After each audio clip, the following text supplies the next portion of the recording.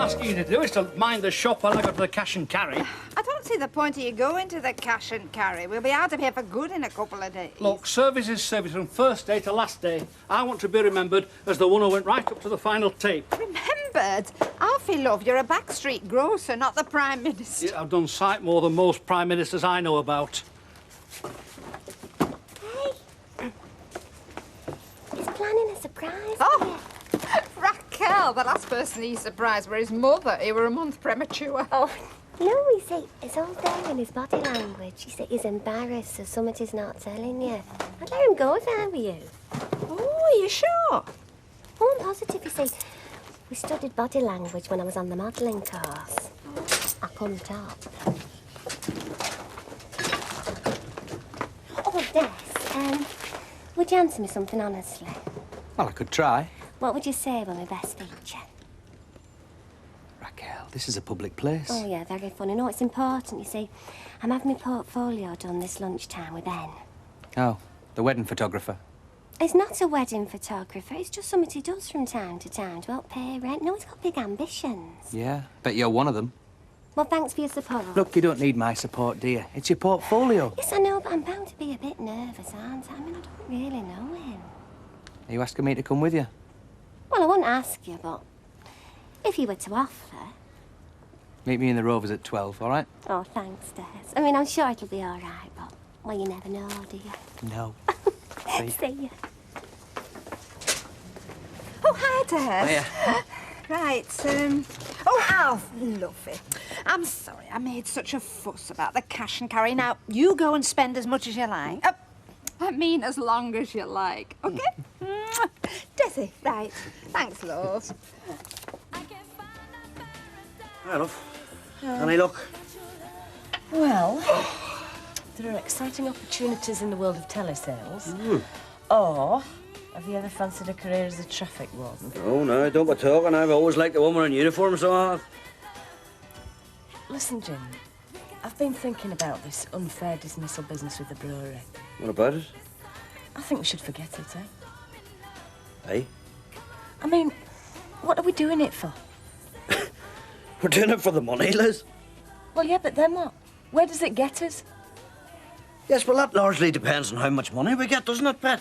I mean, you know, we might get, well, we might get 2 weeks on a beach in Spain. We might just get a weekend in Blackpool, but, I mean, I'm not particularly bothered as long as it gets us away from this place, you know what I mean? Well, it just doesn't feel right somehow. Oh, you mean the idea of taking all that money off the poor old brewery? Oh, yes, I don't know whether I could live myself over that one. No, it's not that. I just think it's a waste of time. Well, we're not exactly short of time now, are we, Pat? Look, I don't want to do it, all right? And why are you so keen all of a sudden? Because it's money for nothing, so it is. It's money for nothing, and because we have nothing to lose. It's not particularly hard to grasp now, is it? The thing that is really interesting me about this is, Lovey, why have you given up on the idea? Because it's in the past. And I don't want to be bothered with the past. I want to think about my future. Why? Why what? Why are you not bothered about the past? You've nothing to hide, Liz, have you? Eh? Or have you? Oh, brilliant. Well, look, what am I supposed to think, Liz, eh? I mean, come on. You're just throwing away the chance of a load of money here. Now, why in the name of God would you do that? I loved that job, Jim. I walked out on it for you. For us, for our marriage. I didn't want to leave it. Maybe I just don't want to think about that too much, eh? Yeah, all right, look, just Maybe listen to what I don't want to think about what it means to be married to somebody who goes around thumping people. Yes, all right, look, I'm sorry. I'm sorry, OK? Sorry. And maybe, just maybe, I haven't given up all hope of getting a job like that again. Maybe I don't fancy reminding the brewery what a mess I made of it last time for the sake of a free weekend in Blackpool. Maybe I haven't quite given up on myself yet. Liz. Oh, Jim, my God. Martin, they're here. Oh, well, that'll cheer you up, eh? The happy honeymooners. Happy my eye. If you think a man like Reginald Holdsworth could ever satisfy my mooring, you know nothing about women. It'll be a shot of dusk. Oh, no, they look cheerful enough from here. Come on, wheel me to the door. I want to make sure he carries her over the threshold. See if we can give him a hernia. Oh, hello. Wait on. Carry her over the threshold. Act like a man. Oh, yes, come on, you've got to carry me then. 1, 2, 3. Shut the door. Oh, he's so strong, do you know? I've been saying that all the time. We've been away stronger than he thinks. He's got such muscles. Oh, well, we won't go into that. Anyway, how have you been, Mother? All right. I've been well looked after. You've had a good time then, have you? Oh, Mother, it was wonderful. I feel like a 16-year-old. Well, you can't have one. You're a married woman now. No, we knew you'd have had a nice time. And we're just saying, weren't we, Maud? The weather didn't spoil things for you then? What about the weather? We hardly went out of the hotel. We hardly ever went out of the room. Except that time that, you know... Please, Maureen, don't want you speaking like that in front of me mother-in-law. Oh, mother-in-law. How does it feel being Reggie's mother-in-law, Mother? I'll make you a cup of tea. Go and make yourselves at home. All right. Yeah. Ooh. No, not in here. Right, tea. Stop it. Right. Okay. Which one's the tea?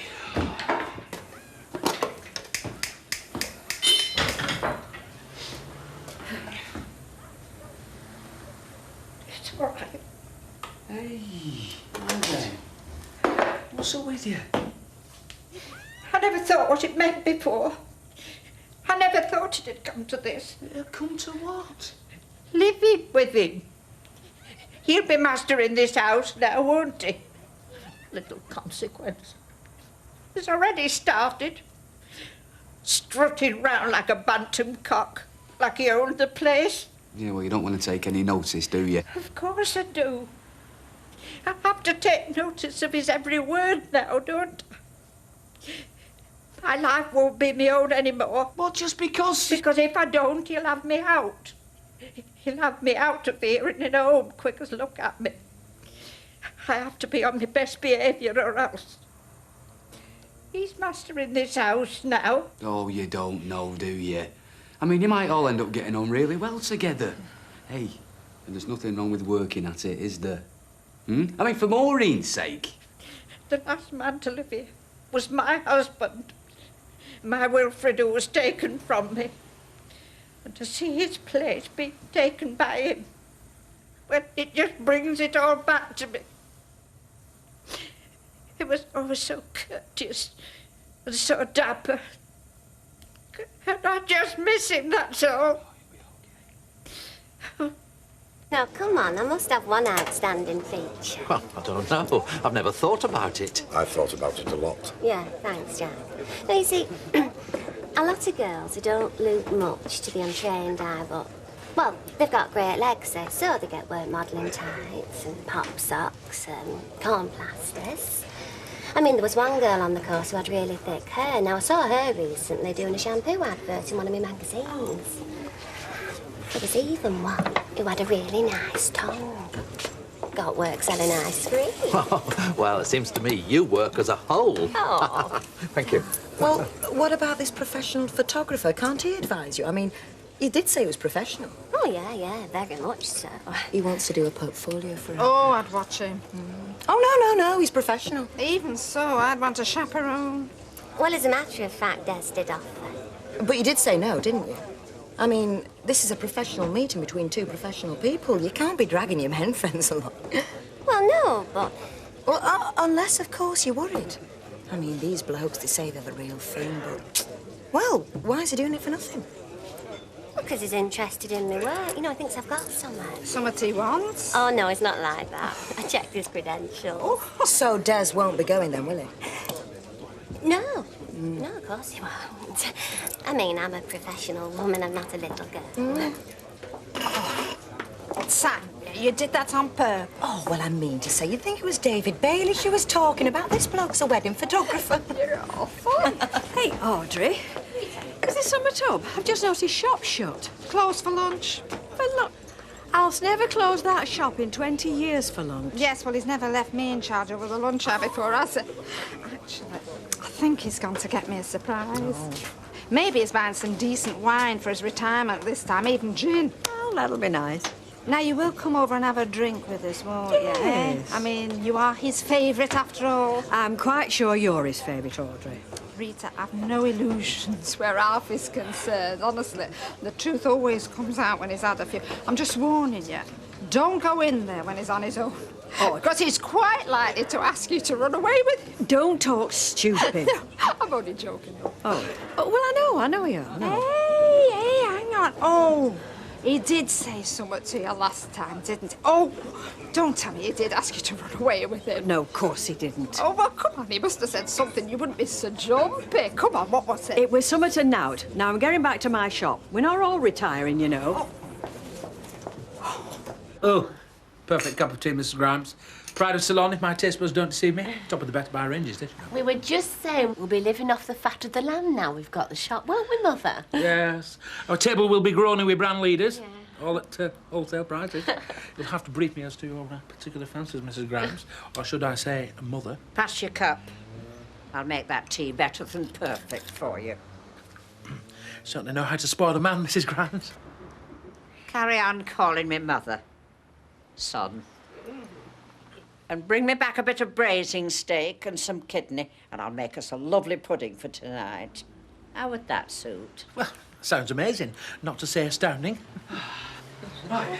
Well, I'll be off then. All right. Are you going? Yeah. Here, give me a push and I'll show you out. Oh, okay. Bye, Martin. Thanks ever so much. Yes, Okay. and thank you, lad. No problem. I'll see you, Reg.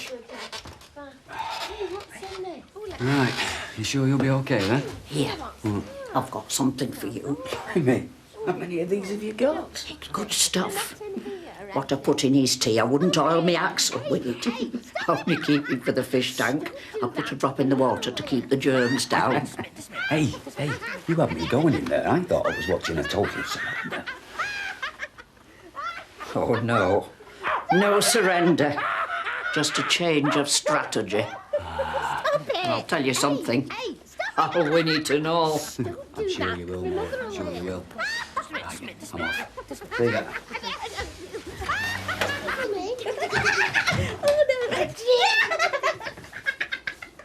Don't mind me. You're married now. You can carry on as much as you like. They can't touch you for it. No, because I've got inside information on it. It's a boat race, says. My mate knows the jockey's brother, and I'd stake my shirt on it if I had a shirt and stake on it. I mean, look at the name. Winning record tells you it's a winner. Let me explain something to you, Jacko. You see, you know what happens to records? In my experience, they get scratched, so they do. I was talking to Liz yesterday. Yes, so I heard. Yeah, I should have said if she wants any help phrasing the letter, you want me to type it out. No, thanks, Ken.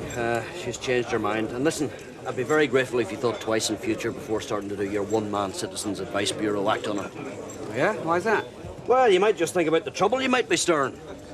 Yeah, well, I told Liz that I thought it was very improper of the brewery to try and prevent you from entering your wife's pub, but I'm beginning to think they might have had the reason. Well, I said I'd be here. I'm only 10 minutes late. Said she didn't want you to come, love. She's a professional woman, not a little girl. Sorry. You don't think I've brought too much? It's your portfolio. You see, I think it's very important to show that you've got range if you've got it. Which I have, so I've been told. You can get change behind here. Oh, very nice. It's like a proper studio, isn't it? It is a proper studio, Raquel. Oh, I know. Well, I mean, I can see. Don't forget your clothes. Unless you want to model your birthday suit first. Oh! I've a proposition to put to you, if you're interested. Oh, yeah? Yeah, I thought, well, I could take these pictures for your portfolio free, if you do a bit of modelling for my portfolio. Oh, what sort of portfolio is that, then? Well, I'll show you some of my work when you're ready. See how you feel about it. Oh, right, fine. I'm sure they'll be very interesting. Oh, Des, I wish you were here.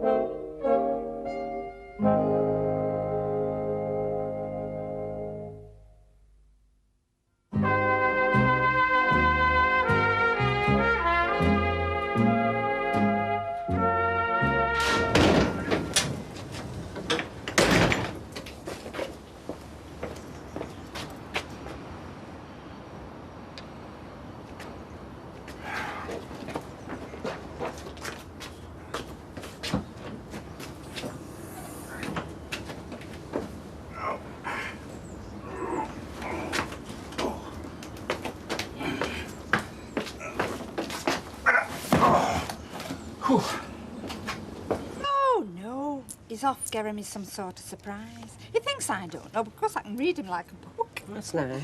Oh, I hope it is something nice, Ivy.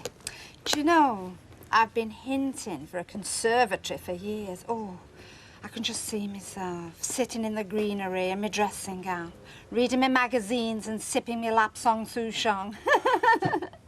A life devoted to pleasure. That'll make a change for you, won't it, Audrey? Treat yourself right and they'll follow your lead. Now, that's my motto, Ivy. For better, for worse, that's mine. Oh, really? Did you make that up yourself? Hey, Don. Winning record, it's called a dead cert, son. All your horses are dead certs, Jack, with the emphasis on the dead. Your eyes to me. Okay, that's it. Right, I've done you a favour. Now it's your turn to do me one. Oh, well, I mean, that will obviously depend on favour. You see, I know that a lot of girls will do anything to get started. I want you to take off your makeup. You are? All of it. I want to see the raw, Raquel. I want you to tie your hair back as well. I want to see that bone structure. You mean that's all you want me to take off my makeup? That's it. Well, go on then. I mean, I don't normally take it all off, not even at night. I usually leave a bit of eyeliner on. I mean, people think that they've seen you without, but really they've just seen your more subtle shades. Subtle shades won't do you, would they? No. I want it all off. Hey, don't let anyone in. I feel naked. They said that Raquel was here. I'm Des. Someone called Des. Oh, God. Tell him to go away. She said go away. I just heard a scream. What's up with her? Here, let me in. Fine by me. No, send him away. Send him away. Well, what's up? Nothing's wrong. Now go away. You're showing me up. I'm working professionally. Now go on, get lost.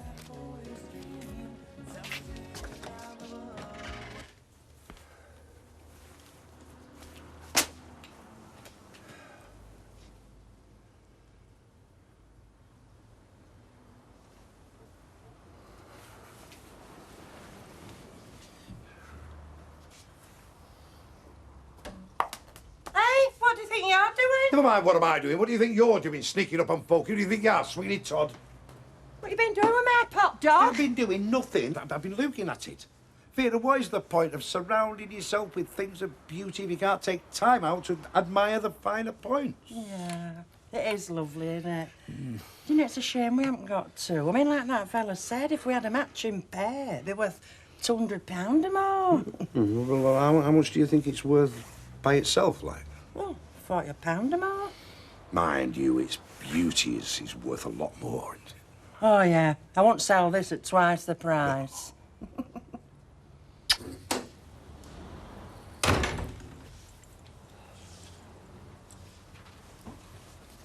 Hi. All right. Not especially. Listen, there's something I'd... Sorry. Go on, you first. Right, well, I just wanted to say that... Well, you're right. I'm sorry. I started thinking about the way I behaved with the brewery and Wilmore and all that, and you're right. It's all in the past. It's best forgotten. We've got to start thinking about the future. What future? What do you mean? I've been down to the job centre today. Do you know what they offered me? Go on. Nothing. Not one thing. A few weeks ago, I was running a pub with a turnover of hundreds of thousands of pounds a year. Now, all of a sudden, I'm good for nothing. How can that happen? I don't know, love. For the first time in my life, I was getting somewhere. Now, I'm supposed to go and sit quietly on top of the scrap heap. Well, I'm not. I'm going to fight this thing every step of the way. You change your mind, then? Yeah, flaming have. Shall I cover my eyes? Yes, you can if you like. You've never had one put up already. One what? No, Nothing. Don't want to spoil the surprise. Oh, Come on, right, come lead on. Come on, love.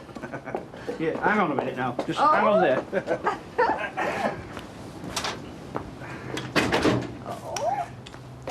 Come on. Oh.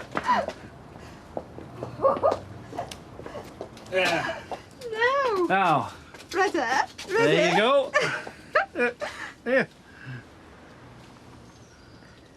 What's it? Well, that's what I was doing today, down at the cash and carry. I used my card to stock up. Stock up? Yeah, for our retirement, love. You'd be amazed how much money I saved and all. I mean, look at this Piccadilly. Now, guess how much that cost? No, I really couldn't have. Must be nearly a year's worth, yeah. A lifetime's worth if you can't abide Piccadilly, as I can't. Ah, no, but you drink coffee, don't you? So, look here. Yeah, you don't have to explain, sweetheart. I think I understand the principle. You're stocking up for winter, like a little squirrel. Yeah, that's right. And if you want someone to snuggle up to in the winter, ask your old friend Rita. What's Rita got to do with this? You tell me. What did you say to her last time you retired? Because she couldn't bring herself to give me the details. No, see, you don't understand. Look, with the money I've saved today, we can use it for something we really want. Like what? I don't know. Weekends away. A conservatory. Ah, well... A conservatory with cane furniture. Anything you say, love. Yeah, Menace. Hello, darling. Hey, Ray. Hey, Hiya. Ray. Hey, Ken. Listen, mate, about what I said earlier, I just want to say I'm sorry. I wasn't thinking straight, all right? That's all right, right. Right, well, listen, can I get you a beer or something? Oh, well, that's very kind of you. Yeah, I'll have a half if you don't mind. Thank you. Have a half, Good. please, Tanya. So, you've decided against fighting for compensation? What? Oh, no way. No, we're going to fight this thing every step of the way. Oh, right. Well, then, if you need of any help, my typewriter's at your disposal. Thanks very much. I'll remember that. Cheers. Cheers, Ken. Oh, sorry. Thank you. Raquel. Tanya, somebody here wants serving. Oh, please, Raquel. Listen, it's not easy, you know. You showed me up. You asked me to come. You just can't believe, can you, that a man would be interested in me as a woman? I suppose I'm interested in you as a whippet. No, you're interested in me as a barmaid you can snuggle up to when you've got no one else. Look, I know I handled it badly today. Yeah, well, you could say that. I shouldn't have interfered with your working and all that, but the thing is, well, I worry about you. Well, you've a cheek worrying about me. I'm a grown woman. Blimey, you're not making this easy, are you? It's hard enough saying this much. I worry about you, not because I think you can't look after yourself, but because, well, I care about you, OK? I care about you. Anger? You mean? Yes, let's just leave it at that for now, shall we, Anne? I'll see you around, OK? Did you hear that? I heard.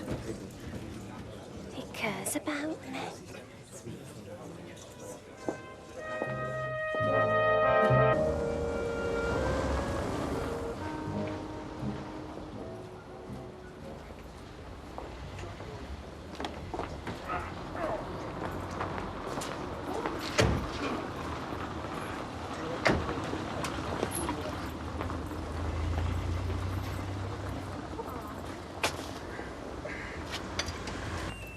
Ooh, it's a cold hole in the morning, this shop.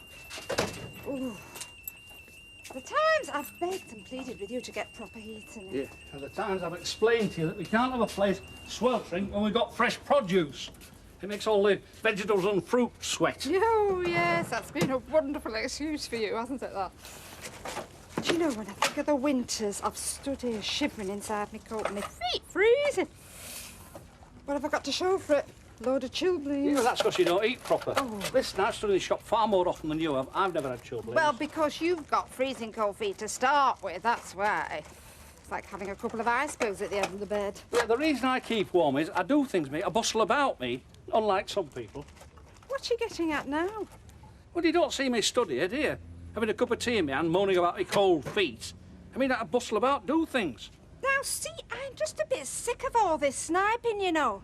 I'll tell you this, I'm glad you're getting rid of this shop because I've had it up to here. I'm sick of the sight of it. It's been a good living. If living's what you call it, I don't vegetate, is what I call Yeah, it. well, that's your hard luck because I've revelled in it.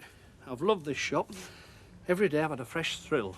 Ooh, aren't you the lucky one? Yes, I am, because I've loved it. I mean, from the four corners of the world, I've had produce coming into my little shop at the corner of Coronation Street. I tell you, Audrey, I have loved it. And now look at me. My last day. Alf, lovey, please, we've been through all this the first time you sold the shop, so not again, please, huh? Can we take all this sighing and harking back to the good old days as read this time? There's a lot of memories here for me. Yeah, well, that's why God gave you legs as well as a brain. I mean, that way your memory's portable. You can take it anywhere. So do me a favour, sweetheart, will you? I mean, just do all your reminiscing with your feet up on the sofa at home, eh?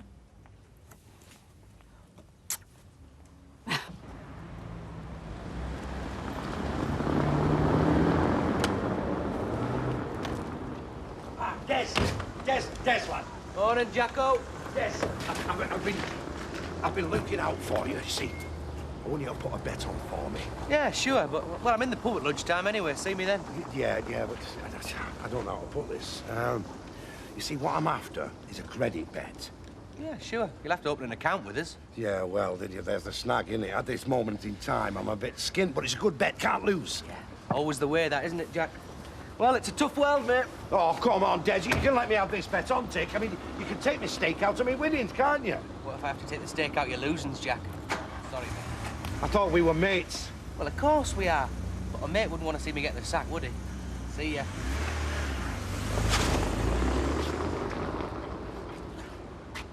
Hey, don't tell me what it says on that meter, because it terrifies me. Any chance of bribing the lecky board with a cup of tea? Yeah, I would love, but I'm a bit pushed. I could do with reading that meter in the upstairs flat and all. All right, well, fine. Well, I've tried knocking on the door, but I can't get an answer. Well, I didn't hear telling you go out, did you? No, wasn't listening, being too busy. Oh, well, anyway, I can let you in, being the landlady. You'll hold the fort, won't you, Dad? Give me an excuse to have a quick nosy round. When did you need an excuse? Yeah, I'll do the pots, lovey. You sit down. Eh? I'll do the washing up. Do you fancy a nice fresh pot of tea? Oh, I'd love one. Right. Your hair looks nice. What? I'm just saying, your hair looks nice. Have you done something different? No, I haven't. Oh, well, it looks very nice anyway. All right, kettle. Hang on. What you up to, you? Smarming round, washing up, say my hair looks nice.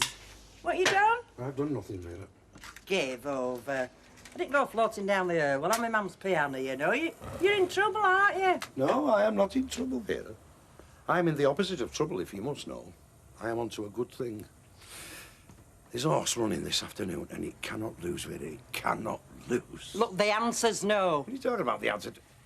Have I asked you for anything? You're after money, you, and I'm telling you the answer's no. Vera, do yourself a favour. Sit down now. Right, now, this horse I'm talking about, winning record, it's called. It's a dead cert. 5 or 6 to 1. I can feel it in me water. And I'm giving you an opportunity to get in here, so give us your money, and I'll put the bet on the same time as I do mine. Give over. Not giving you any money. I haven't got any money. And even if I had, I won't give you it. Come on, who are you trying to kid? You've always got something put by. Vera, this isn't gambling. This is a cast iron certainty. Well, you get 40 quid for your pot dog. Give us that. I'll turn that into real money.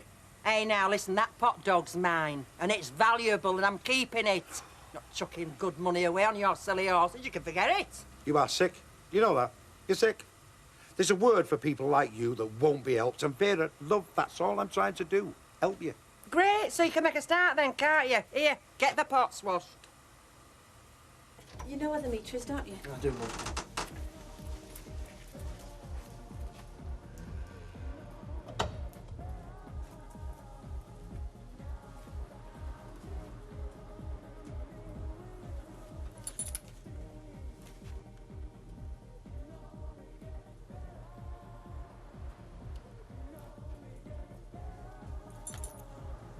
There you go. Winning record. 9 stone 6. Stone and a half under its true handicap, that. Look, I'm not listening.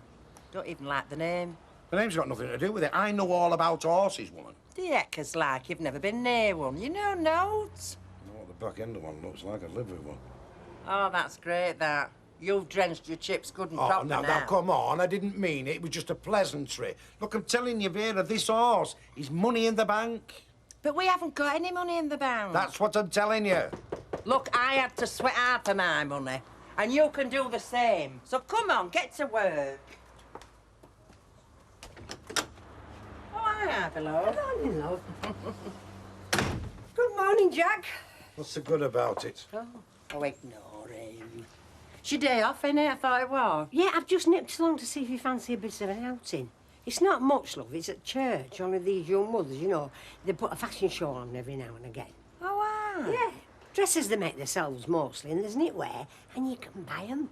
Hey, I fancy that. You've got no money for frocks. Shut up, you. Well, you could have. You could have 10 if you'd only see sense, because it can't miss. Give it a rest, man. He's only on at me about selling me pot dog. You know the one that my dad left me? And chucked the money away on some silly horse. I mean, you might as well stuck the money down the grade. You wouldn't know a good thing if I waved it in front of your nose. Well, that'll be the day when you can wave something under my nose that's worth looking at. Now, come on, get to work. I'm going. Man, here. Go on.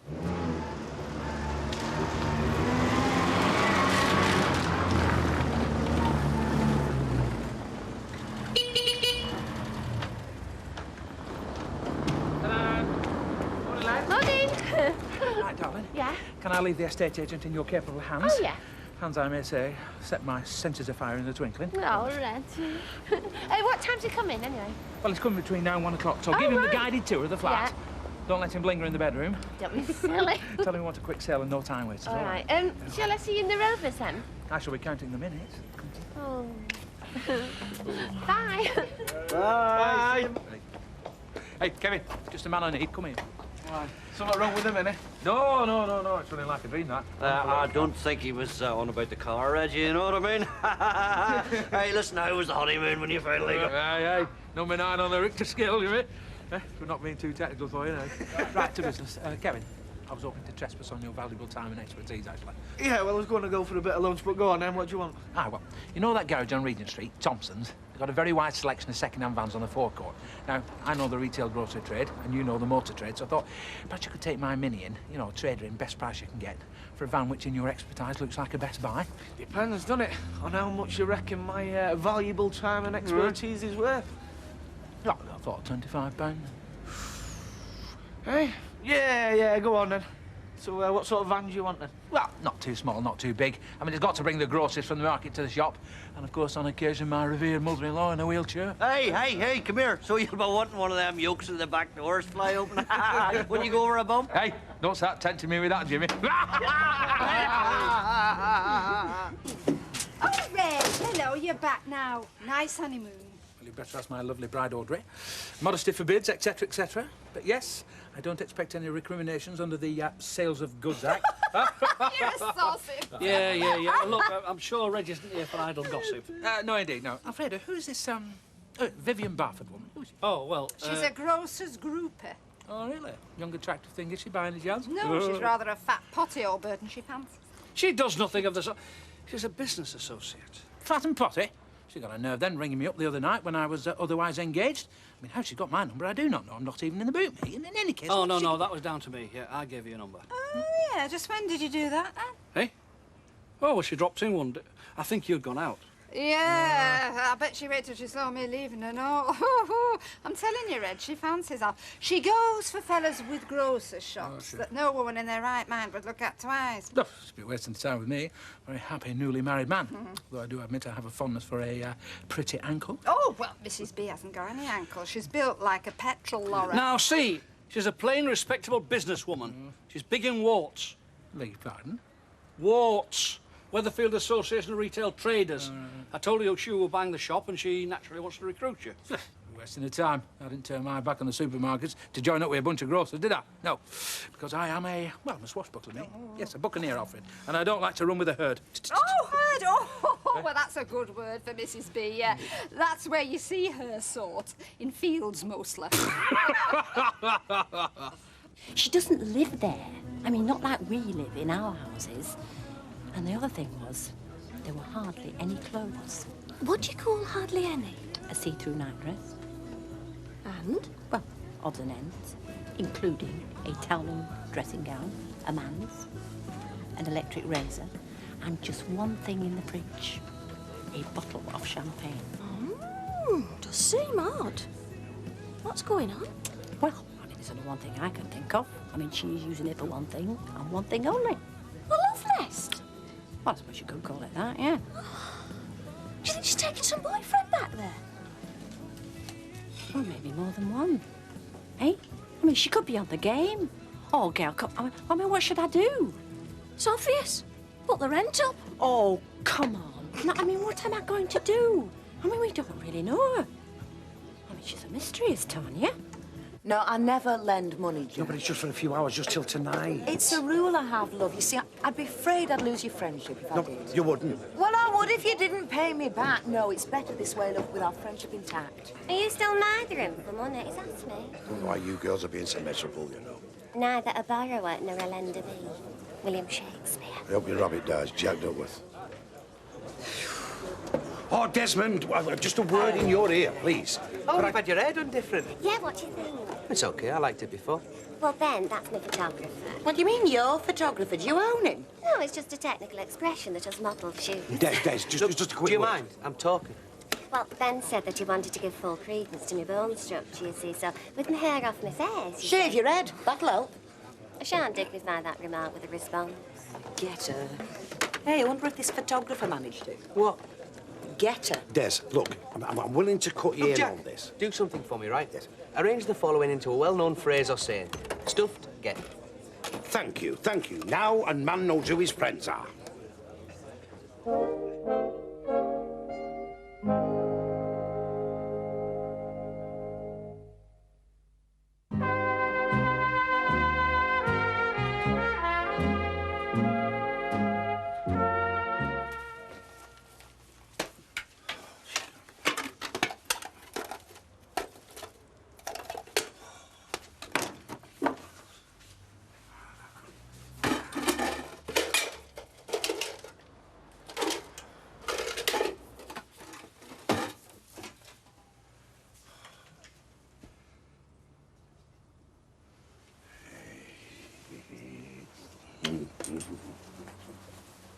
Hey, where's Duckworth got to? Well, he said he had a bad headache, said he had to go home. Sure, it's all codology. He's up to something, you know. He would have to borrow money from me this morning. Snappy tried it on with me and Tanya too. Oh, I hope you didn't lend him any. Oh, you must be joking. Hi, Ben. Hi. I brought some prints I thought you might like to see. They come out all right. Well, I think so. I think I'm prejudiced. You better have a look yourself. Oh, and can I have a glass of white wine, please? Oh, yeah, Tanya, can you fetch Ben a glass of white wine? Well, what's up with you? You're paralysed all of a sudden. No, I have to look at my portfolio, what Ben's done for me. Oh, so you're Ben.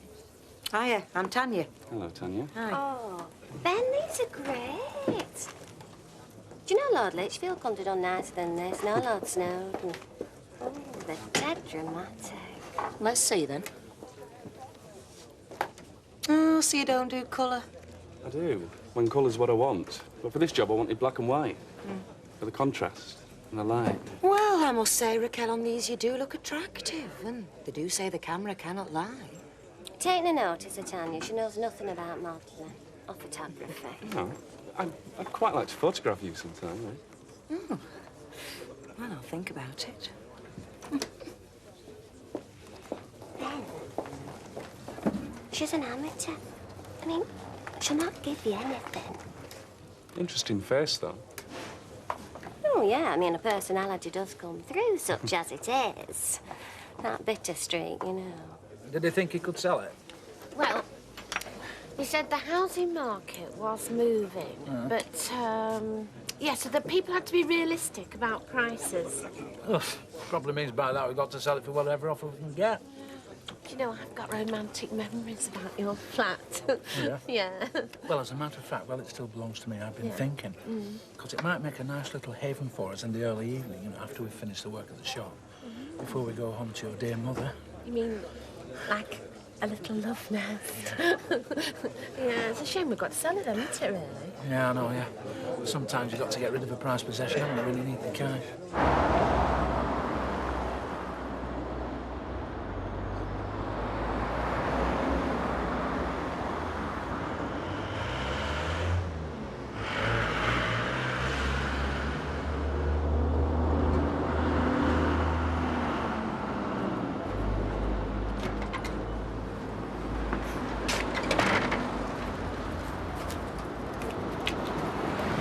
See you later, David.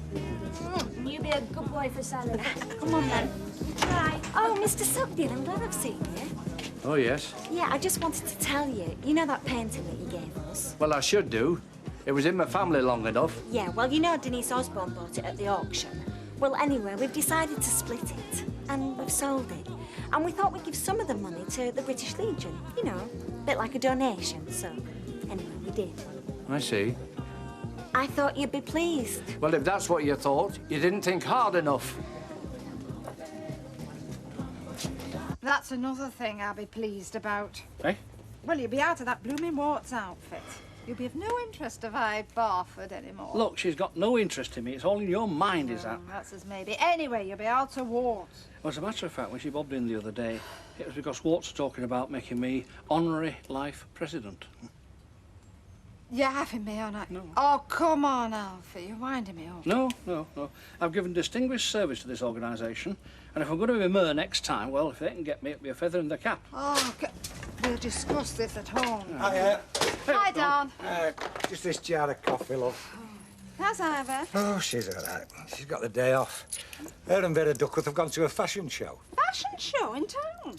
Mothers' Union at Church Hall. See you then. Aye, ta-ra. Of course, that explains it then, doesn't it? What? Well, if she goes to fashion shows in Church Hall, she will look like a bundle of washing. Hey. I tell you what, she's very good like that, you know. She'll knit you anything you want, just as long as you give up wool. Well, I just thought I've got to have this for our little Tommy. I'll post him off tomorrow.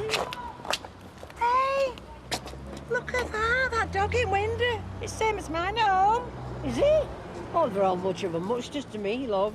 Oh, no, not when you look at them closely. And that's exactly the same as mine. Can you see how much it is? 50 quid. Oh, well, that's how much mine's worth. And if you get a pair, they can be worth as much as 2 or 3 times more. £200 maybe. Oh, now, Jack wanted to sell man, the daft devil. Well, it's nice to know you've got something that's worth a bit, Vera. Hey, Ivy, have you got any money in you? Well, I haven't got much cash, but I've got my chequebook. Well, will you lend us it? And then when I flop paid of them, I'll give it back as soon as I do. Well, yeah, okay. Oh, thanks, love. Come on. Hey, and think on Box clever. Don't look too keen. Might be able to knock him down a bit. You've got to use your head, haven't you? Yeah.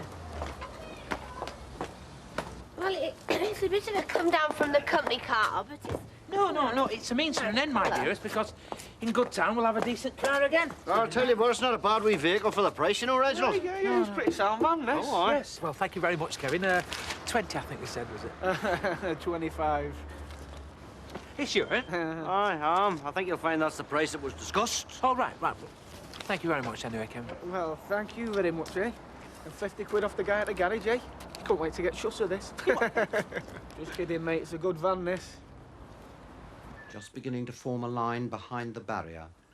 They're under starters' orders, and they're off, and winning record is quickest away Go as they on, race now son. towards the Go first on. of 13 fences. Winning record it is from Serene Go Slipper, on, my little Fat Boy beauty. and Cranberry Jelly third and fourth as they come now to the first. It's winning record already, 5 lengths clear. Go on, Now my little tremendous beauty, lead go on, set you by Winning cracked it, Record. go on. He goes 6 lengths clear as they get away from that fence and race towards fence Go on, number 2. Serene Slipper just in front of Fat Go on, Boy you've got and it, you've Cranberry got it. Jelly as they go now towards the Go second. on, And Bob, winning my son, record you sprawls beauty. on landing. Winning record's gone at the second. Winning record a Oh, four come there. on, give us half a chance, will you, you great stupid pellet? Supposed to be a blooming jockey, aren't you? Remaining. Serene Slipper by 2.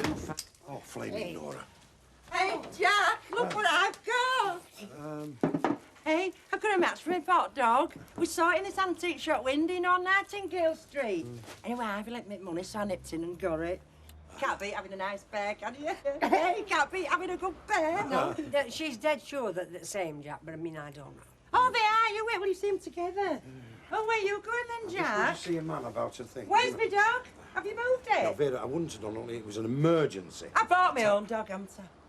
I bought my own flaming dog. No, calm down, Vera, love. Calm down. 48 quid for my own dog. 48 quid, that miserable son's only give me 25. Hey. Ooh, I'll kill you, Jack. Easy, Vera. I will. Easy, Vera. I'll Easy, kill you. Vera. I'll swing for you. You do it yourself. Now, Vera, be reasonable. I'll give you be reasonable. What's going on? That, my dear, is the unenjoyable in full pursuit of the unemployable. Come here. Oh, I'll kill you. Hey. Oh, come back here. You. Here.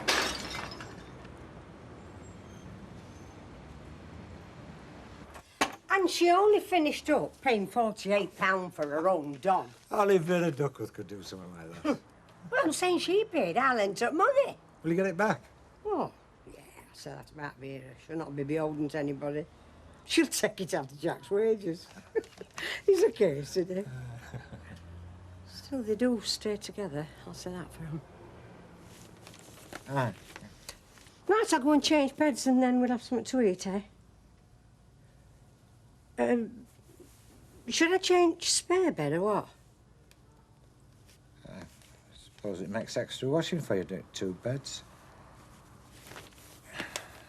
No point in making work, I suppose. So I'll just do one then? Yeah. Yeah, that'll be all right.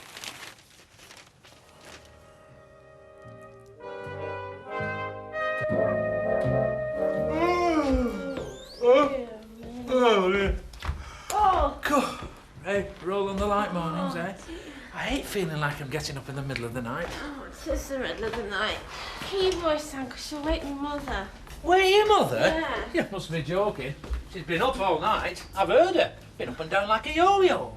Oh, she can't help it ever since she had her prolapse. Hey, and just be careful of that tap. Oh. Oh, here we go, here we go. Look.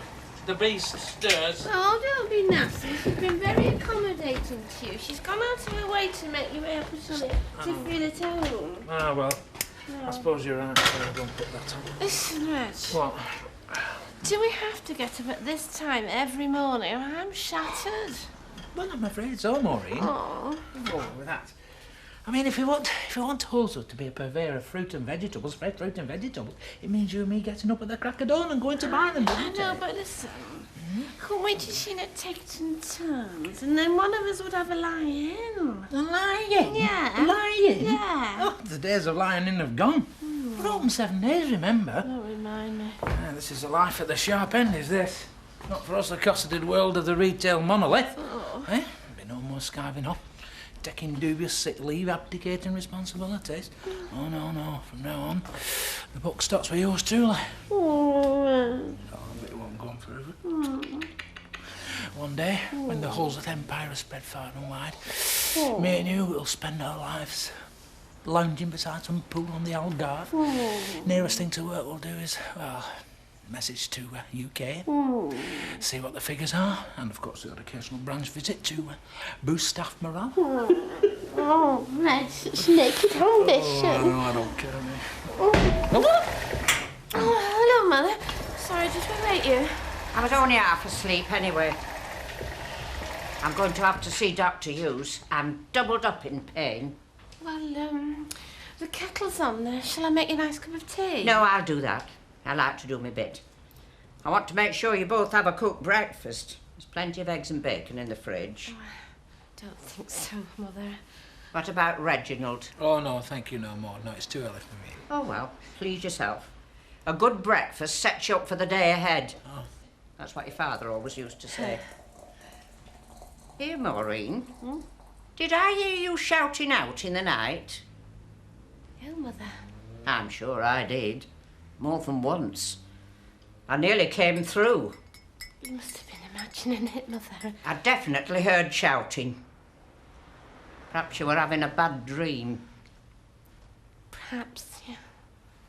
What, £10 a week, is that all? What do you mean, is that all? He can still sign on at the Dog. Hey, Graham, have you heard this? The job centre is sending Mike a replacement for Stephen. All he's getting is £10 a week. But he can still sign on. No, that's not the point. I mean, if he's been properly trained and you've got him doing a full working week, well, he deserves a decent wage.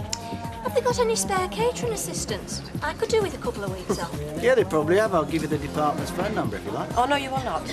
Gail and I can manage perfectly well without slave labour, thank you. What do you mean, slave labour? I'm doing a public service. Would you listen to me? Well, I am. Keeping the lad off the streets and he's getting valuable work experience. Hello? Oh, hello, Archie. Yeah. Hiya.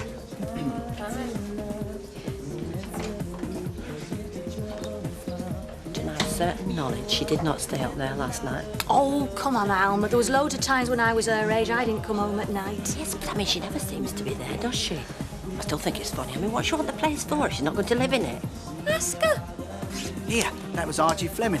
He had us do a run of T-shirts for a pop group and he wants 1,000 more for tonight for a concert. But we still got the design. Here, do you know what? I think the tide's turning. That order could put that T-shirt company back on its feet. Well, I mean, if not, I mean, you could always diversify, couldn't you? You could go into something like chimney sweeping. I mean, there must be loads of 8-year-olds around here who'd be glad of the work experience. I'll see you later. Thanks very much, sir. Morning, girls. Oh, do you know, Mavis, I've always said you get a better class of garage mechanic round here. Yes, I'm afraid this is just for the benefit of the solicitors, Rita. I'll just have a paper, please, love. Oh. Oh, no, listen, don't worry. It's not me and Liz splitting up again or anything like that. No, in fact, just the opposite. We're joining forces and we're going to take on Newton and Ridley. Well, I had heard tales about the rail being flat, but I didn't think it was worth trying to sue them over it. Here we are, 40, 50 a pound. No, our grievance is on the staff relations side of things. Oh.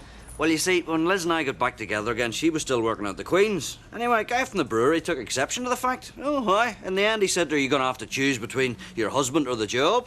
Oh, and you're trying to take them to court over that? Well, that's what we're going to find out. It was Ken who gave us the idea. He reckons we might be entitled to compensation. Oh, I see.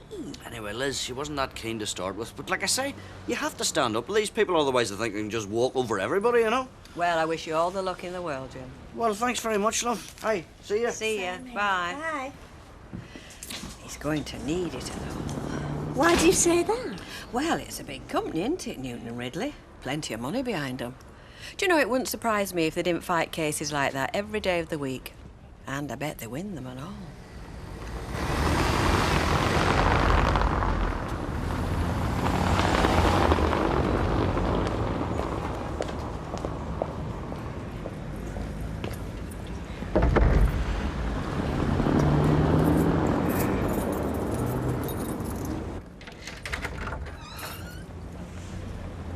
Lee? Lee? And 50p makes £5. And thank you, Mr. Sugden. I see you're still charging the same extortionate prices your predecessor charged then. I didn't realise we were charging extortionate prices, Mr. Sugden. Well, you obviously haven't had to live on a pension then, have you? No. Good day to you. Bye-bye. Dear. It's a miserable old so-and-so, isn't it? Yes. I'm thinking of putting a card over the till. No dogs, no credit, and definitely no miserable old codger with nothing better to do than mourn all day. But you know, Reggie, I suppose really he does have a point. Because, you know, our basics, you know, like tea and coffee, well, they are much more expensive than Better Buys, you know. Yes, that is because we cannot carry the same stock as Better Yes, Buys. I know that. But it isn't really fair now, is it? Because a lot of our customers, you know, are old like Percy and they don't have a lot of money. You're not really casting the right mold for the cutthroat world of retail marketing, are you, Murray? No, Reg, I'm not really, but I do enjoy serving people. I mean, I worked on the till at Better Buys, but it doesn't give you the same frisson, you know, that you get when you've got your own business, does it? Frisson? All I get is a cold shudder when I think I hear how little folks is spending here. Let's have a... Oh, Reggie, you've done that 3 times already this morning. Yes, well, yours is not the only figure I like to keep an eye on. Oh, Reggie. Right, look. Oh, look. Makes depressing reading, does this, doesn't it? £22.33p? We're never going to get our villa in Albufeira if we carry on at this rate, are we? Yeah, but we've only been open a couple of hours. I mean, you've got to build the place up, haven't you, gradually? I mean, if you wanted to get a rich quick scheme, you shouldn't have bought a corner shop now, should you? No, but what we need to find is a way of maximising our true market potential. Oh, I do hate it when you talk that silly jargon. I'm sure you don't know what you're talking about half the time. Maureen. What? I do have a dip rep from the Salford College of Management, remember? You went to a couple of night classes, that's all. What we need is a little below-the-line promotional activity here. Yeah. Below what line? Someone to lure the punters through the door, get them to delve deeper into the pockets. Anyway, I shall apply my executive mind to the matter while I'm at the wholesalers. Oh, just a minute. What? What do you mean, the wholesalers? You've been there once already this morning. Yes, I know, but I've forgotten something. Listen to me, Reg Holsworth. I know your executive mind. When you were area manager, you used to flip from one branch to the other, didn't you? And more often than not, it was skiving. And skiving, as you have quite rightly said, is a thing of the past. Now, don't give me that hangdog look. Listen to me. If you want to go to the Rovers for half an hour, that's all right with me. Just don't lie to me. Oh, wait a minute. What is it with kids these days? Why can't they learn if you want to get ahead in life? The one thing you've got to be is reliable. Don't tell me the lad hasn't shown up. Of course he hasn't. And on the one day I needed him to. I mean, you'd have thought he'd have phoned to say he wasn't coming, wouldn't you? So he's just adding off full stop, has he? Eh? Yeah. I phoned the job centre when he didn't show. I mean, what am I going to do? I've got 1,000 T-shirts to print and no one to do them. Did the job centre say why the lad wasn't coming anymore? Eh? Yeah, he's got a full-time job. This isn't funny, darling. I can lose the biggest order I've had all year because of this. Well, you'll have to do it yourself then, won't you? I can't, can I? I've got to be in Liverpool in a couple of hours. I can't cancel it this late date. Well, you'll have to ask Steve McDonald then. Excuse me, Mr. Baldwin. Only I couldn't help overhearing what you said, you know, about needing somebody. Well, I'm available. You? Well, what do you know about screen printing? I can soon pick it up. I can put my hand to help me. And I mean, it can't be that hard if you've had Steve McDonald doing it. Oh, I don't know, Vera. Oh, go on, Mr. Baldwin. At least give me a trial. I mean, I am an ex-employee, and you know what a good worker I am. I wouldn't say that. I am desperate. Oh, thanks, Mr. Baldwin. Hey, I won't let you down. Thanks. Hiya. So, how are you finding it?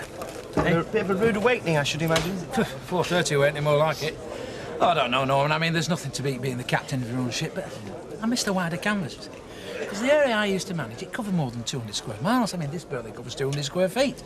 I'm not sure it's a big enough challenge, really. And, although I shouldn't be telling this to the competition, if this morning's out to go by, I'll be lucky to keep that place afloat more than a month. Well, I can't say I envy you, Reg. I mean, look at the papers. I mean, there's loads of notices of bankruptcy, you know, for small shops. Like yours. I mean, see, they can't cope with the big guns, you see. They can't compete. You see, people are having a hard time. They wouldn't think twice of jumping on a bus if they think they're going to save a few quid on the weekly shop. Oh, yes, Reg, you're hard up against it, I'll tell you. Oh, well, thanks a lot, Norman. That's cheered me up a lot, as that. I'd have been better off having a lunchtime pint with Grim Reaper. Give me that, will you? I would see what the crack is. Yeah. Right, Cheers, come on. Tom. Don't keep me on tenterhooks. What did he say? Well, he said it wasn't exactly the most straightforward case he's ever come across, especially in the light of what's happened with your dad. Yeah, well, fair play. Oh, but listen. The point is, them asking your mother to choose between the job or me, well, that amounts to constructive dismissal, so it does. And does that mean we can do him then, or what? Well, it depends. I mean, he wants us to go away and sit down and think about it for a couple of days, and if we're still of the same mind, let him know, and then, well, he lets the brewery know that we might be seeking compensation. And did he say how they were likely to react? Well, it could go either way. They could close ranks behind Wilmore, dig their heels in and fight us all the way. Well, if it's a fight they want, it's a fight they'll have. Not a pleasant thought. Still, it may not come to that. Yeah, they might want to avoid the publicity and offer us an out-of-court settlement straight away. Oh, well, did he say how much he could stand to gain? Every case is different, Tom. Yeah, I know, Mum, but... Well, is it Paul's winnings or just a couple of weeks' wages? Well, he said the least we could expect will be full pay for the period between me leaving the Queen's and now. So, it's a matter of whether you're willing to do 12 rounds with the brewery for the sake of a couple of grand. Andy, look, it's not about money this here, eh? I'm not denying it'd be nice to come away from this with a few quid in our pockets, but it's the principle of the thing that counts here. Well, if you feel that strongly about it, you better away and do it. We've already decided we are. There you go, look. See? It's as easy as that. Now, then, you have a go. Right. Now, steady, don't take it too fast, all right? Right. You don't have to worry about me, you know, Mr. Baldwin. I'll soon get the hang of it. Well, I hope you do. I've got 1,000 of these to do by 5 o'clock tonight. It's a bit like old times, isn't it? Yeah, I suppose it is. Right, well, I've got to get to Liverpool. I'll see you later. But hang on, Mr. Baldwin. There's just one thing. I mean, we haven't negotiated pay for job yet. Oh, no. What do you want, then? Tenner? A tenner? You must be joking. I mean, like you said, I'm going to have to put me back into it. Well, how much do you want, then? Well, I was thinking more 30.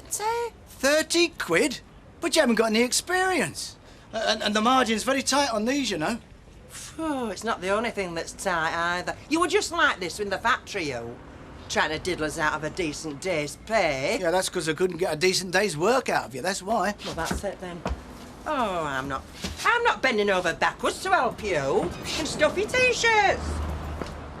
Vera, Vera, will you wait? What if I gave you 20 quid? Shock yourself, it canal! Vera?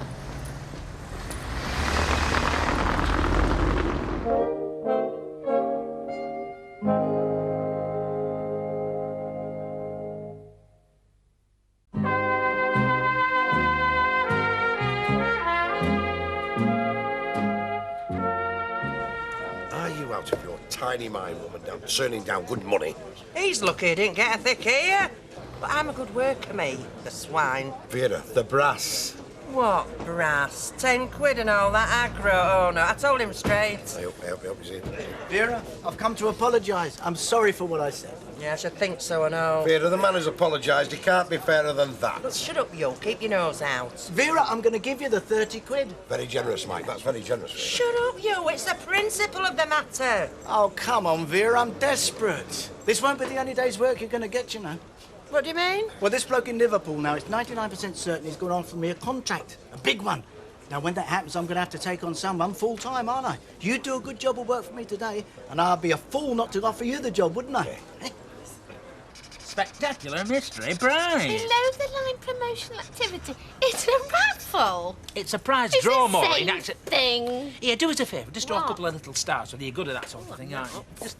Right, spectacular. And what is this anyway? I hope you're not squandering our hard-earned profit. Yeah, far from it, my chérie. I'm about to achieve what is known euphemistically as a double whammy. Aw. Mrs. Bishop forgot to put the corned beef on her list. All right, Mr. Smith. Oh. You're on the raffle then, are you? Yes, that is correct, Mr. Sugden. A free ticket with every purchase of £5 or over. That's 135, please. Thank you. Yeah, thank you. Well, do I get the ticket then, do I? I'm afraid not, Mr. Sugden, because, as I've just explained to you, the offer is only open to purchases of £5 or over. I spent £3.86 this morning and over £1.30 now. That's more than £5. Mr. Sugden, you have to spend the £5 all in one go. It's a swizz. And what's this fancy prize? A caddy of tea, I shouldn't wonder. Mr. Sugden, I can assure I've you this heard all about these bogus competitions in the newspaper. Mr. Sugden, this is not a bogus competition. What are your competition rules, then? They have to be clearly displayed, otherwise the competition's not bona fide. There are laws against this sort of thing, you know. Oh, here, I've one. No, I've two. On account of you being one of our most esteemed and valued customers. Here you go. Thank you. All right. Bye, Mr. Sugden. We're shut! It's me. Oh! Oh, I'm sorry, love. I've gone and left my keys somewhere in the Rovers and I can't for the life of me think where they are. Oh, I hope they haven't been stolen. No, they'll be there somewhere. I just can't see for looking. Hey, you couldn't let me in with the spare set, could you? Sure, hang on. Yeah. Ta. Hi, girl. Right, Mr. Baldwin, this is last of, Oh, Tala, turn the lights off, will you? Yeah? Hey, I tell you what, I was like Speedy Gonzales once I got swing of it. Very glad to hear it. Oh, I'll tell you what though, Mr. Baldwin, could do with a radio in there, you know. It's nobody to talk to. You've only got 4 walls to stare at. Good for production, though, isn't it? What are you insinuating? No, I just mean that it's easier to work without all those distractions. Drives you up the wall more like. Do you know I nearly started talking to myself? I better get off then. Oh, before I go. There you are. What we agreed, 30 quid, right? Ah, thanks, Mr. Baldwin. How did you go in Liverpool? Did you get that contract? Oh, that, yeah, all in the bag. Oh, you'll be wanting me tomorrow then, will you? No, actually I won't. You see, we shook hands on the deal, but the guy's a bit finicky. He likes to see everything in writing before he do anything, but don't you worry. As soon as I get that deal sorted out, I'll be after you. Ta. So you're settling in okay then, are you? Yeah, everything's fine, yeah. Only we don't seem to have seen much of you. Yeah, well, I do work in a pub. Oh, in fact, I had to let the lecky man in the other day. I hope you don't mind. Well, actually, I would prefer it if you didn't just let yourself in. I mean, this is a self-contained flat, not board and lodgings. Yeah, I know, but I mean, well, tenants in the past have never minded. In so actual fact, you shouldn't even have those keys. I beg your pardon? This is an assured tenancy, is this? No, it is not. I mean, there's no formal arrangement. Well, I've never needed one. Which is why it would be deemed an assured tenancy if you and I should fall out and go to court over this. But we won't fall out, will we? Not so long as you respect my privacy. Steak? Pushing the boat out a bit, aren't you? Yeah, that's too much. They're only cheap cuts. Anyway, there's a bottle of wine through there once opening, eh? Go on, will you? I don't understand. What's all this in aid of? I think we should be having a wee bit of a celebration, so what do? Jim, don't you think you're jumping the gun a bit? You heard what the solicitor said. Yes, I know. It's not a clear-cut case, but the point is we've decided to do something. That is what we should be celebrating. Yeah, well, I've been thinking about Anyway, I think we're in with a good shout. I mean, these solicitors, they're paid to be overcautious. They have to be. Jim, did you hear what I said? Even Baldwin thinks we're in there with a chance, and he's the man who sides with the bosses every single time, so he does, you know that. I've decided. I don't think we should go through with it. In fact, What did you say? The claim against the brewery. I don't think we should go through with it.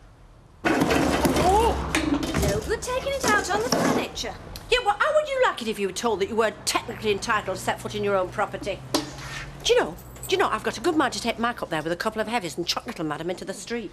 Then you would end up in court. Not to mention the Weatherfield Gazette. Because she is right, you know. The law's on her side. Do you know, this is the last time I'm going to let that flat on a verbal agreement. I mean, next time they're going to have to sign so many contracts. Oh, Elma, stop overreacting. You're just annoyed because you can't get any clues as to what's going on up there. Well, I bet whatever it is, it's illegal. Elma, you don't know that. Yes, what about all this shifty coming and going? I mean, what about her tearing me off a strip just because I took the lecky man up there? I tell you something, Gail. That little lady is up to no good. Oof. There's only dark chocolate left and they're all hard centres. Hold on. Is that an orange cream? Maureen, look for me. Is that an orange cream? I phoned Dr. Hughes and made an appointment. I think he's going to tell me I have to go back in, you know.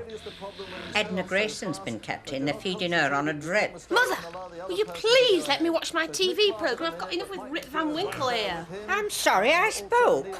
I'm sorry I snapped.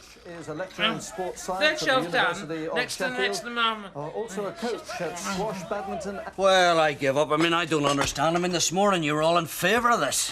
No, I wasn't, Jim. Not deep down. All right, yeah, I was the one who said we should go see a solicitor, but since then it's all been you.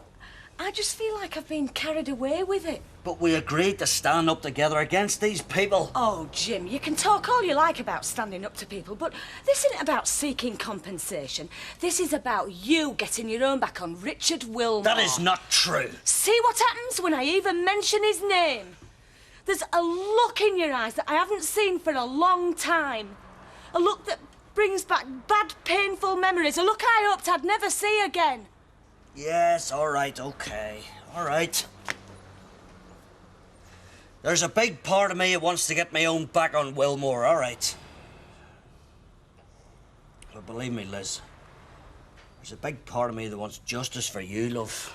I know that. Anyway, I mean, come on, we can hardly afford to turn our backs on this, can we? Oh, come on. If it's the money you're worried about, I'll get 3 cleaning jobs. I'll ask Rita for a paper round, anything. But I'm not prepared to go to court, which we would do, and dredge it all up again. It's not worth the risk, Jim. You and me could so easily be heading for the divorce courts now. Yeah, I know, you don't have to remind me. I think I do. It's a miracle we stuck this marriage back together again after what's happened. And sometimes, well, I just can't help feeling it could just as easily fall apart again. No way. It could. And the only way to make sure it doesn't is to put Wilmore and the brewery behind us, for good.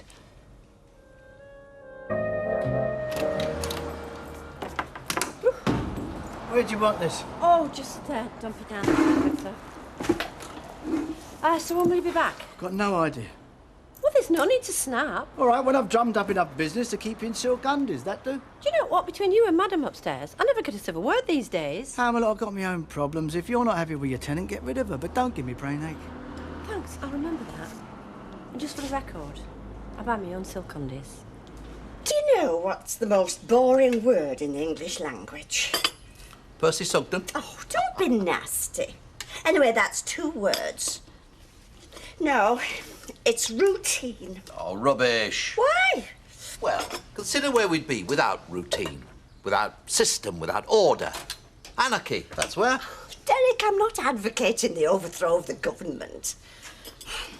I'm just remarking that life without the occasional touches of the unexpected, well, it's like an egg without salt. I've done unexpected things. Oh, when? I planted that dwarf conifer.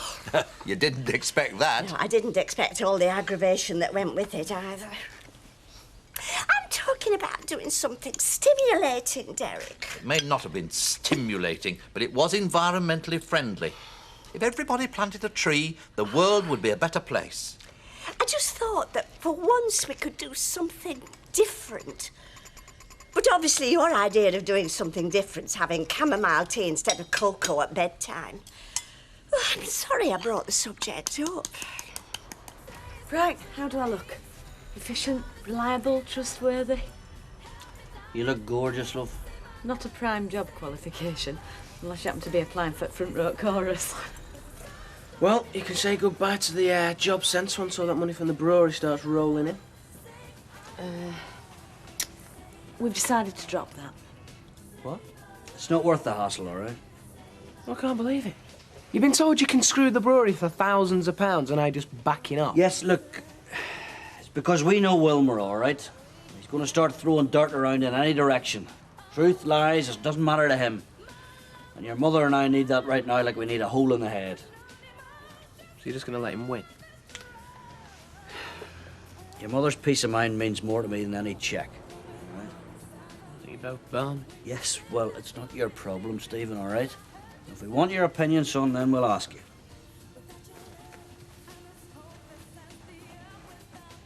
You know, I don't know who's worst off. Me working with 4 women, or you living with 2.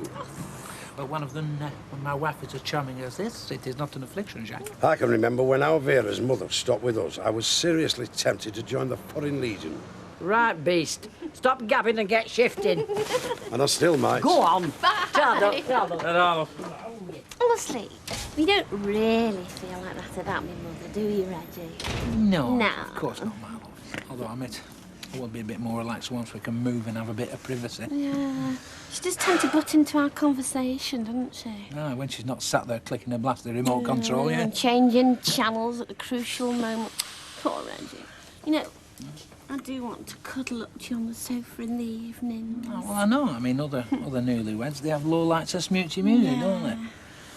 All we have is game shows and your mother crunching her boiled sweets. We'll have to try and wean her onto treacle toffee. Oh, well, at least they keep her jaws welded together. Oh, let's hope they will.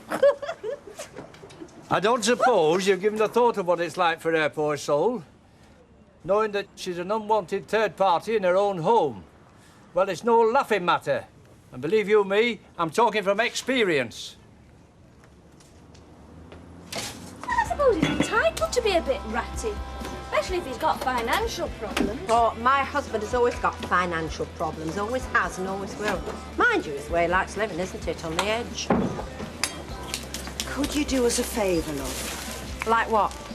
Well, I've just carted these all the way upstairs and I found that my fridge is on the blink. You couldn't shove them in yours till this afternoon, could you? I expect so. Oh, brilliant. You see, I've got a friend coming round. And these are for you. Oh. Well, I'm sorry I was so snappy yesterday. I shouldn't have been. No, you shouldn't. Well, it's not often I get flowers from a woman. Or if I come to that. So, oh, thank you. I'll send a look up to have a look at the fridge. Oh, brilliant. Right, well, I'll see you later then. Try. You know what shape that bottle is, don't you? Champagne shape. Smoked salmon. Smoked salmon and champagne in the afternoon. You know what, Alma? Well, it's not Betty Turpin she's got coming round to tea, is it? Ah! And how is the look, Mrs. McDonald, this fine morning? Struggling on, Reg. Struggling? Come. It's not got the attitude, it's a killer's win. Greet adversity with a smile on the lips and a toss of the curls. Is that what you do, Reg? Toss your curls? Well, figuratively speaking, I did once have a fine glossy thatch. My DA used to be the envy of all the young bloods at the palace. You okay? Oh, just another wasted morning job hunting.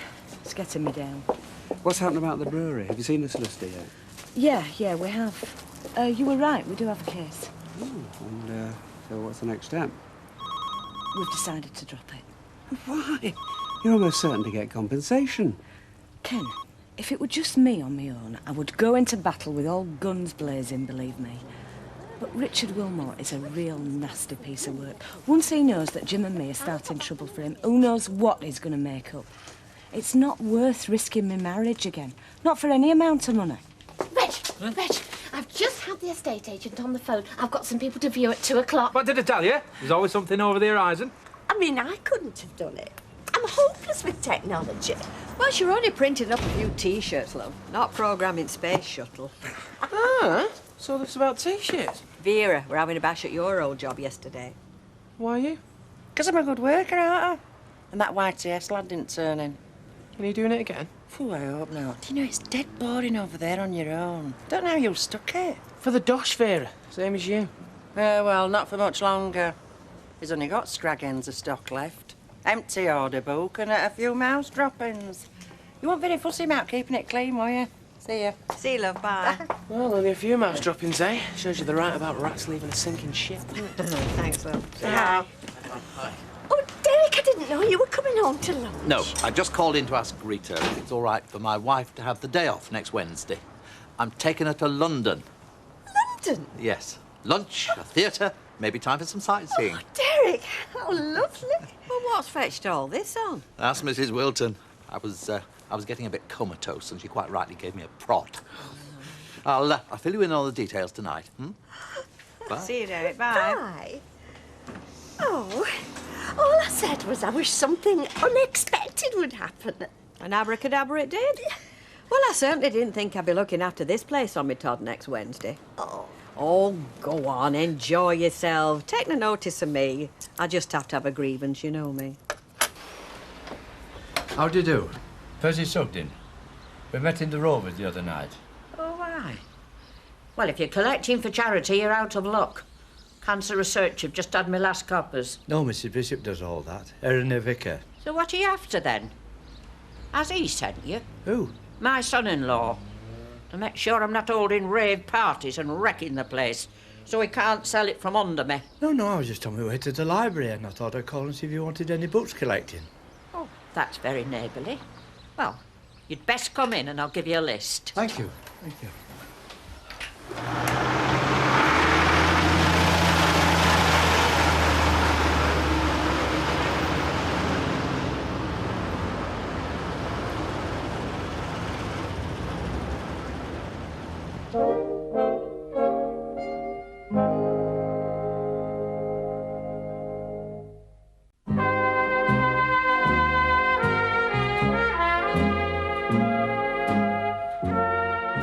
As it happens, I enjoy a good read.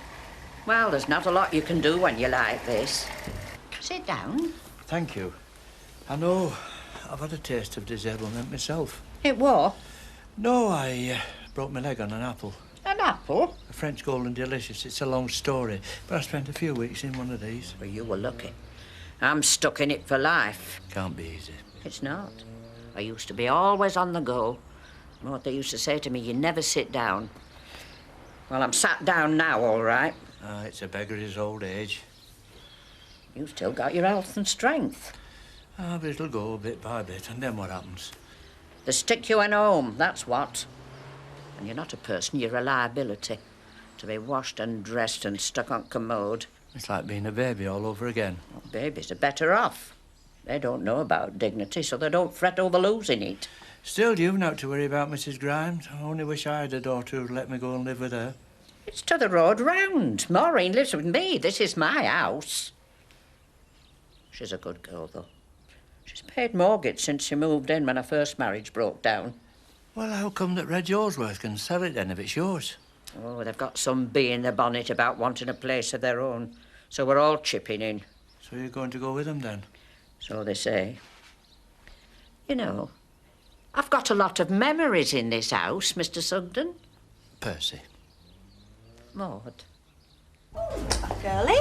On the principle, as my old mate used to say, there's no point in flogging a dead horse. What, no luck then? One bloke I went to see, every Christmas he gave me a bottle of single malt whiskey and a box of Havanas. Do you know how long he kept me waiting this morning? I timed him 47 minutes, 47 flaming minutes, then zilch at the end of it. I mean, he can't give you the order if he hasn't got any business, can he? No need to treat me like the flaming errand boy, is there? Gets a cup of coffee. Yeah, well, there's no need to treat me like a flaming skivvy. I mean, no, please wouldn't go amiss. Hiya. Oh, hi. Can I get my stuff out of the fridge? No, it's all right, love. I'll get it for you. Well, it's nice to see someone round this joint with a happy, smiling face. Well, why shouldn't I smile? I am happy. Looks like the boyfriend's in for a warm welcome as well. What boyfriend? My wife's convinced you've got a cosy little love nest upstairs. Your wife seems to take rather too much interest in my affairs, Mr. Baldwin. Now, just hang on a minute. No, there's no need for an argument. Just as long as you remember that my private life is exactly that, you and I will get on fine. Well, whoever he is, he's a very lucky fella. You can tell him that from me.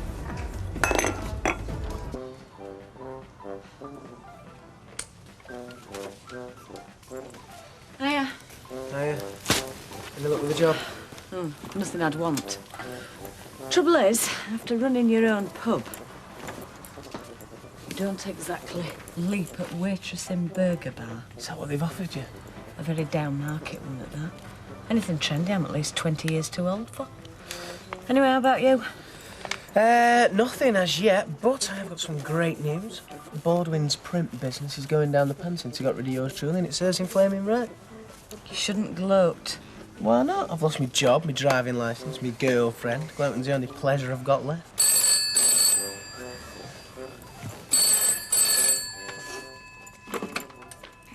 Double 825? Yep, speaking. Oh, hello, Mr. Pollitt. No, we haven't met, but I know who you are. Yes, it was very unpleasant. Are you prepared to do what? And don't forget to send us a postcard. Oh, okay, thanks. Cheerio. Oh, young women today. Do you know, she's going to trek right across Africa on her own. Takes me all my time to go to London on my own, and I've got my Gordon waiting for me the minute I step off the train. Yeah, it's funny you should mention London. I'm going there next week. By yourself? As good as. With Derek. Oh, Derek's taken me on a romantic day out. Just the two of us. Oh, he's planned it all, right down to the last detail. Want to watch your bag, love, and everything else, especially round Oxford Street. They'll have your knickers off you before you know it, love. Oh, I'm sure we'll have a wonderful time. What about you? Jim, where have you been? I've been to Aunt Colt's. Kev said he told you. Yeah, but I thought you'd be back by now. Well, I'm back now, aren't I? What's the problem? Listen to this. No, I'll tell him. The brewery run. Oh, great. Hi, Wilmore. No, Mr. Pollitt. He's the new personnel director. He said he'd heard we'd had some trouble. Well, that's putting it mildly, isn't it? And they're prepared to offer us a payment of £2,000 if we agree to let the matter drop. You see? They've obviously got wind that we're thinking of taking them to court. What baffles me, though, is how they knew. Well, don't look at me. I'll start to keep my nose out, remember?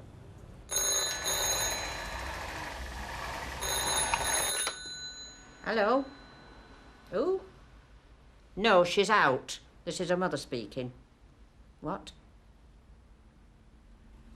Oh, I see. Of course I'll remember to tell her. I'm not senile yet. The agent just rang. You missed him by a whisker. What did he say? Are they interested? She loved the kitchen, and he thought the spare bedroom would be ideal as an office. Morning! Will you let your mother speak? Oh, I'm sorry. Looks like they've made an offer. How much? 500 below the asking price. Oh, that's wonderful. We'd never get an offer like that. Sure, you got it right. Don't you mean 5,000? I mean, it's a... I might not be able to run a marathon, but I am capable of taking a message.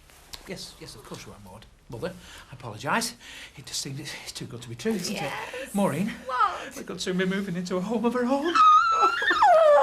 Maureen's got a home of her own. This one. Yes, I mean our home, Mother. A very own marital home. Maureen's and mine. Hey? Oh, yes. I do love you. And that home. Oh. Now, what can I get for my favourite older man? Oh. Ah, my two favourite older men. Oh, now that's what I call a welcome. I'll have a pint, please. On the strength of it, I'm tempted to order a malt whiskey, but I better stick to the usual lager. My wife's joining me later. By God, so much put a sparkle in this young lady's eyes tonight. I just wish it were me. No, it's getting an afternoon off from you, Jack. I know what you've been doing. Oh, really? Yes, you've been for one of those pampering beauty treatments. Well, in a manner of speaking, yes. Well, is that right? They rub that Arama what's-it oil all over you? Oh, how did you guess? Oh, Vera's been rabbiting on about having one of them. Trouble is, with her wrinkles, you'd have to do it first with a steam iron. What a little gentleman. Vera, Jack was just talking about you, wasn't he, Betty? He was just remarking on your complexion, love. I was just saying how it's as smooth as a baby's bum, my little stocking top. Matches your head then, doesn't it? Right. Yeah, it was good. Excuse me, Ken. You won't believe what's happened today. Go on. The brewery ran right out of the blue. They've offered us £2,000 compensation. Wonderful, Liz. I couldn't be more pleased. And wait for this. Wilmore's been fired. Even better. But what puzzles us is how they knew about it. Well, perhaps he made a clean breast of things before he left. Couldn't stand it on his conscience. Oh, you wouldn't say that if you knew him. That man hasn't got a conscience. Anyway, who cares? We won. Oh, you're another one who looks pleased with himself. Well, as it happens, Derek, I am. Look, if you feel like a celebration, I've got rather an interesting suggestion to make. Excellent, my love. Quite superb. Right. I'll get some to the architect the first thing in the morning. What do you need an architect for? They cost money, then. The conversion. You remember, Mother? Garage into granny flat. They shove all lawnmowers into garages, not old ladies. It won't be anything like a garage when we've finished with it, will it, Reggie? No, on the contrary. It'll be a cosy, self-contained luxury apartment where you won't constantly have us under your feet. I mean, wheels. So you are still taking me with you, then? Of course we are. That was always the plan. How do I know he's not making inquiries to shove me in that there pasture gate like he did last time? No, it was only ever meant as a temporary expedient, as I explained at the time, Mother. What sort of a name is that for an old people's home, any road? Sounds more like a place for cows. Yeah. Talking about names, what do you think of Moreg? Moreg? Yes, for a new abode. See, I was just doodling earlier, and bam! A light came on, I thought, Moreg! More egg! Maureen and Reg! Get away. That's perfect. Do you know, we could get one of those wooden signs, you know, from the garden centre, like a slice of log. Oh, isn't it exciting, Mother? Oh, Reg. Miss oh, Derek, how lovely. I've always wanted to see Well, that. that's why I chose it.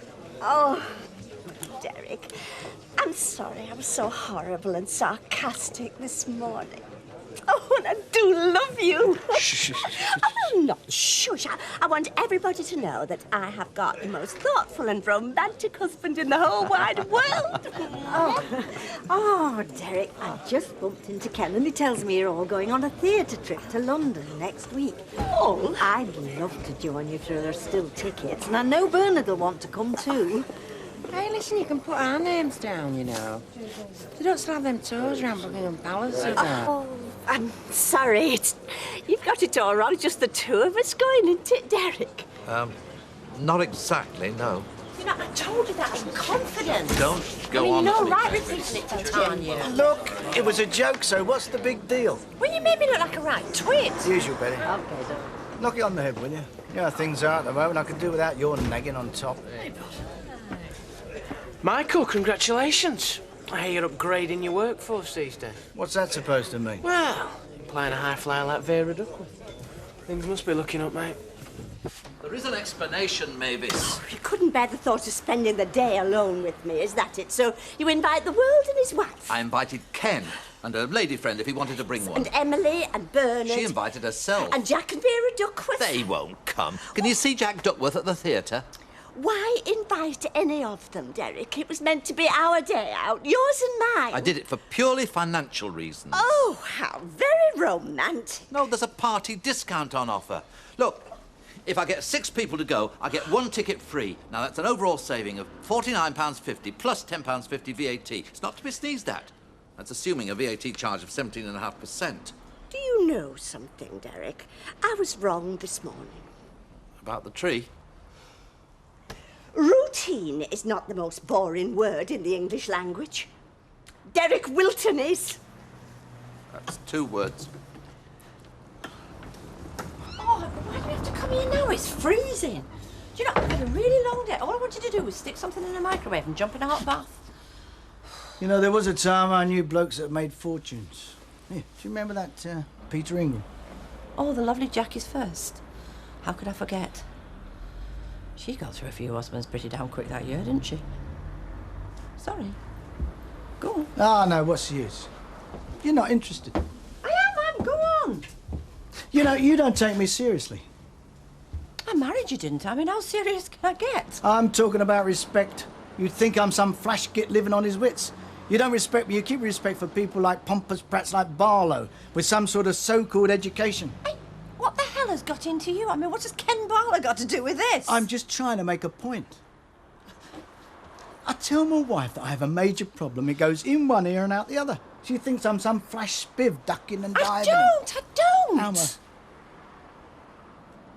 I'm in a tailspin. I can't get out. Well, you have before. Oh, yeah, I was younger then. I had fire in my belly. I mean, there was more cash around. Look, it doesn't matter what the reasons are, but, I mean, look where I am now. Look, flaming nowhere. Well, you still got the garage.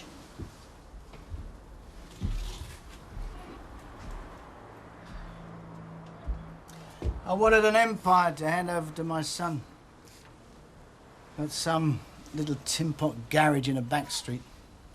Oh, no, it's nothing. I mean, but it could have been something, you know. That lousy kid hadn't fiddled me. Did you see him in there?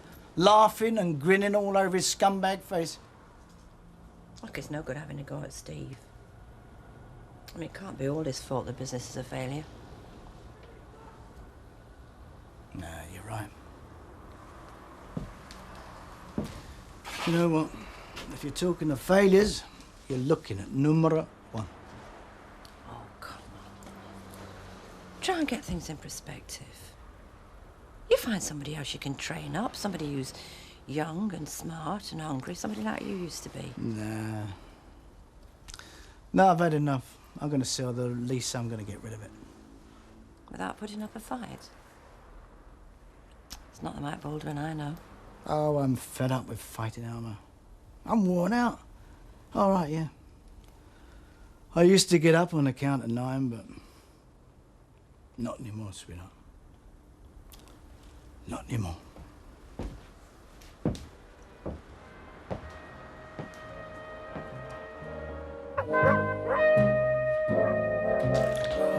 Well, at least it's fine, that's a blessing. Yeah, clear that stockroom out, stick everything in the yard. What are you doing that for? Well, he's got a joiner coming to put the new shelves up. Yeah, new deep shells, properly spaced. I thought you were doing that drawer today. Yes, well, that as well. Yeah, I managed 2 things in one day, you know. In fact, three things. What's the other one? Hey. No, I'm meeting the architect at dinner time. Get some plans drawn up so you can have your own palatial living quarters when we move.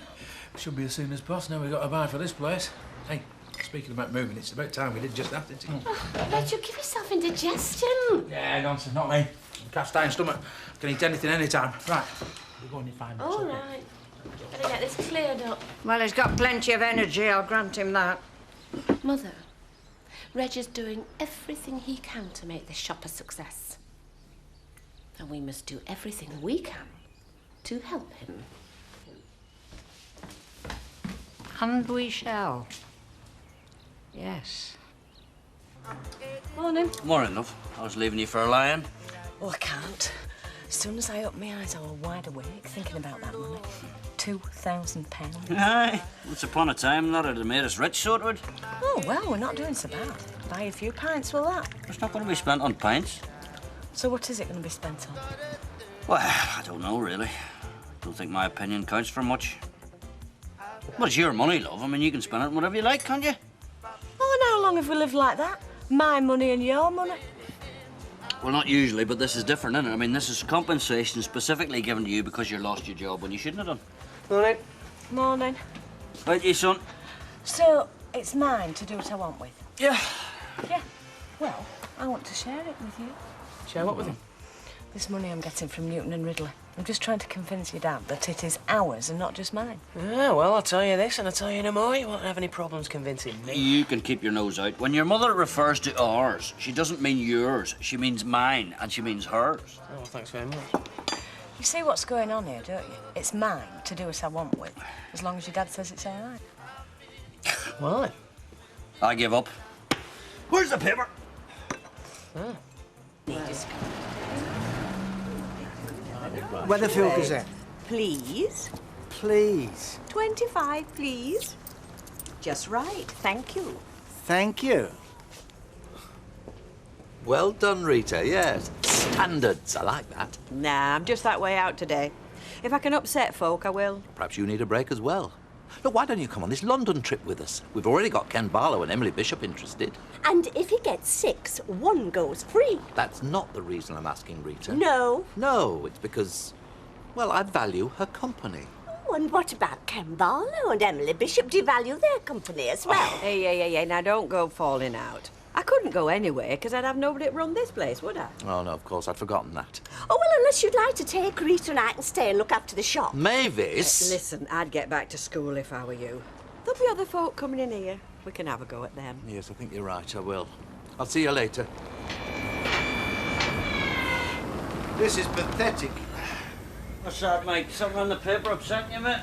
It's what's not in the paper that's upsetting me. I was promised my business would be advertised today, right? Not a sign of it. That means another full week's going to go past before anything can happen. What, the T-shirt operation? You thinking of shutting that down, are you? Yeah, I'm trying to. It's losing me money. I'm paying for the lease of the building, raised depreciation. It's all locked and bolted. So, why don't you unlock it and put someone in there to work for you? Ah, no. They're either too stupid and I don't trust them to run it, or they're too clever and I don't trust them, full stop. Oh, I see. You mean Steve? Yeah, you said it. Yeah, well, somebody had to, so they did. Anyway, I'm getting rid of it. I was going to, if it hadn't been for this rotten paper. He's away on, son. He didn't seem very chuffed, did he? Oh, yes, and I wonder whose fault that is. Yeah, well, if he'd have left us alone, I mean, we were doing fine. But no, he had to be smart, try and catch me out, didn't he? Yeah, well, that sounds to me like the pot calling the kettle black, so it does. Yeah, well, I'm only trying to make a decent wage. I can't live on what he's paying me, can Well, I? the pair of you have been so damn smart now, nobody's making any money out of it, are they? Eh? And if you ask me, that's a damn shame. So it is when a good business like that has to fold for no reason at all. Wonder how much he's asking. Oh, somebody tries to break in. No, he's putting some new shelves for us, Jack. Oh. The wine, you know, and then we're Come here. I'll put this here where it can be seen. What are you bringing that in here for? Ground draw, first price. No. Oh, yes. First take it out, gets the whole lot. Hey, it's not that bad, that, is it? Not bad. It's top quality patio furniture, this, Jack. Yeah, but you don't need to have a patio, do you? I mean, you could put it anywhere, your living room, anywhere, couldn't you? Oh, yes, very versatile. And a barbecue and all. Oh, yes. That was its original function, but equally, of course, it would serve as an ashtray. Hey, and a grand ashtray, too. I'm right, I'll see you, Rich. Bye, Jack, then. Ta-ra. This is your farewell present from Betty Barnes. So what? Nobody'll know, will it? It's not a question of whether anyone will know. This was given to you as a memento for all your year's service. This is something that you should treasure. I was given it because they had such a wet summer that they had a warehouse full of the stuff. What? After all my years of service, I should have been given a gold clock or a canteen of cutlery. But no, they foisted me off with this load of rubbish. So don't tell me it's something I should treasure, because them giving it me in first place were an insult. I didn't know you felt that strongly about it. Hiya. It's Mrs. Baldwin I wanted, actually. Oh, Mrs. Baldwin? What, young man wants you? Oh, say, well, things are looking up. Hiya. I gather Mr. Baldwin's selling his T-shirt business. Yeah, well, you gather right. Would you know how much for? Well, I don't know, actually, but why do you ask us that? Ask me what? How much do you want for your T-shirt business? Why, who wants to know? Steve. You? You want to buy it? Well, yeah, it depends how much you're asking. Doesn't matter how much I'm asking or how little I'm asking, because you're not going to have it. Do you know why? I'd rather give it away and let you buy it. Do you understand me? Yeah. I gave you a job when you needed one, right? What did you do? You went behind my back and cheated me. Worse than cheated me, you robbed me. All right, I get the message. I hope you do, because I don't want any more dealings with you of any sort. Understand? Did you put him up to this? No, I did not, did I? No! He only just come in here. Well, what a nerve. It's because of him the place is closing and he walks in here wanting to buy it. Well, is anybody else wanting to buy it? Well, they can't, can they? It's not been advertised. Right. Look, I know it's none of my business. Yeah, go on. Well, if you want to sell it and Steve wants to buy it, well, why don't you let him? Because it's a matter of principle. Oh, principle. oh, we can't afford them. Well, I didn't think we could, but we can now, can we? Look, I only came in here for a cup of coffee, but don't bother. I'll go somewhere else. Somewhere where I won't get all these smart aleck replies. I think we've just lost a customer. Doesn't matter.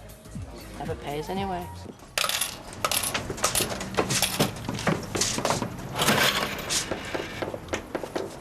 Mother!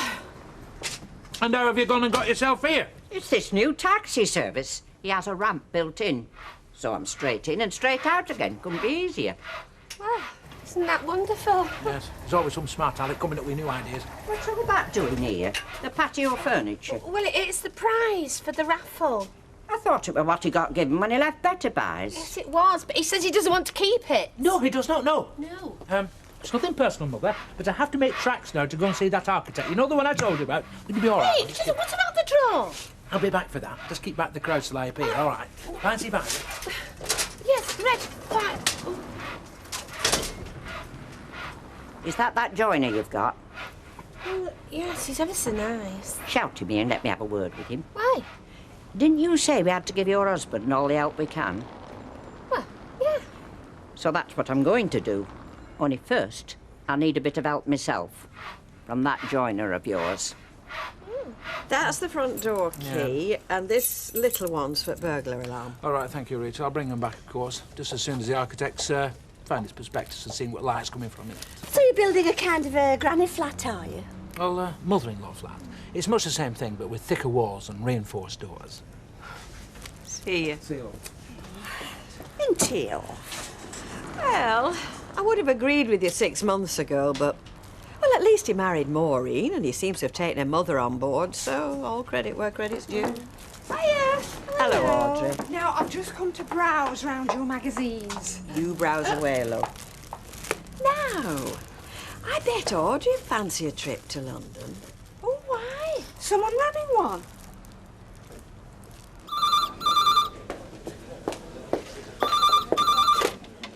Rose returned, Betty speaking. So has Liz got fixed up with anything yet? Tell you the truth, she hasn't been looking that much, you know. Well, I'll let you know if I hear anything. Thanks very much, Tanya. You want it on the phone, love. It's your dad. Oh. Yeah, come on, leave it. I'll do that. Thanks, Betty. OK, Doug.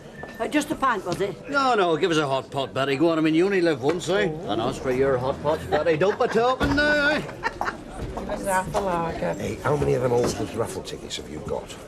3, I think, right? Well, it's not a bad prize he's giving away. Patio furniture. Patio furniture? Yes, you don't have to have a patio. You can put it in the backyard, can't you? Oh, we can sit out there and have a tea. Can't we? Pigeon muck dropping all over us. No thanks. All right. We can sell it. All I'm saying is it's not a tough prize. Don't lose your raffle tickets. Yeah, I'll be home tonight, but not till late. I'm working. No, I'm off tomorrow, so I'll do the shopping then. There we are, love. $3.95 altogether, Doug. $3.90 it is, Betty. Thank you, my love. Tanya, Huh? where's she living? Do you know? She's got the flats over Baldwin's Cafe, I think. Well, that's what I thought. From what I've just been hearing, she's still at home with her dad. Well, ask her. Oh, I don't like. Oh, come on, I can't. Being a fella, she might think I've got designs on her. I mean, give them now some encouragement. Oh, go on, get out, you daft thing. Yes, Mike. Large scotch, please. love. Right. Michael. Hi. Tell me, that son of yours. I've got 2 of them, you know. The one that tries to cheat his employer. Oh, right enough. Well, that narrows it down a wee bit. Was he serious when he asked me what I wanted for the business? I didn't know he was asking. See, I don't want to waste my time, but, well, if he's serious, I don't mind talking to him. 198, please, love. Right, keep the change. Thanks. Right, well, tell him I'll be in here about 6:30. If he wants to talk to me, tell him to come and find me, all right? Yeah. 7, I'll be gone. Right. So will his chances. Right.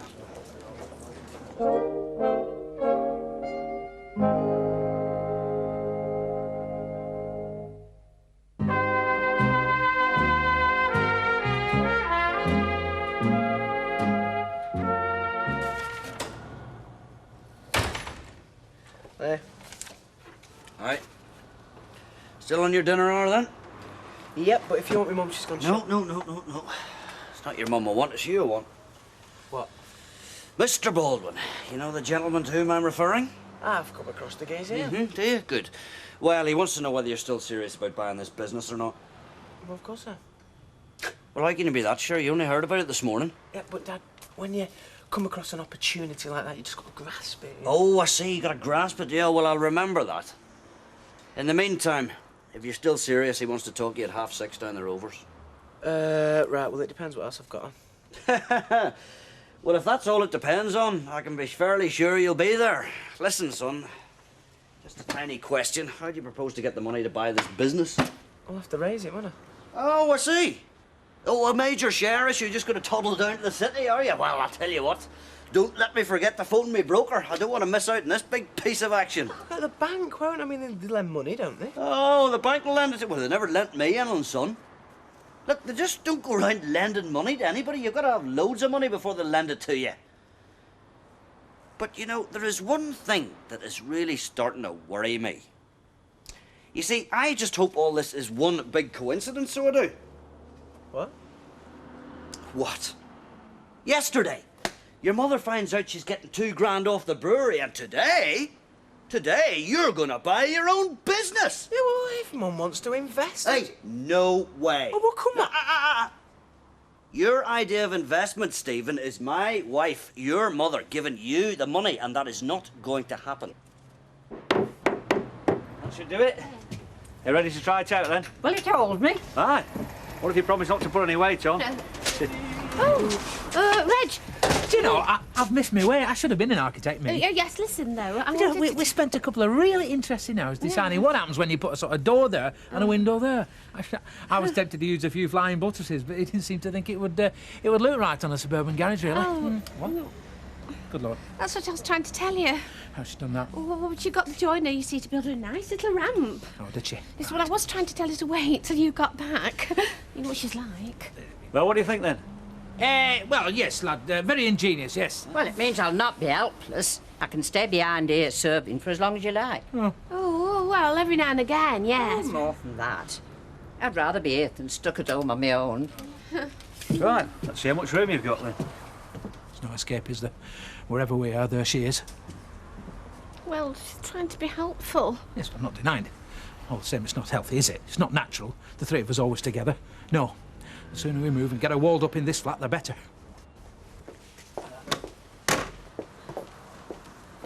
You all right in your new home, then, lovey? Fine. No, I mean, are you settled in? Yep. Right.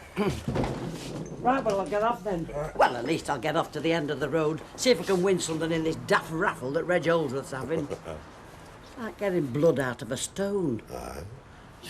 Tra, chick. Ta-ra, Bessie, love. See ya. Tra. How's your dad keeping these days, then? What do you know about my dad? No, I just heard you mention him, that's all. You haven't? Well, I must have heard somebody else mention him, then. Then ask them! Hey, is that the only prize, this patio conglomeration? Yes, it is, yes. Are we ready, then? Yes, I'll just put in the mix, then. Very good. Right, And, are you going to be having one of these every week? No, we are not, no. Right, I think those are sufficiently mixed now, Maureen. So, Do you mind me asking you something before you start? what? Well, what if you draw somebody's ticket, you know, and they're not here? Well, he chucks it away and then he draws another one. Well, he might just as well toss a coin between the two of you that are here. That's what I was thinking. No, that is not what is going to happen. I'm sorry, but the names of the customers are written on the back of the ticket, so whoever wins is duly informed whether they're here today or not. Sorry, that's... Well, it's a waste of time, then.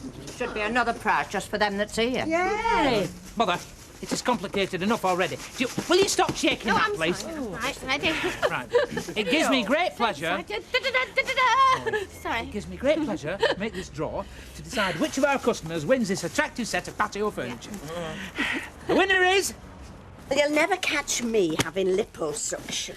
Well, I mean, you better not. You'd disappear altogether. No, I mean, even if I were grossly overweight, I still wouldn't consider it. Well, it might be. What on? Congratulations, Rita. Why, what have I done? What are you bringing all this in here for? This is your prize. I'm very pleased to tell you, Rita, we've just had our grand draw, the highlight of our opening week's promotions, and your ticket came out first. Oh, aye. And who pulled it out? Oh, does that matter? Did. Oh, no. I'm not having any of that again. You can take this lot out now. I don't want it, and I'm not accepting it. Why ever not, Rita? No, you have my word. It's all above board, is this? I had your word last time, and look at the fiasco we had then. Now, come on, take it out. Now, I shan't tell you again. Out. All right. Come on, Maureen, you can hear what she's saying. What's the matter, Rita? I suggest you ask your husband that. Maureen. Well, he wouldn't even talk to me about it this morning. Yeah, well, he'll talk to you tonight, if you're serious. What are you doing? Reg! Just be careful with that. What did she mean, Reg? I've no idea. I seem to remember when she's won a prize at Better Buys. Maybe that's what she's referring to. What does she mean by a fiasco? I don't know. She's a very lucky lady to win it twice. I don't know why she just can't accept it. Come in. $2.40, please. He's paying, love. I'm just the minder. Yeah, well, I was just... Or the financial advisor. Tell you the truth, I don't know what I'm at all half the time. Give me dad.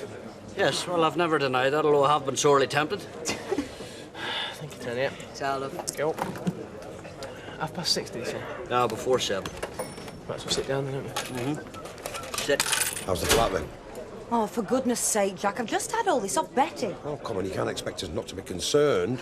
Workmates, pals, aren't we? Okay, the flat's fine, and I'm fine.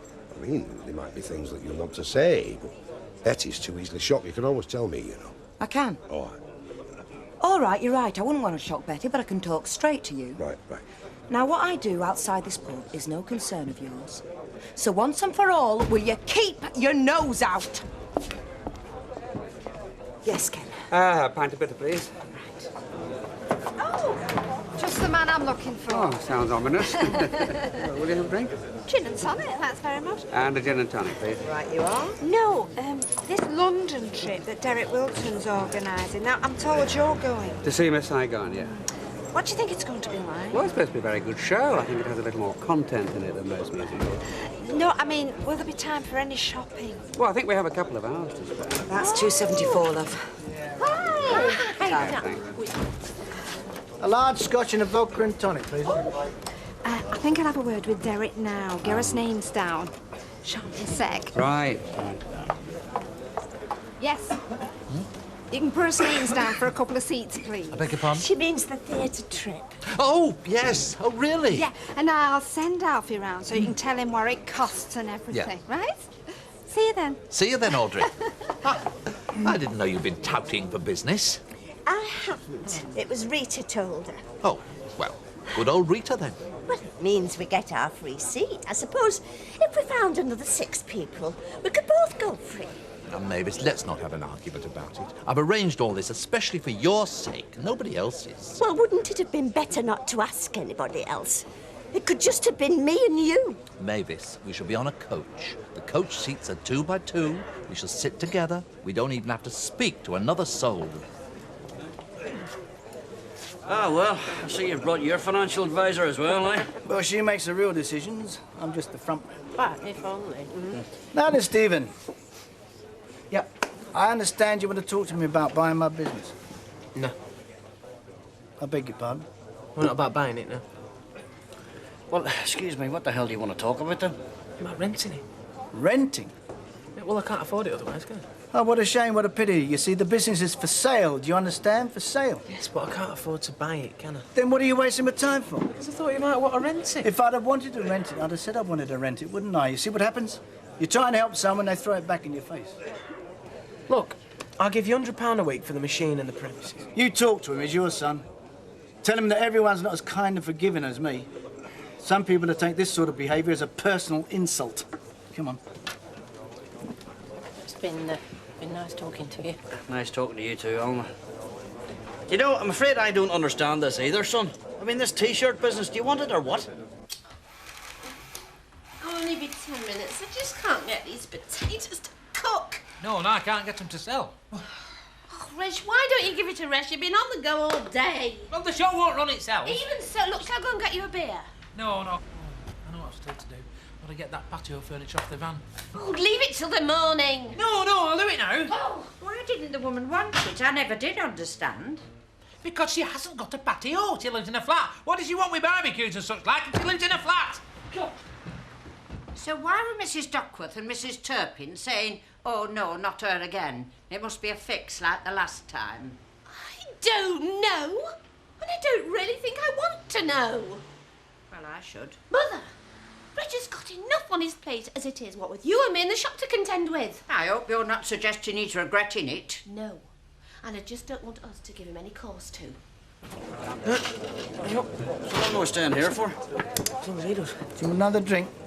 No, I just went to go home. Large scotch, please, Jack. Oh, well, oh, thanks, Mike. Well, then we go home. Yeah, well, just drink it quick. Well, when don't I? Yeah. You see, the problem is the lad knows the market and knows the suppliers. So all he needs is a epoxy machine and somewhere to run it. So? So, if I don't let him have it, he'll get one from somewhere else and set up on his own anyway. 198, please. All right, take one yourself. Oh, you know. What would you do, eh? Me? I mean, well, you're not really... You see, I might be able to squeeze a bit more out of him as well, you see. Because he thinks he's putting one over on me. Now, he'll be so delighted about that, he won't stop to think how much he's really going to pay for it. Not the gin and tonic, Annie, please. Ken left you, has he? Oh, yeah, they always do. Anyway, my husband is meeting me in here after his council meeting's over, so I don't think we were ever really on, you know. How about you? How's your love life? Well, how do you know I've got one? Oh, come on, an attractive girl like you. I might be religious. And this'll be 154. You want to rent it? You can rent it. Yeah? £125 a week plus the overheads. Heating, lighting, rates, phone, and it's not negotiable. It's my one and only offer. I won't be making it again, so what do you say? Come on, Michael, give the lad a chance, No, eh? no, I'll accept that. A deal? Deal. Right, OK. Come on, let's go. Yes.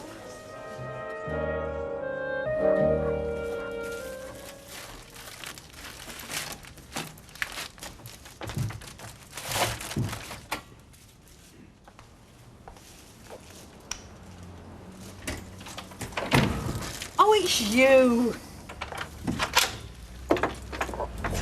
I'm sorry, I didn't want to wake you up. I can't stop. Just brought you some gear for tonight. Gear? Yeah, to wear. What is tonight, any road? It's dressing up night at the club. When I thought a white blouse would look great underneath. If you've got one. Oh, Charlie, you know it's Jacko's night off. And I've got Vicky home from school. Come on, don't let me down. Delegate, resign, anything. That important, is it? It's life or death. I'll call for you about 7. But, Charlie...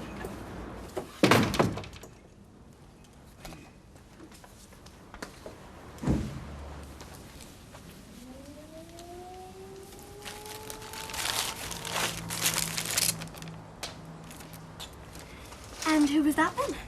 Postman. Oh, right. Anything for me? Not yet. Get your Valentine's second delivery. Right, is that what he said then? What? The postman. Well, you did seem to be talking for quite a while. Earwigging, were you? No, I wasn't. It's great, that. It's dead country, is that? You were earwigging, weren't you? No, I wasn't. Can I try it on? If you like. He's right, you know. A white blouse under this and you'll look terrific.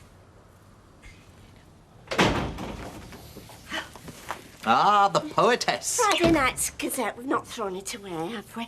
Only it's got an advert in it for chair covers. As long as you don't condemn me for not reciprocating. Only we did agree. Liz MacDonald's thinking of having a sweet read. Stand up, it might be under your cushion. I have been working on this verbal message. See what you think about this. Should be in the middle somewhere. Whether polishing the hall or shoveling the coal, one name reverberates through my soul. That name is Mavis. How's that? What? Well, yours wasn't exactly golden treasury, was it? Though I suppose that was intended, was it? To throw me off the scent, deepen the mystery. Like disguising your handwriting. I don't know what you're talking about. Anyway, I thought we had this tacit agreement only to send cards on birthdays and wedding anniversaries. Cards? Come on, Mavis. The game's up. Roses are red, violets are blue. It's so much fun being close to you. Sticks in the memory, I'll say that for it. I haven't sent you a Valentine card, Derek. What? It must be you. I haven't sent you a Valentine card, so who's this? Who is it who's having so much fun being close to you? Because it's certainly not me. So you're seeing the architect today, then? Yes, this afternoon, yes. Mine is provisional sketches at this stage, you know, his ideas, my ideas. Maud's ideas? Well, yes, eventually, of course. I mean, you know what old people are like, Rita. They see all changes as a threat, don't they? Not if you keep them informed. You're forgetting I've known Moore and Grimes for a very long time. Known you just as long, though, haven't you? Meaning what exactly? Well, meaning if you know somebody, you can usually sit down and chat, can't you? Yes, you're right, of course. I mean, Maud must be given an input opportunity. Right, well, thanks a lot, Rita. See you, Reg. Bye. I don't want to talk about it, Derek. It's obviously somebody playing a joke. Somebody who knows you'll react the way you always react. Oh, and how do I always react? By overreacting. I ask you, Rita, is a card dropping onto the doormat proof positive that I'm having an affair? I didn't say he was having an affair. I said he was encouraging somebody. Hang on. I'm sorry, Mavis. I will not be painted into an emotional corner by some tatty piece of doggerel. Doggerel? He's working on the principle that attack is the best means of defence. Oh, however will I defend? I'll not beat you, will I? As an accuser, you're overwhelming.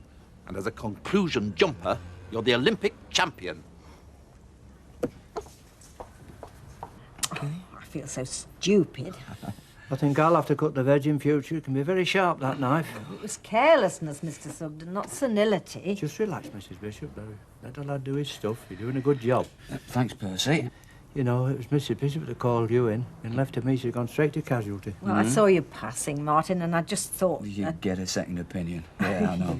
Yes, but the trouble is it's when the blood poisoning sets in, you see. Oh, it's nothing, Mr. Sugden. It's little more than a scratch. Do us a favour, Percy, will you? I'm only commenting. Yeah, well, can you comment a bit further back, please? You're in me late. Would you like me to ring the vicar? What do you want the vicar for? Eh? Perform the last rites? No need for that. It's my friend, the Reverend Morton. He's coming for lunch. Yeah. But would you feel like entertaining in your condition? I mean, with a bad finger? He is coming, Mr. Sugden, whether you like it or not. I've had my breakfast. Well, dinner then. I know it's a bit early, but it'll be all Look, right. I'll get me dinner when I get to work, Steve. Can we get on with this or what? Well, like I said, I'm my own boss now, right? I rent the space and the equipment. It's big gay opportunities, mate. But I can't do it all on you. Oh, please don't offer me a job, Steve. No, I'm not offering you a job, mate, but you're the perfect bloke to get me a big order, aren't you? Well, better buys, you know, T-shirts, sweatshirts for the staff, whatever slogan and logo they want. Oh, come off it, Steve. All that stuff comes from head office. Well, somebody does the printing, don't they? Look, all I want you to do is find out who it is, how much they charge, and once I know that... You can undercut them, I know that. Well, how do you suggest I find that out? Well, you're an under manager, aren't you? No, I'm not. I'm a trainee manager. Yeah, but, Andy, don't think small, mate. Think small. Always be small. And this is what I want you to do. Now, don't get excited and don't get jealous, and not for me either. Oh, they're lovely. I know, the delivery man couldn't get an answer at the flat. Tanya, Fancy man, if you ask me. What do you think? what does it say on the card? Oh, you're not suggesting that we undo that envelope? Well, it's not sealed. Gail, well... She's not here, is she? Should have told her to take him down the road first. Well, that could cause her a lot of embarrassment, could that? I mean, after all the cloak and dagger she's been through, renting this flat and not staying in it. Well, they'll wilt down here. Yeah, I know. Look, I'll tell you what, I'll just nip upstairs and leave them on the landing. You can ring Tanya, right? Oh, just a minute. Alma! I've just polished that. For under my cup, OK? See, I'd go if I could. Of course I would. What, this country and western club? Yeah. Not for myself, because I'm not that keen. You see, it's Charlie. He laps it up. He's just like a big kid when he gets in there. Well, go. Well, how can I? It's Jacko's night off, isn't it? Oh, I mean, I can't leave either of them two in charge. I'd have no pub left when I got back. no. You see, if there was somebody I could trust, I'd be okay. You know, somebody who'd cooperate, stretch your point, put themselves out now and again.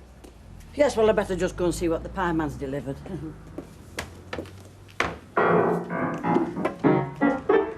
I suppose you've been inundated with Valentine's cards, have you? Valentine's Day's for kids, Raquel. Hey, there was a time we used to chalk it on the school wall, wasn't there? Before that, they carved it on trees. What? Hearts, arrows with initials. P.S. loves J.T. or whatever. Now it's tacky cards we pay the earth for. Well, it's a modern way of doing things, isn't it? I mean, you can't send a tree through post, can you? Oh. Bit for me.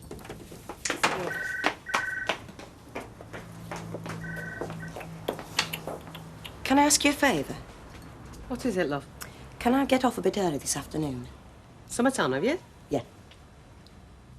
Right. 2 o'clock, OK? Thanks, Bet. It's for you. Me? I've just said it's for you, haven't I? Male or female? Female. A new voice back on places. Go on, then. You'll do it? Just this once. Any trouble between these two, and I'm straight through that door and onto my bus, right? Thanks, Betty. Now, do you hear that? I'm off out tonight. I want you behind this bar. Now, Betty's in charge. Any trouble between you and Godzilla, and she'll thump the pair of you. Am I right, Betty? Well, I suppose so. I'll thump them first, then go and get me bus. Oh, give over. Oh, it is good to see you. Oh, thank you, Emily. I'm not too early, am I? No. And how was the retreat? Enlightening. Good. Well, I'm not sure you'll say that when I explain it. Right, if you sit down, I'm ready to serve. Mr. Sugden. Reverend? Mr. Sugden's just going to see us settled, and then he's going to the library, aren't you, Mr. Sugden? Mrs. Bishop's not herself today, you see. Oh? It's nothing. It's a slight accident with a kitchen knife. Listen to Mr. Sugden, and I went berserk with a samurai sword. Better be safe than sorry, Mrs. Bishop. If you don't mind, I'll stay on hand. No! I'm sorry. I wish to speak with Emily privately. It's a matter of some delicacy. Olivia. Mr. Sugden. In that case, I propose we go elsewhere, if you're up to it, of course, Emily. Oh, yes. I'm sorry. I'll wait outside. You really are the most unbearable...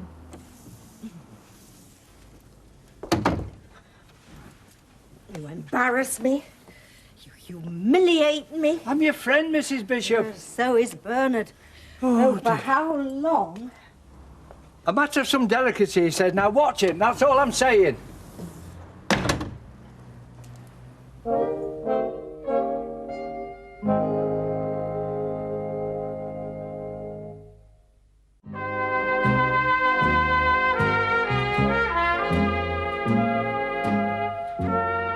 She's fine. Yeah, she's just buckling on her 6 guns for this evening. Oh, Raquel and Tanya are at each other's throats again? Oh, no, she's off to a country and western club, actually, with Charlie. Can't be bad. See you. See you, love. Bye-bye. See you back then. Obviously. Obviously. Oh, yeah. How much do they charge for advertising? Have you any idea? No idea, no. You trying to sell something? Screen printing I've taken over from Mr. Baldwin. Oh, right, So- thanks. How's the tycoon then? Business booming? Early days, Mr. Baldwin. We can't all be overnight successes like you, can we? You know, you can't have a decent conversation with that kid. He reckons he's self-employed. Packet of my cigars, please, then. Yeah, I'm renting him the space and the equipment. What happens if he makes it big? Do you take it all back again? No, I want him to be a raging success. Of course you do. No, I mean it. You see, the better he does, the happier I'll be. I could put his rent up. See you. See you, mate. Bye, Mavis. Those first few days at the retreat, I was in anguish, thrashing about mentally, trying to find a reason for being there. You went there to think over your future. Reason enough, surely. All my solitude did was to confirm what I already suspected. I've been living a lie. Nonsense. If you believe genuinely and act accordingly... But I don't believe. That's what I'm trying to say. Oh, yes, I still believe in God at his most simple and absolute, if one can use such terms about the Supreme Being. But I've lost faith in my little section of it. That small print that serves only to divide my particular flock from all the others. It's only natural we should doubt occasionally. Blind faith's the same as having no faith at all. It's more than just doubt, I'm afraid. You're my example, Emily, if you want to know. No cant, no dogma, just an unqualified desire to help the less fortunate. Please, and that Bernard. makes you a far better person than I could ever hope to be. For it comes from the heart, not from some archaic set of rules that have no practicality. I'm sorry, but I don't like to hear you talking like this. I'm unburdened, unfettered. I've thought it through. I intend to resign.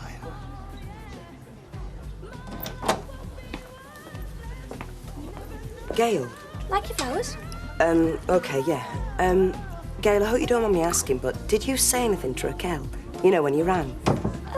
Just could I speak to you? What? Well, did she ask you what you wanted with me? Give her the chance. I'm very sharp on the phone when I want to be. Oh, thanks. I am sorry, but well, you know what she's like. Right, I'll see you then. Yes, Didn't seem too happy with her flowers. She's not, poor girl. What? Happy. You can't make it this afternoon. Alex. Alex? A fancy man. Hey, what's the betting that he's married? Did you read that card? On your behalf, Gail. Well, I mean, the envelope was open, and you were dying to know, weren't you? Two blokes arguing over a pencil. It's amazing, isn't it? Aye, well, we had a bit of a fight in here and all today. Why? Mind you, that wasn't so amazing. Maybe someday. Yeah, you surprised me. I knew that'd make you laugh. But those two always make me laugh. Nice to have a sense of humour, isn't it? Mind you, you're good at figures as well, aren't you? Am I? Well, working in a betting shop. I bet if Jack Duckworth had £1 each way, double-breasted accumulator at 15 to 1, you'd work it out just like that. It's my job. I know. With me, you see, it's faces. Who they are and what I sell them. Derek's had a Valentine card. Has he? Mavis described it to me. It's got Cupid on the front and he's painting a red heart. Am I making sense? Might be. Well, you know the type. 85p. We sell them over there. Anyway, it's causing havoc. Mavis is threatening to kill Derek because she says he's been unfaithful to her. Derek wants to kill Mavis because he says she's enjoying it all too much. And these two are going on a coach trip to London tomorrow. Happen it's not going to be much fun for them. Could be a disaster. Anyway, as I say, it's faces I remember and what I sell them. Okay, Rita. I'll see you. Bye.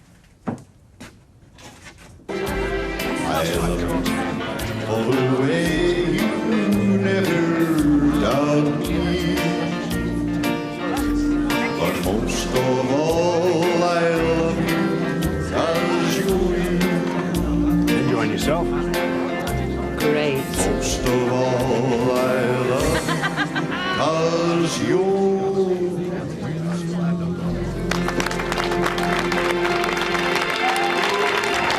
It's 10 o'clock. Come on, put your Stetson on, quick. There you go. What's up with you? Right. If you want drinks under bar, folks, get them now, as it's competition time.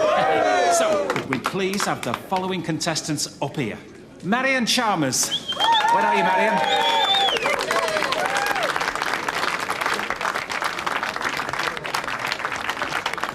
Loretta Walsh.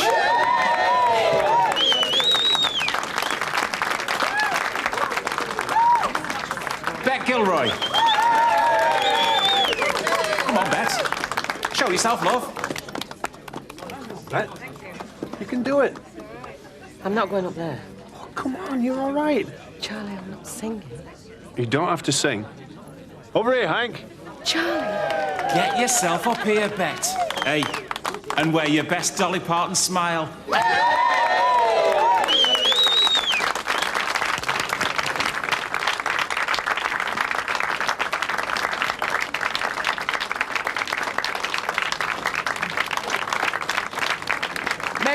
Dalshaw.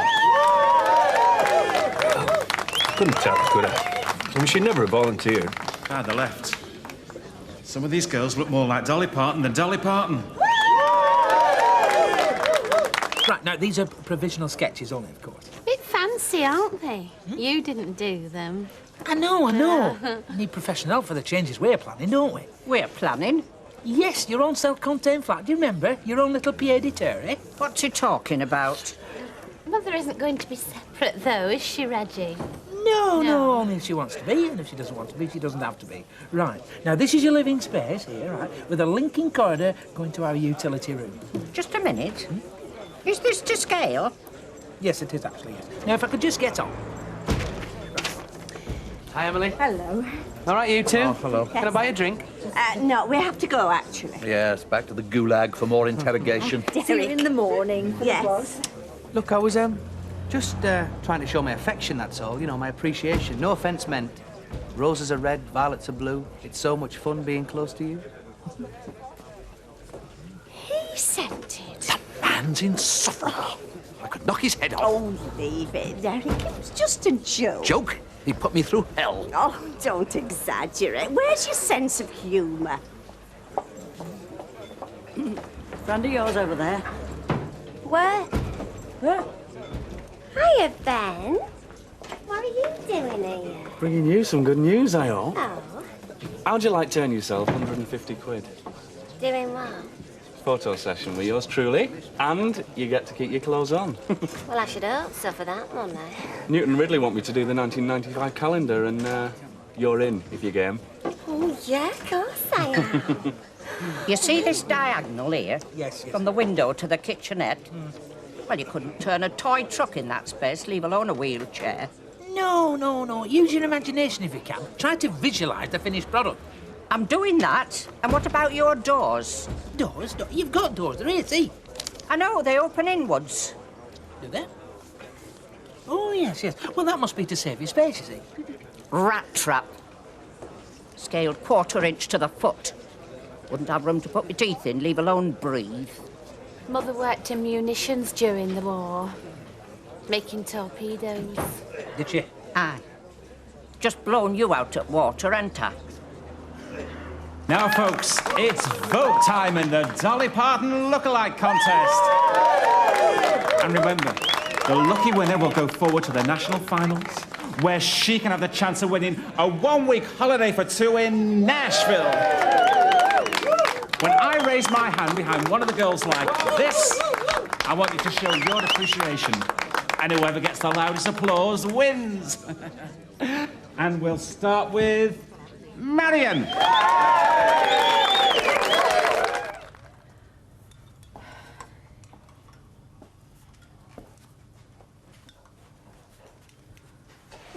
I thought you were asleep.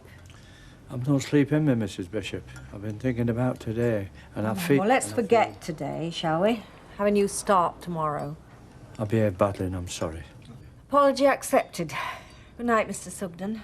Bernard Morton's a good man, and I know you think very highly of him.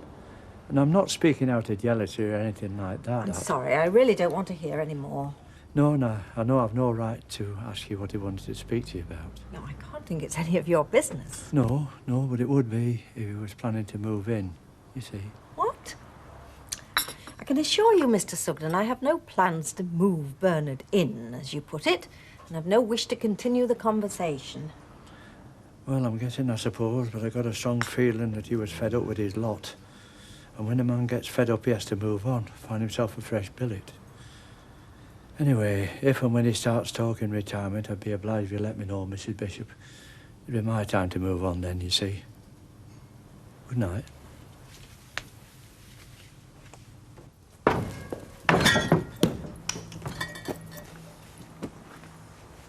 Suppose I'd told you. You'd have said no. This is yours, I think. Come on, Bet, it was a bit of fun. I don't half get 'em, don't I, eh? My God, do I get 'em? You know, if you'd have joined in the spirit of things instead of sulking. What? Go on. Listen, I can understand you being upset. Can you? Look, coming 5th out of 6. It's nothing to do with that.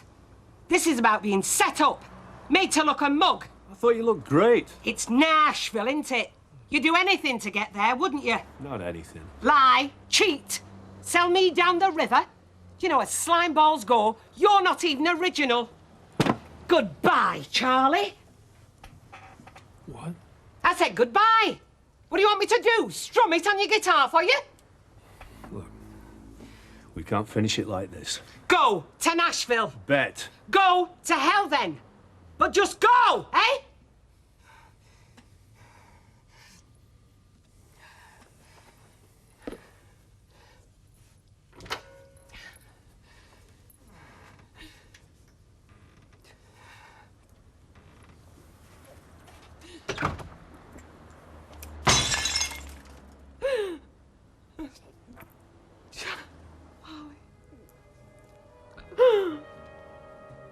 Oh.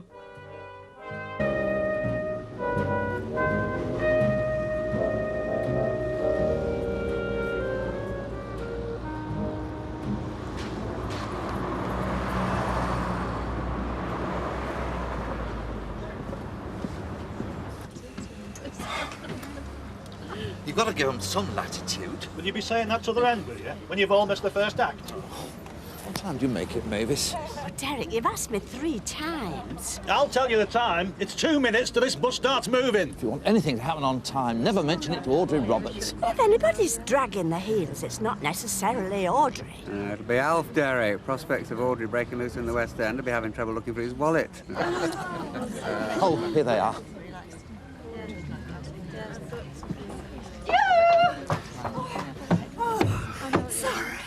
Sorry we're late. We got held up. Looking all over the house for my wallet. Couldn't find it anywhere. What's to do? Was it good then? Was what? Last night. It was all right, I suppose. You're not into country and western? Not wild. I quite like Katie Lang. Well, not so much the music, what she stands for. Well, even if it isn't me, if that makes any sense. Completely baffled me there, love. I'm sorry. Oh, I'll get it. Do you get the idea she's waiting for a letter off somebody? Did you have a tiff last night, then? I wouldn't call it a tiff. But it won. What you were expecting. If I told you it wasn't exactly sophisticated, would you believe me? Oh, don't talk to me. Well, there you are, then. No, it's all boring. Oh, Bill? One here for you, Miss Wilsonson. That. And what have you been writing to, then, Tinkerbell? What makes you think I've been writing to anybody? Magic, love, magic. Nice, is it? Might be. All the same, don't you go lending him money. Oh, it's about my photo call. Not time. Just a studio session. Yeah. Well, that's nice. It's calendar work. Not exactly sophisticated. Is it going to be all topless and tacky, then? I don't do anything tacky, madam. I know when something's genuinely artistic enough. I'll go and stick it in my diary before I forget.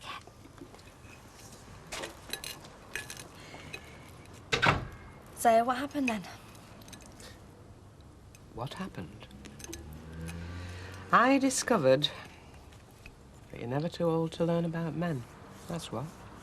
You seem to be taking to it like a duck to cross, Mrs. Grimes. I'm not completely useless altogether, you mean? Ah, well, as soon as we get a laser till, you won't even have to fiddle with the keys, of course. Oh, I shall be sorry to lose the exercise. All right. So do you think you can manage this afternoon?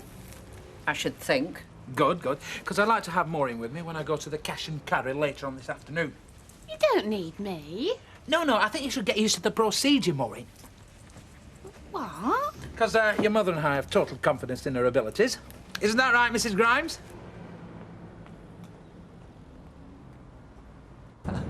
Well, I don't know if everybody's got the message, but Len, our faithful driver, tells me we'll be going M6, a little bit of M5, M42, M40. I don't mind which way he goes, as long as he gets us there. Well, you might be interested because there's no services at all on the M40. So if you want to go, you'll have to go before you go on the M40. If you see what I mean. All right, Derek, now come on, sit down. No, but we will be making one stop before getting onto the M40. It will be a very brief stop, bear in mind, and our ETA London will be 12:30. What's the weather like in London, Derek? Do we have to change his watch? It's the London time, Derek. Oh, yes. If you are partaking of refreshments on the coach while we're in motion, would you remember to remove all bottles, cartons and wrappers, and especially fruit peelings? Derek! Remove them all from the coach and bin them at the rest stop. Makes life so much easier for the staff. Thank you. Once a caretaker, eh? Nobody put you in charge, Derek. Well, somebody has to do it. Bit chaos otherwise. It's embarrassing. Oh, so I'm an embarrassment now, am I? Yes, you can be. Well, thank you very much. Sit down. I'll sit while I've got more room, Mavis, in case I embarrass you while I'm reading the paper.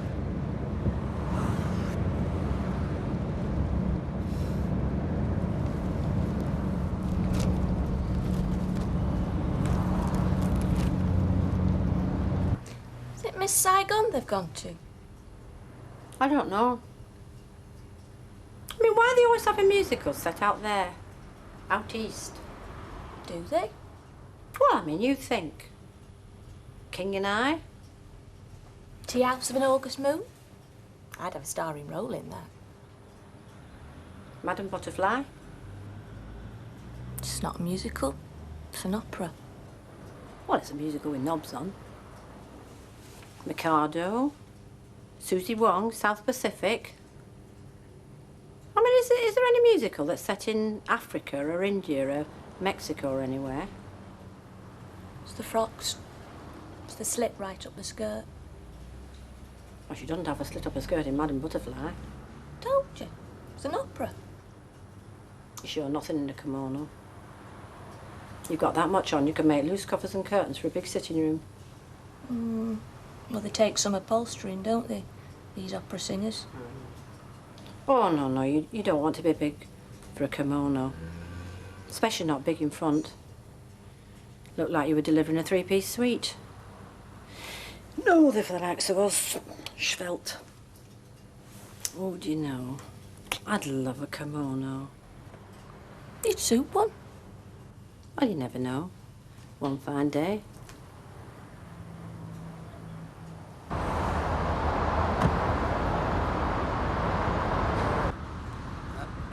Excuse me.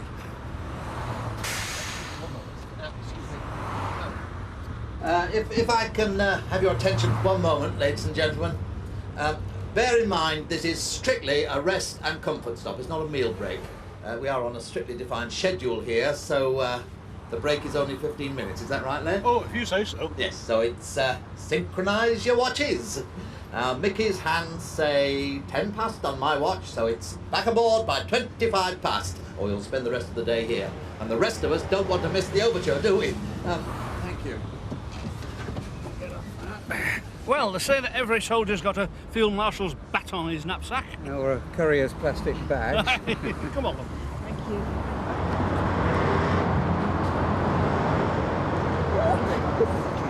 Yes. Start bubbling up, I think. Yes, I'm like that. Now, wait a moment, Mavis. Hang on.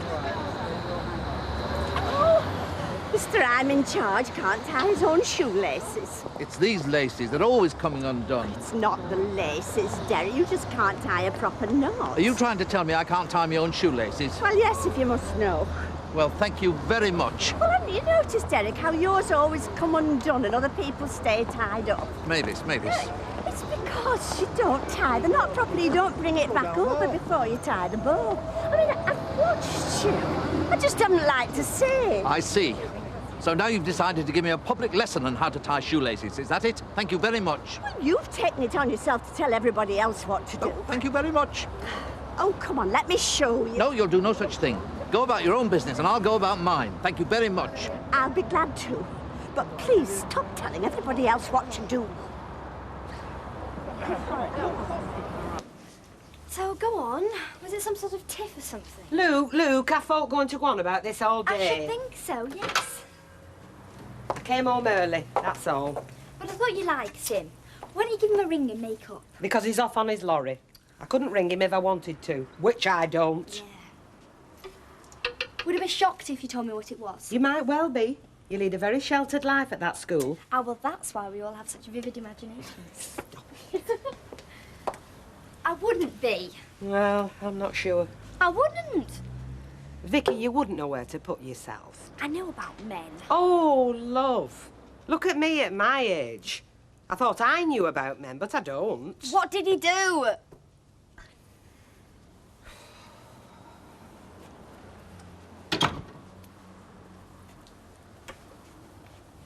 All right, Vicky, if you must know.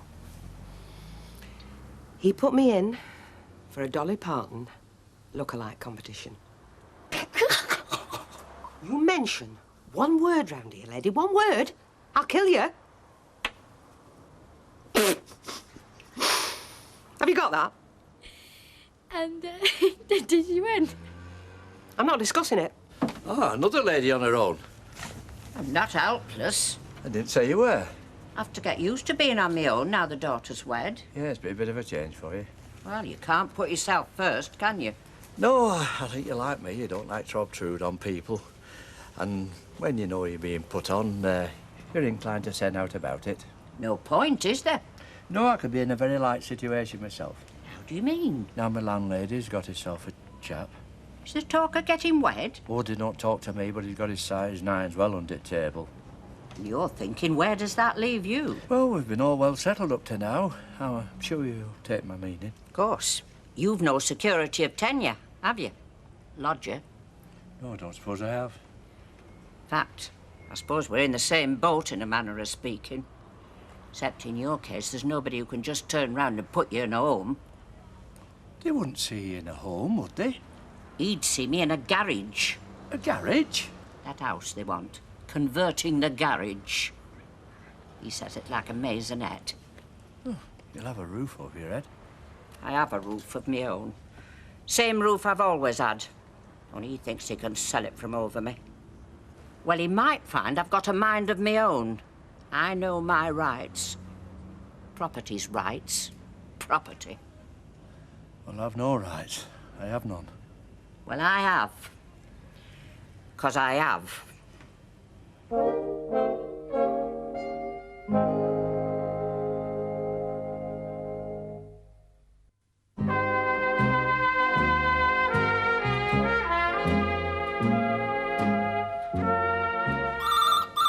Get that, will you, somebody?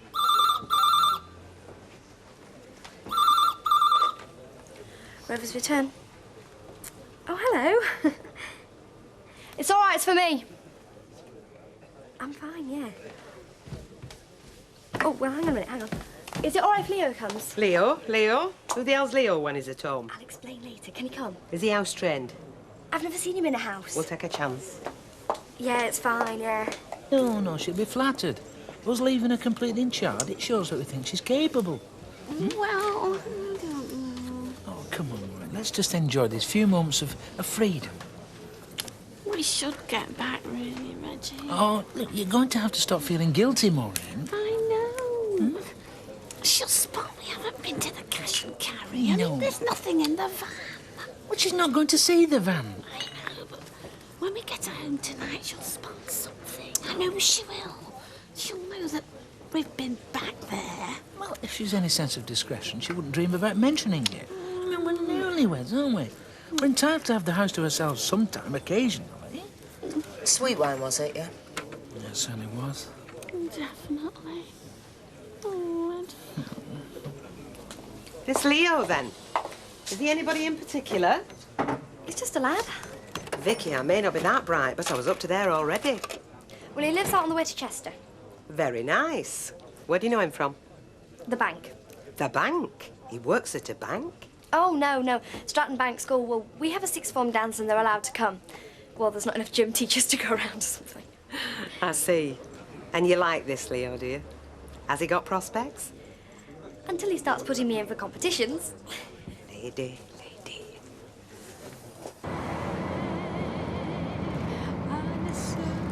You know what you look like. What? Oh, well, you can saw with a sausage roll stuck in your face.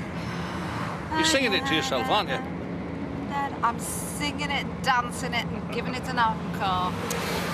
Oh, I should have gone in for it, you know. Well, you can't sing.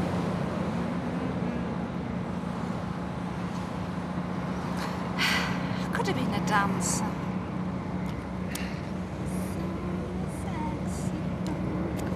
Oh, I'm glad we went. It's nice to have some excitement in your life. Yes, it is. Because some people might have enough excitement in their lives already. I hope you're not going to have a terrible row with Derek when you get back home. King Kong's just in a huff. He'll get over it. I'll put something in his cocoa. You put things in his cocoa? Oh, just a little drop of brandy. Now, let's hear about Bernard. Right, I can let you have the same as last time, but you'll have to pick 'em up now. Yep, no sweat. And just call it 200 quid. Hang about, I thought you said you'd do the same as last time. Yeah, well, they are the same as last time. I mean, same T-shirt, same thing. Yeah, but it wasn't 200 quid. Yeah, well, last time was a bit of a flank, wasn't it? Well, same again, right? No, you see, last time, you were getting the privilege of me putting one over on the boss, right? It's the idea, isn't it? Yeah, we're not the idea anymore, Macca. Because I'm the boss. Say one for yourself and all, but I'm skint. Ah, but you've got a lovely smile, haven't you? Oh, yeah? Want to buy it? Oh, she's already got one. A cracker and all. Oh, my heart's sunk. I thought you weren't coming in. Is it the usual? If that includes a lot of back chat, I suppose it is, yeah. I just noticed. What? She's quite well endowed, Tanya, isn't she? Oh, is she? Tell me you haven't noticed. Well, I've got exams. I mean, I'll read about physiology. Do you think I'd look good in a kimono? What? Would you fancy me in a kimono? Well, you'd look wonderful in a kimono, yeah? What is this, one of these Harold Pinter blades or what? Hiya. We're just doing a bit of business, Vicky. Don't think we are, Steve. So you're not doing any business then? Well, I've got to get back over the road anyway, you know, I've got things to do, you know. I think it's going to be a tycoon. Yeah, I'm getting that idea. Well, that's okay, because I'm otherwise engaged myself anyway. Well, you just thought you'd come over and tell me that then, did you? Try and make me jealous? Well, I didn't want to think of you pining away there. I'll try not to. Good. Right, well, have fun. Be good. Don't do anything I wouldn't do. Bit of a cracker, ain't you? Yeah, we'll keep your hands. Is she over 16? You see what I mean? I mean, I wouldn't mind anybody taking her off my hands, but she's too good for you. It's that modesty of yours, Steve. What is the secret? Well, my secret is never take it too seriously when you're being idolised. Well, yes, I know, but I mean, you must look forward and sort of think if and whether. You must. Ah, but I don't, Mavis. I take one day at a time. I've long since given up living in the future. But does he give you any hint that he's thinking about the future? Oh, Mavis. Well, I wouldn't dismiss the possibility. I'm not dismissing anything. Oh, so it might have cropped up then. If anything at all is going to crop up, Mavis, it'll crop up of its own accord. Well, the roses in our garden crop up of their own accord, but come up a lot better with a bit of encouragement. I started to write a romantic novel once. Did you ever finish it? No, I didn't. You should. You're not making an announcement, Derek?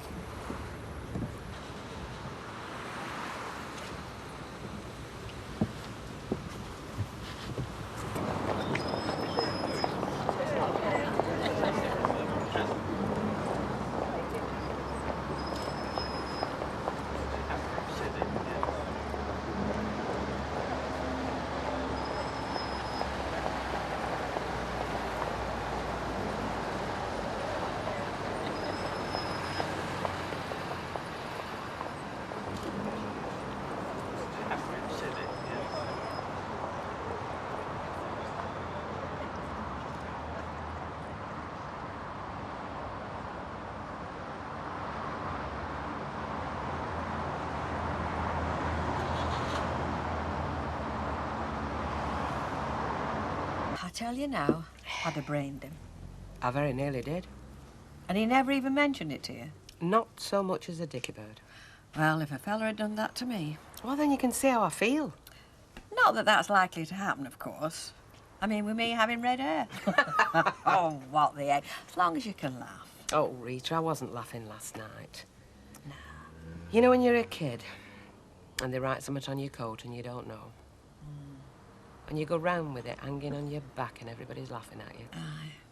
Well, then you're with me. I mean, laughing at yourself is one thing, but that's another. He wouldn't have meant it that way, though. I'm sure of it. Maybe it's me.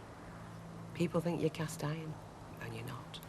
He thinks you like a bit of fun, and he's not necessarily wrong. Well, he got it wrong last night. And you know, I was just beginning to think he might have been my ship coming in. There you are. That's what's got to you. Torpedoed him good and proper, didn't I? More fool me, I suppose. Do you know, I told this one to be in early. Not bad by today's standards. Oh, you're in. Hi. Bolt that door.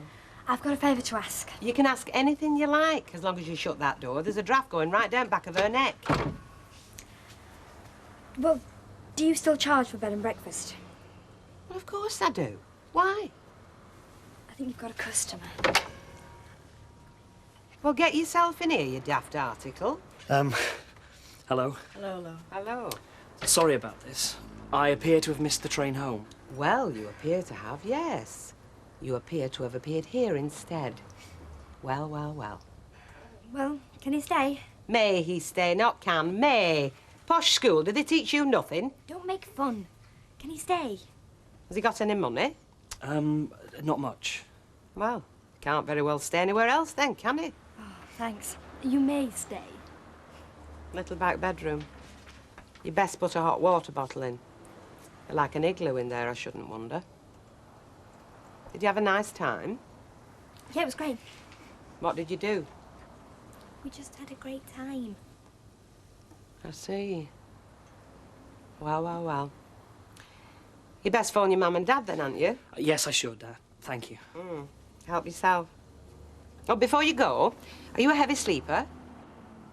I think so. Normally. Do you know, I envy you. I'm a very light sleeper myself. And with all the creaking boards in this place, I don't get me rest if there's anybody moving about. You are terrible. Phone's in Thal, son. Thank you. You don't have to be embarrassing. He just missed his train. All the same, lady. Let me give you a piece of advice. Well, I don't think I need advice right at this very moment. You make sure, when you let him out in the morning... I'll be discreet. Oh, no, no, no, no. Make damn sure Steve MacDonald clocks you. I'd love to see that lad with his nose out of joint. You know what I think has been one of the best things of today? And I mean this. I know what you're going to say. It's been able to have a really good long talk. Yes, without interruptions. Love some chips. Do you know, I can really see the point of these Charabang holidays abroad. In fact, we were actually thinking of it, you know, for this summer perhaps. Are you sure? After today? Oh, yes. He just got himself in a silly hope. He's best ignored when it's like that. Oh, excuse me. Excuse me, I think you're going off with my husband. Oh, I don't think so, missus. Derek, wake up wherever you are. He's not there. Well, he must have got off then. No, we got off first, Emily. Nobody else got off before us. Kenneth, excuse me, have you seen anything of Derek? Sorry, no. Why should I have done? Well, I mean, I thought you were sitting together on the way back. No. Oh, yes, I mean, I thought I saw you. Nobody left on this bus. If he's not here... Oh, and he's not on the bus. He was sitting next to you, Kenneth. Maybe he wasn't. Well, looks like we've kind of mislaid him. Or he's mislaid himself.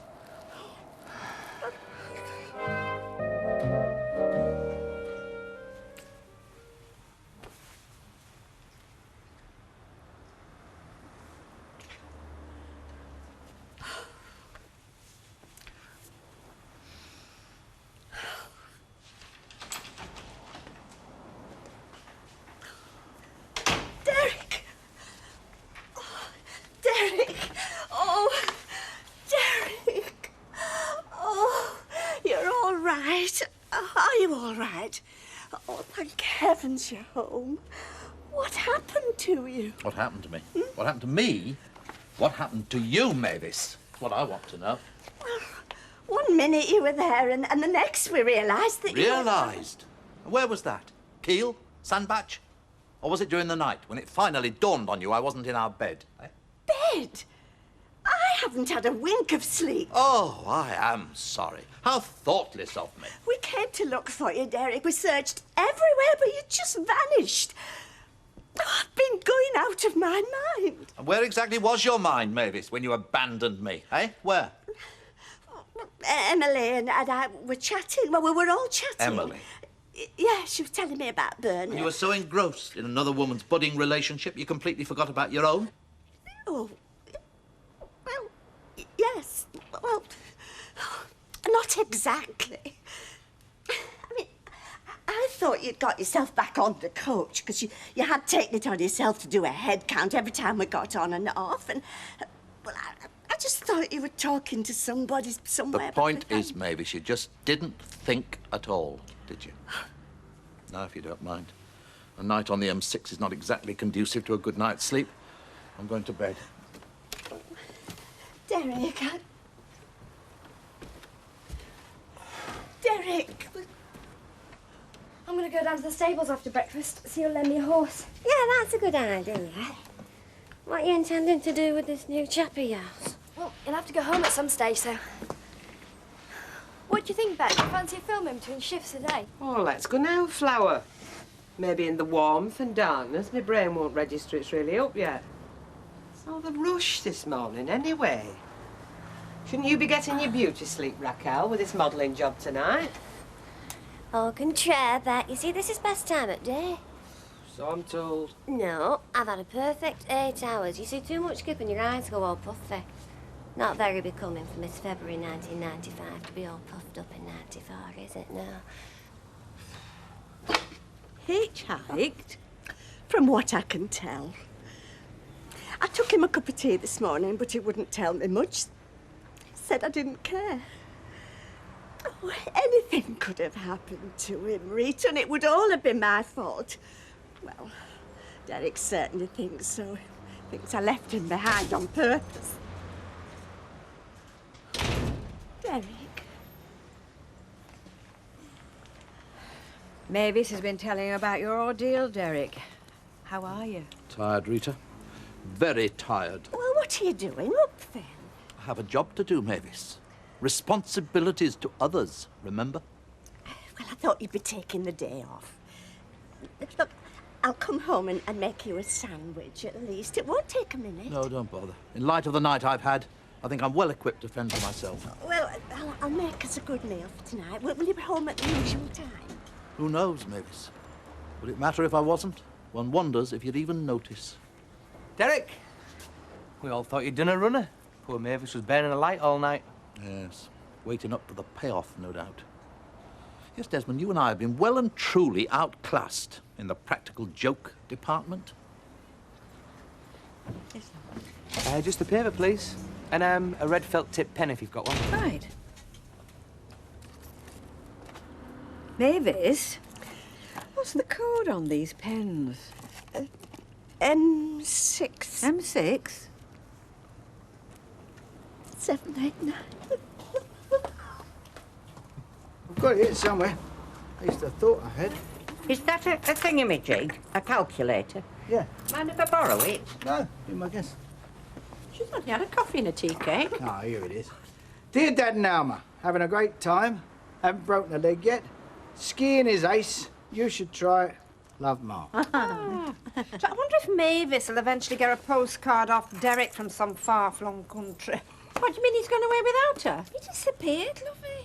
He got off the coach and he never got back home. That's terrible. It happens sometimes, you know. Husbands go out for a packet of cigarettes, never come back. Oh, ingenious man. Hi. Did you hear? What? Derek's gone missing. Missing? I've just seen him on his way to work.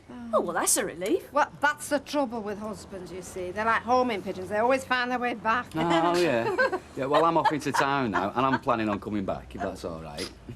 Have you got our checkbook? I've got to change David's shoes, haven't I? Anyone else need anything? Yes, some company. I've got a ride booked. I'll give you a lift if you like. Oh, well, I'm going to be a little bit busy, Maud. I've got a few bills to pay. I'm going to be at least 2 or 3 hours. Well, that suits me. I don't need a chaperone. The ride's yours if you want it. Oh, well, go on then. Right, see you later. See you later. Thank you. Oh, very handy that was. Right. Come on, let's hit the road. Have a nice day. Cheers now. Bye. Do you think she's after him? Well, I'll keep an eye on him. Derek and Mavis. Mavis and Derek. Sounds natural enough on the surface. Man and wife. A union. Promise to look out for each other day in, day out. 2 hearts beating as one. Supposedly.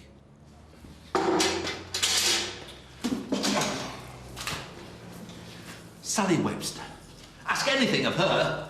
She'd say she'd have to check with Kevin first. Gail Platt's the same about making a move without Martin. But ask Mavis Wilton a simple question like, how's Derek, Mavis? What could she say? Oh, fine.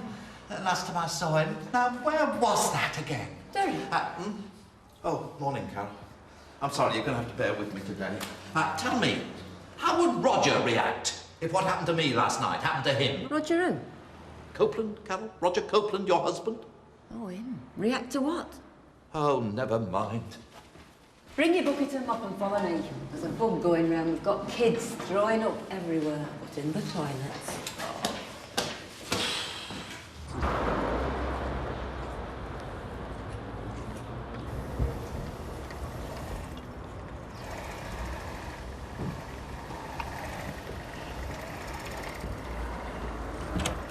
Vicky, get me another box of crisps, will you, love? Yes, love, what can I get you? A few minutes of your time. It's dinner time, Charlie. Okay. I'll come back later, after closing. Well, after closing, I'm going to the pictures with Vicky. I'm her Vicky. No, that's all right. We can do it anytime. We made the arrangements earlier. I'm sorry about that. Seems I'm never going to get it right, am I?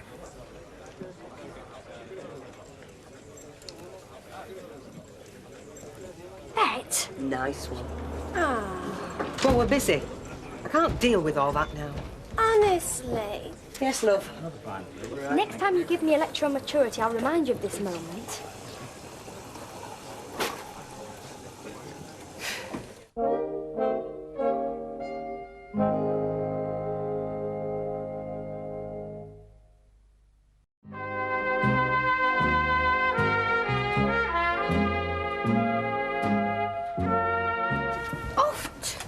This long?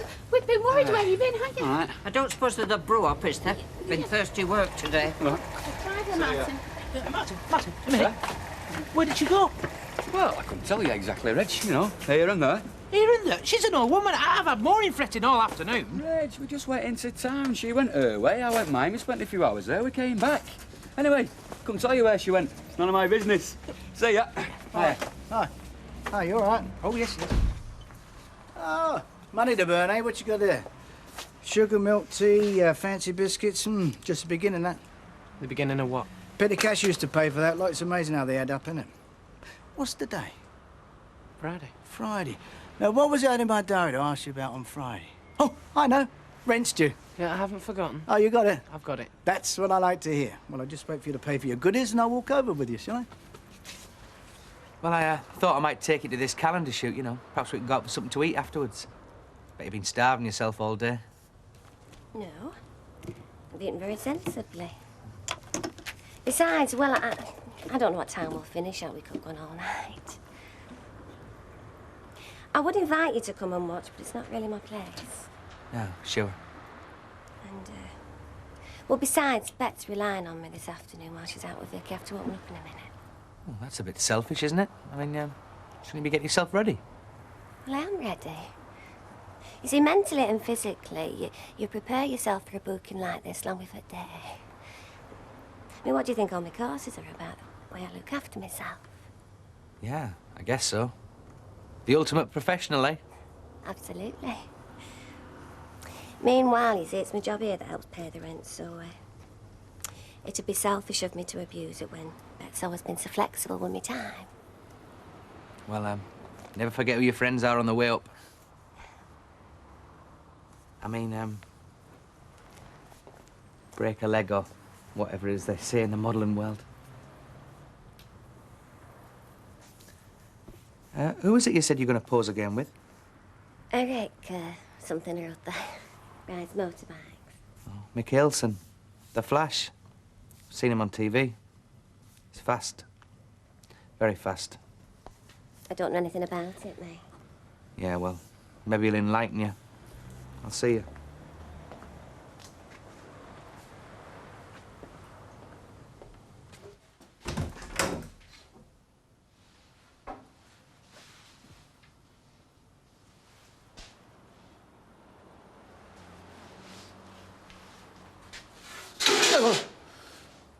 Right, that's it, I'm off. You staying here all night, or what? What? No. I was just deep in concentration on this. No.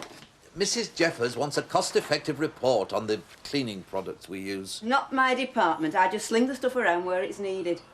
Night, then. Night. Oh.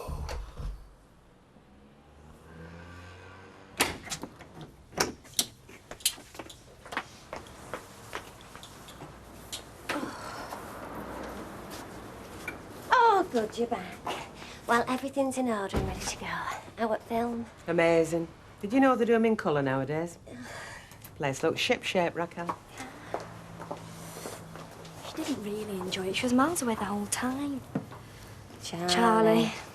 Well, she's only known him 5 minutes. Well, that's all it takes sometimes. I think she's just a bit nervous of making another mistake, Vicky. Nothing against your granddad, you know. Excuse me, Miss Watson home? Oh, yeah, my taxi. Yes. Sometime. You take these No, out. Raquel. Well, This isn't the taxi driver. This is Eric Mikkelsen. Oh, sorry. No, I am sorry. Oh, do you know how embarrassing of me about to work with you and all where to start? I can manage. oh, no, please. Allow me. I'm Vicky. I've seen you race. Oh, I hope you find what I do entertaining, Vicky. Yeah, you're terrific. On the track, I'm at home, but this modelling business, my body, it is not at ease. Are you listening, Raquel? Oh, don't worry. I have some fantastic relaxation techniques I can show you. Eric, this is Mrs. Gilroy, Eric. They call him the Flash. It was a magazine description, a long time ago. Some people still call me Mrs. Gilroy. That's a long time ago as well. Bet. How do you do, Bet? Hiya, there's a taxi wait. Hello. Hello. I really think we should be going. See ya. We'll all understand if we don't.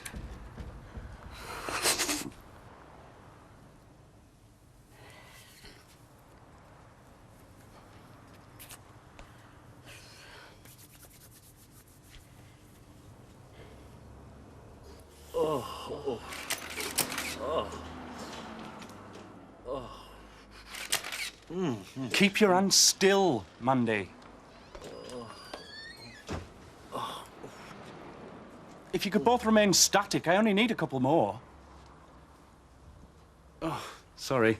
Running a bit late, just finishing March. Go and get yourself changed. If you could hold those positions for just a few seconds longer. A few seconds more, mate, and I'm history. Just face front again, Wayne. OK, I think we're through. You can get up now. I said we're finished. I'll do a quick set, so take your time. Oh, Rachel. Wayne. So, you're March, are you? Yeah, that's right. And you? Eric and I, were February. Interesting. So you mean as the months go by, the punters will just flip me over on top of you? Sounds just like old times. Just one question, my friend. If you feel you're well enough acquainted with my colleague here to make what I presume was a little joke just now, why do you not know her name is Raquel and not Rachel? No, it's all right, Eric. Wayne's not exactly renowned for his professionalism. Anywhere. Wayne, have you met him? Yeah, we did a charity appearance together. We did? Oh, well, then forgive me. Wayne, is it Because January, February, June, or July, is anyone going to know, let alone remember, who you are?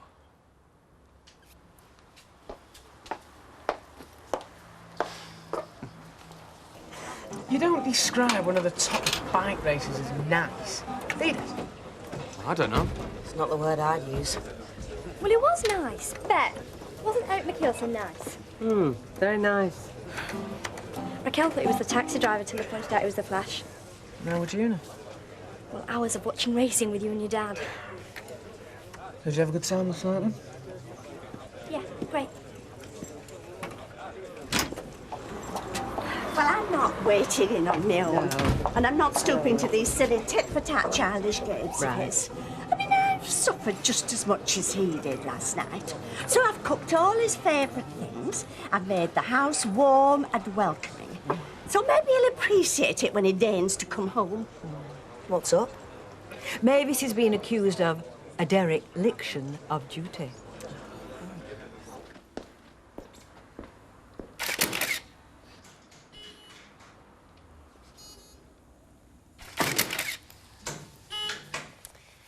I think it might look good if you put that hand on my thigh. It's just a suggestion, you know. Oh, yes, yes. It's a good one. Should we be talking? Oh, sorry. We're putting you off. Oh, no, not at all. In fact, I prefer it, if Ben doesn't mind. Looking good. Put that arm around her now, Eric.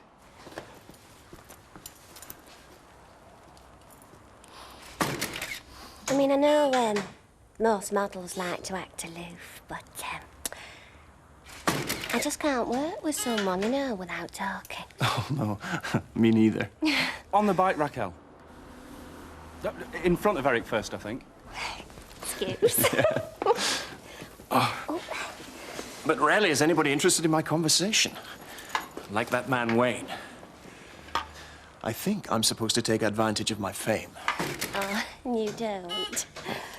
I have a talent. That doesn't make me a better person than anybody else. Lean back against him now, Raquel. Eric, do you know these nails of yours are a disgrace? Oh, it's grease from the bike. It's a constant problem. Got a good tip for that. Tie after. Now, you two really like each other. You get along very, very well. Oh.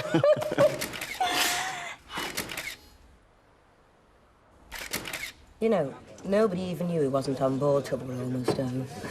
Well, you wouldn't miss him, would you? I mean, he's not the most dynamic bloke you'd ever set your eyes on. Apparently he had to thumb his way back to Weatherfield, bless him. Dangerous business accepting lifts from strangers. Never know where you might end up. You don't? You know, she's convinced he set him up for it. Was he wearing a silly big hat at the time? No, his best going out suit, apparently. Then there was nothing premeditated about it. If she was serious, she'd have gone for the full Monty. Tanya, take over. Would you like to come through?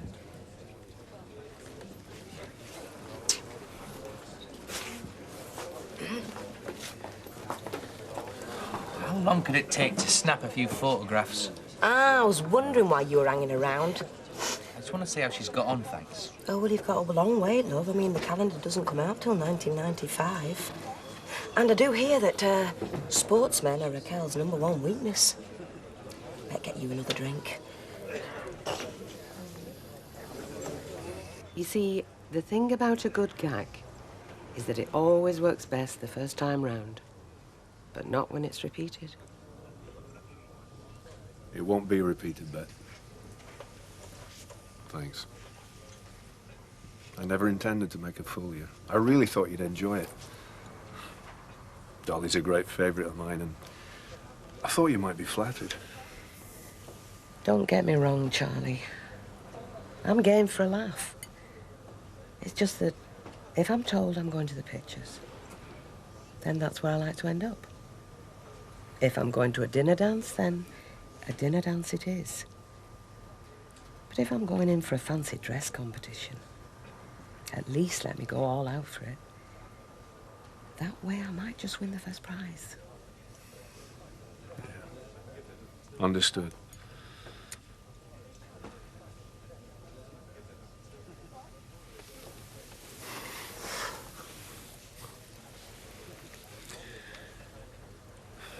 can't have scared Vicky off. She didn't know I'd be back. Hell, I didn't think I'd be back. All the girls had a fair idea. What about you?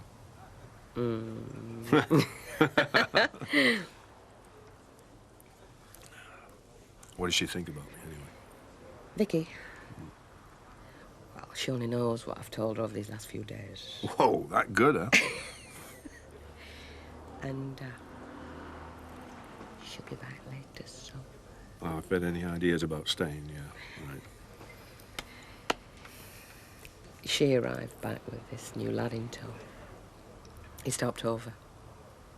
I put the fear of God into him so he wouldn't touch hair on her head.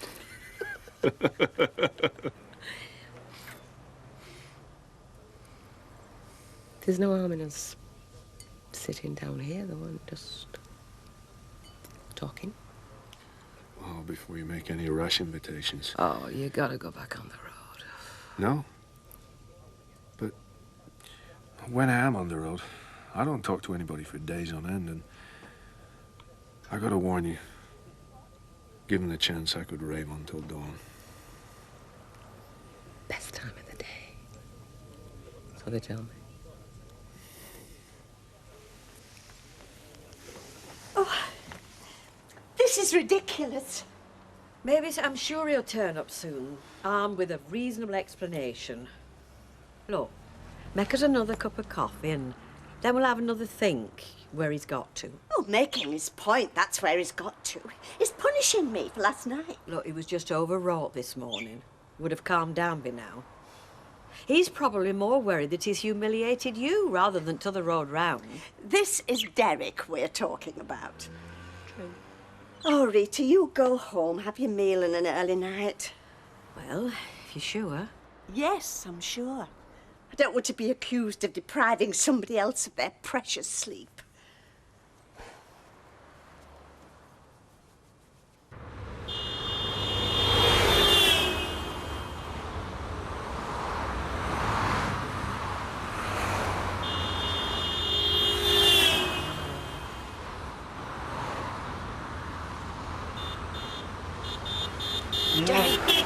Derek! I'm awake, I'm awake. What? Thought you were going home. I went hours ago. What are the police doing here? It's 8:30, Derek.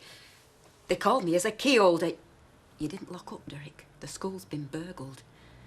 Videos, computers, the lot. They want to ask what you know about it.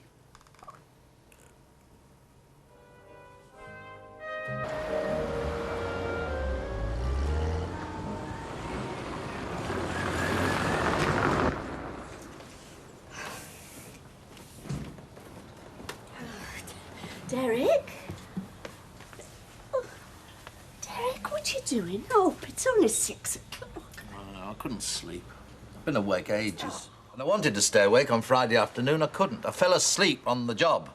And now I want to go to sleep. I can't. Shall I make a nice cup of tea? A cup of tea won't turn the clock back, Mavis.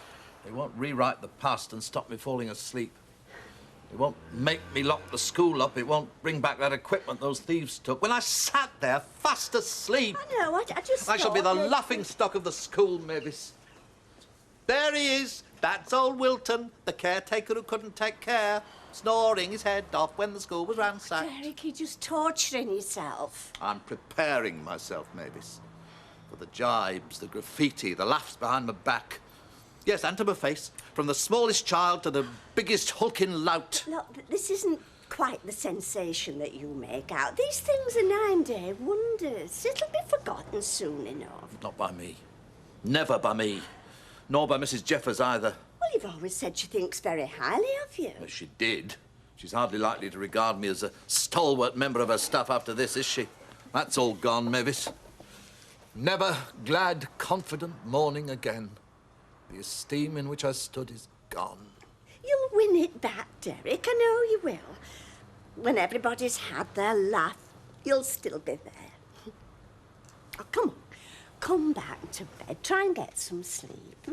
I'll wake you in good time for school so you needn't worry about oversleeping. Oh, thanks, Mavis. That's just the vote of confidence I needed. Right, well, I best be off. Arrive on time. Show them I'm punctual and reliable and all that. And that you can tell the time. Hey, Liz has got a job interview. Oh, yeah, what's that? It's a wine bar in town. What, manager? No, assistant manager. I'm not proud. I can't afford to be. Oh, well, anyway, good luck to you. Yeah, good luck, Liz. Thanks, girls. I'll see you later. See ya. I wonder if she regrets it, giving up the pub and going back to gym. Well, I bet some days she does. Yep. And some days she doesn't, depending how Jim's shaping up. You got life all weighed up, you, haven't you? Only other people's. Me own baffles me completely. He's young, for a bishop. Some people say he'll end up at York. Will you understand what you're doing? I'm not sure how much I'm going to tell him. I shall say I want to leave St. Saviour's, but whether I'll go into the reasons... But you want to know, surely. Well, I'd want to know if I were the bishop and he the parson. But then, I'm not bishop material. I've never had that sort of ambition. Whereas he would have been successful in anything. Business, politics, whatever. But to be frank, Emily, if I have to give him reasons, and I start to talk about loss of faith and doubt, I suspect that he would regard me as impossibly quaint and old-fashioned.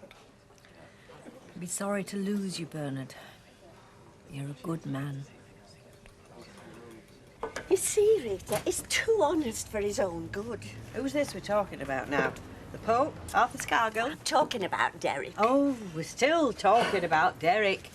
I mean, it's a terrible indictment of the world we live in, isn't it, when you can be too scrupulous, too honest. I mean, most people, if they'd not slept the night before, they'd ring in to work and say they were ill and they couldn't turn in, but not Derek. Not Derek.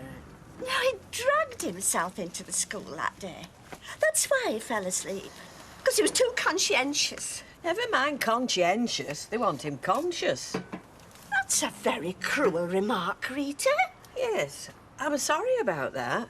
I can't think what came over me.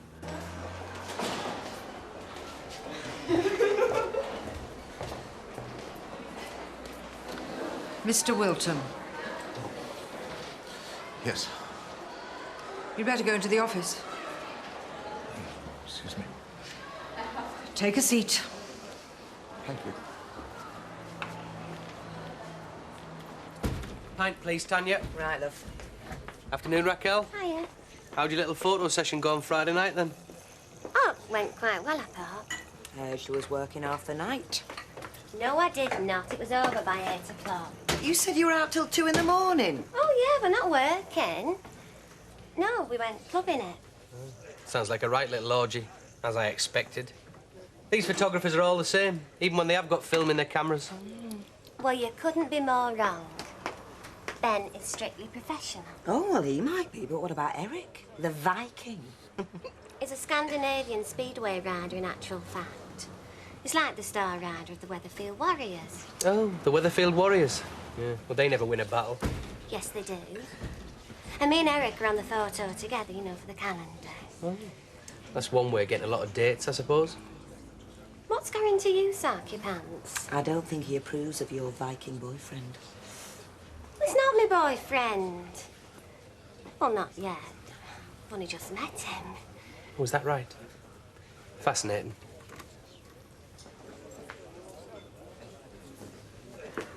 Oh, Mrs. Wilton. Hello, Mr. Sugden. Where's that husband of yours, then? Well, he's at school, of course, as usual. Oh, he's gone to face the music then, has he? You know, during the war, they shot men for doing what he did. Falling asleep whilst on guard. Oh, really, Mr. Sugden? Do you know, that was one thing I was never called on to undertake during the war. What was, Mr. Sugden? Being on a firing squad. Mind, I wouldn't have enjoyed it, but I'd have done my duty. I have had to spend all morning grappling with this disaster, Mr. Wilton. Yes, I know. But And I use the word disaster with good reason. if you could only let me just acquaint you with... Oh, please. You will have your turn to speak. Over £3,000 worth of equipment has gone, for which we may well have no insurance cover. Oh, really? Now, I say, you're surely not blaming me for the school failing to have adequate insurance? We do have insurance arrangements, Mr. Wilton, or so we thought. We are certainly insured against break-in. We may not, I am now informed, be insured against our own negligence. And when I say our negligence, I do, of course, mean your negligence. Because the people who stole our computers didn't have to break in. They could simply walk in. Because you never locked up. No. I was going to. I can assure you that was my intention. You were actually here, in school. Yes. When the equipment was stolen. Well, yes, I mean, I must have been. Asleep. Out of sheer exhaustion. Oh, come on. The job's not that arduous. I don't deny I've let you down, Mrs. Jeffers. I can only say it won't happen again. Your promises really aren't of any interest, Mr. Wilton. And I have to tell you that the matter doesn't end here. It will have to go to the governors. Until that time, as from the end of school today, you are suspended. Suspended? On full pay, pending the governor's hearing, which will probably be next week. And I have to tell you that if the governors accept my recommendation, then the result of the hearing will be your dismissal.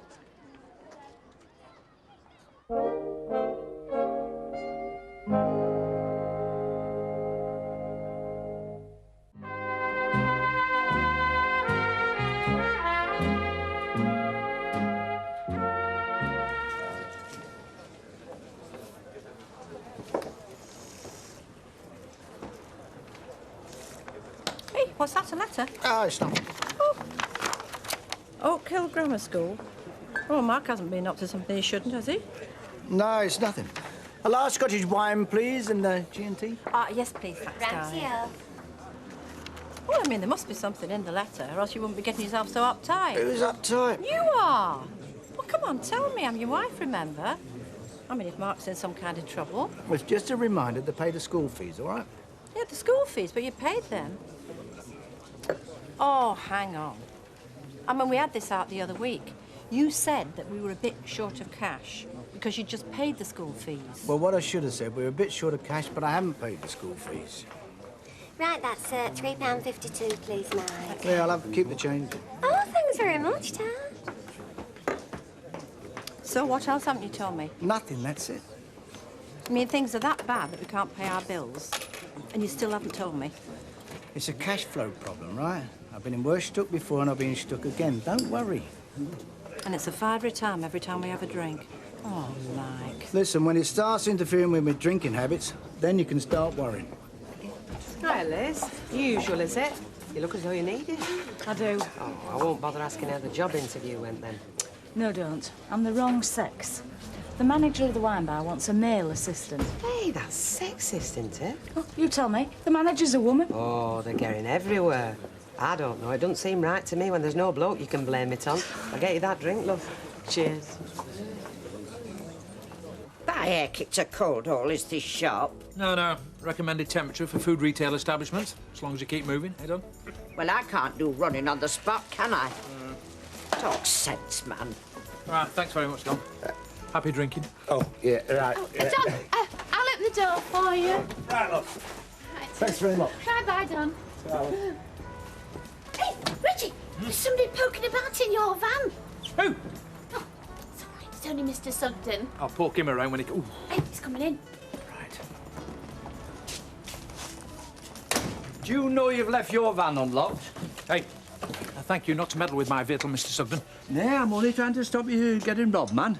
Mr. Sugden's only trying to help, Reggie. Some people you can't help, because they know it all already. If you leave your doors unlocked, it's an invitation to the Light Fingered Brigade. The only thing there is in that van, Mr. Sugden, is a few potato sacks and a couple of hundred cabbage stalks. And if they steal them, they'll be cleaning it van out for me. Keeps it filthy. And I have to travel in it.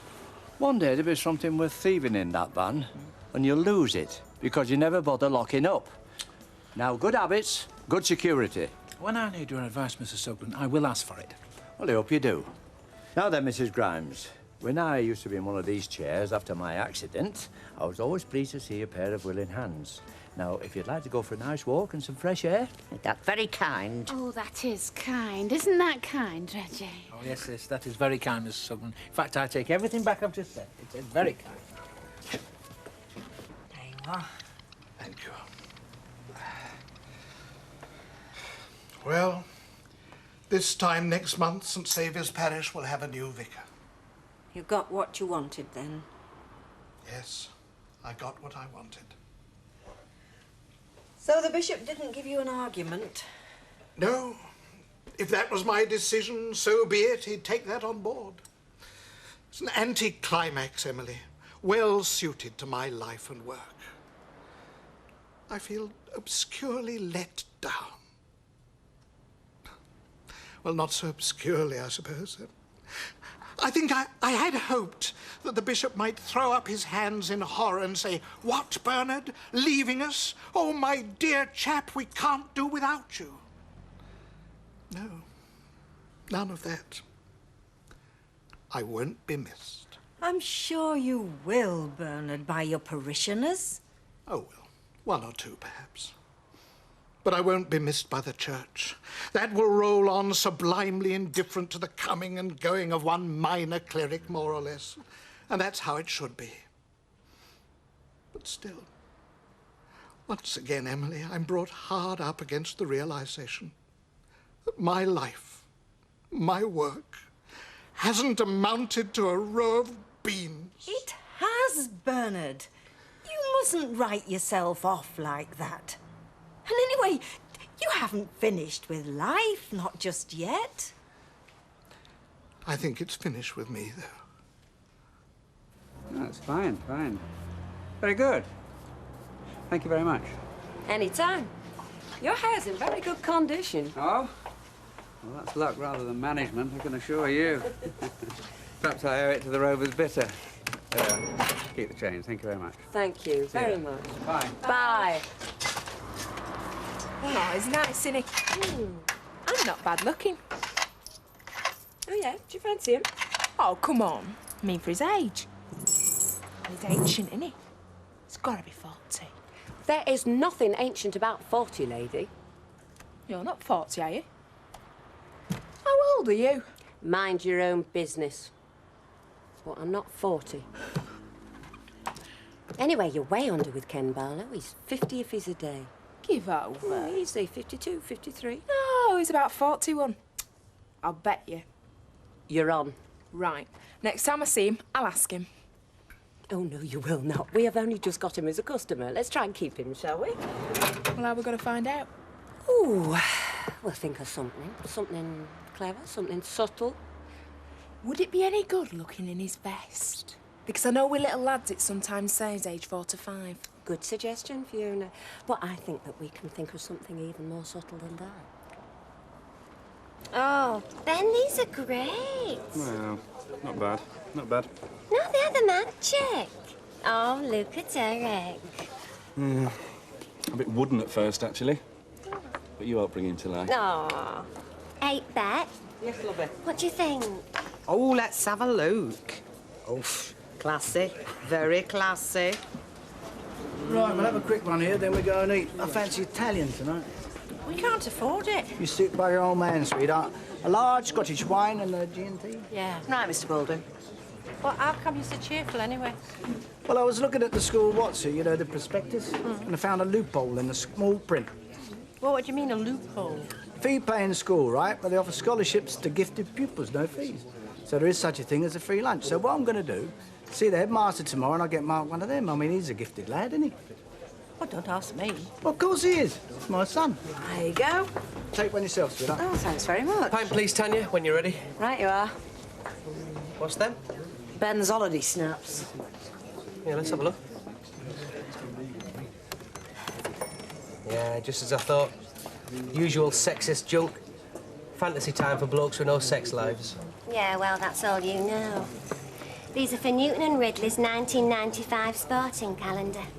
And I'm going to be Miss February, thanks to Ben. Miss February, eh? Oh. Just due to end up with the shortest month. Shortest everything, I shouldn't wonder.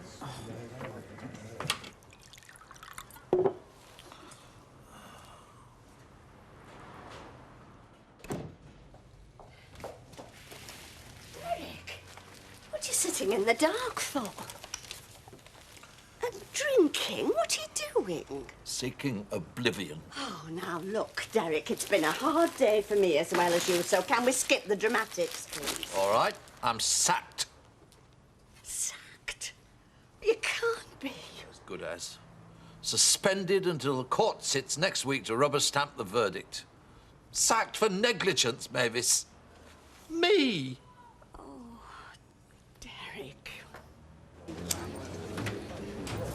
Do you know that bet we've got going? Yeah? Yeah, well, don't look now, but he's just walked in. Right. Well, I have had an idea. We will ask him...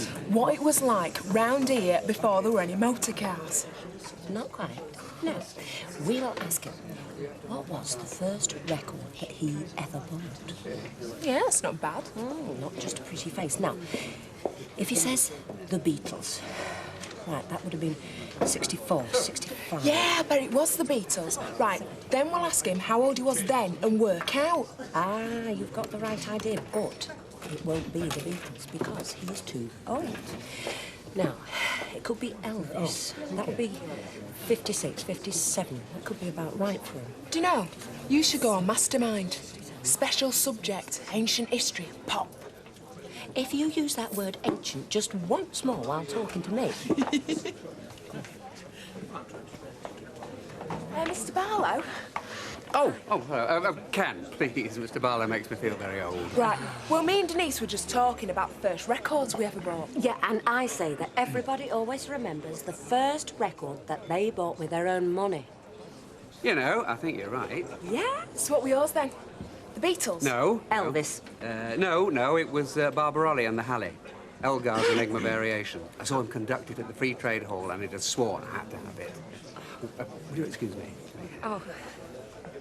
Exactly what language was he speaking then? This is going to be harder than I thought. We're well up on last year's figures. Mind you, good management always makes a difference, I find. Especially in tough times. Oh, you're not questioning my management skills, I hope, Norman. Question anything you want, but not those. Those are well proven. So are you going on then, Rich? Well, with the shop. I'm trying to bring it in contention with the modern world, You got a good business there, you know. I got a dying business, Alfred. I'm now trying to apply the kiss of life. Give over. See, what that shop relies on in who's running it. I mean, if you get the customers on your side, you'll do all right. I did all right. There's a lot in that, you see, because at Better Buys, you could hide behind your staff. Yeah. But when you're in a little shop like that, I mean a very little shop like you've got, well, you're exposed, aren't you? I mean, that high visibility factor, it works against you. Oh, right. Yeah. I don't like the drift here. Wait, shoot. It's really nice, Derek. Yeah, for a bloke who rides stripped-down motorbikes, you mean?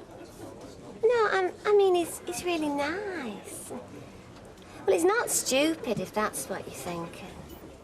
I wouldn't let him take me to this party if I thought he was stupid. What party's this?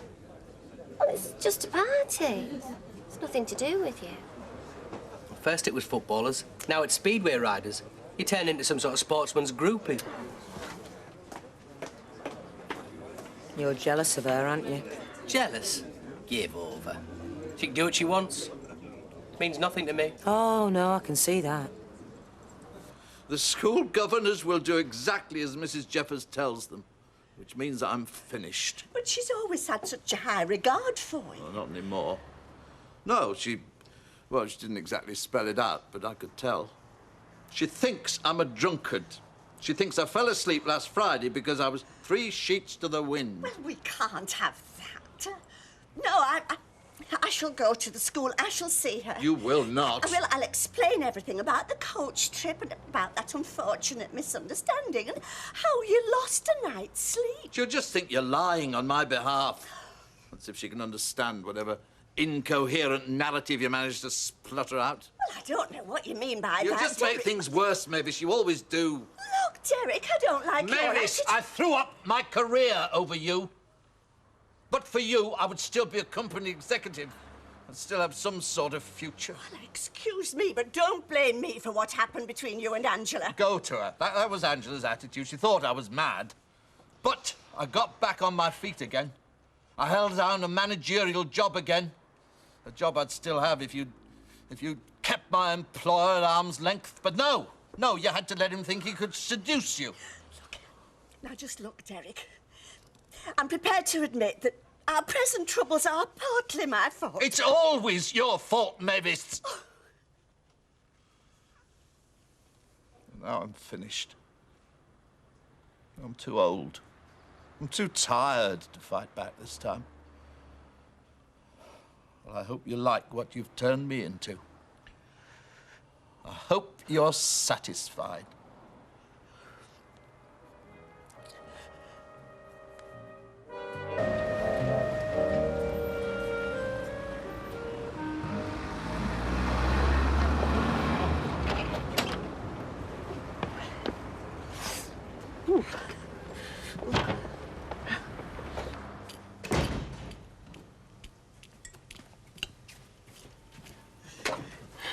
Right. I'm off. Look, Derek, I know how you feel, but I can't stand much more of this. Know how I feel? You know what it's like to lose your job, your self-respect, and it's all down to the one person you trusted? It is not all down to me. Oh, what's the use? I'm obviously wasting my breath. I could stand here arguing until I'm blue in the face and it wouldn't make a scrap of difference to you, would it? Well, if you deliberately set out to make me suffer, to make me feel a sight worse about it than you ever could, you've certainly succeeded. And you're the one who's lost everything, are you?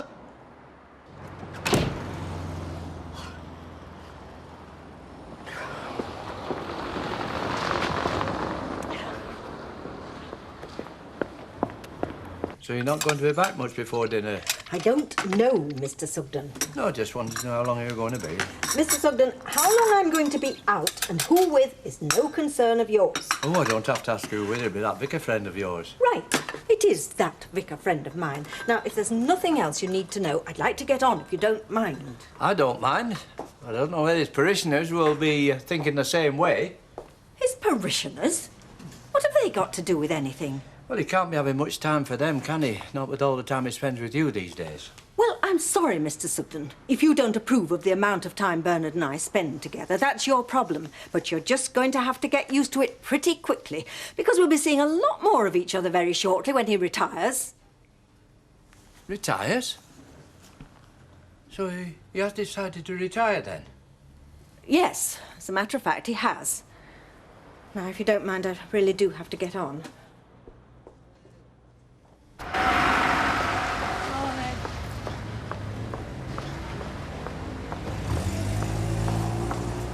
Hi, Derek. Morning.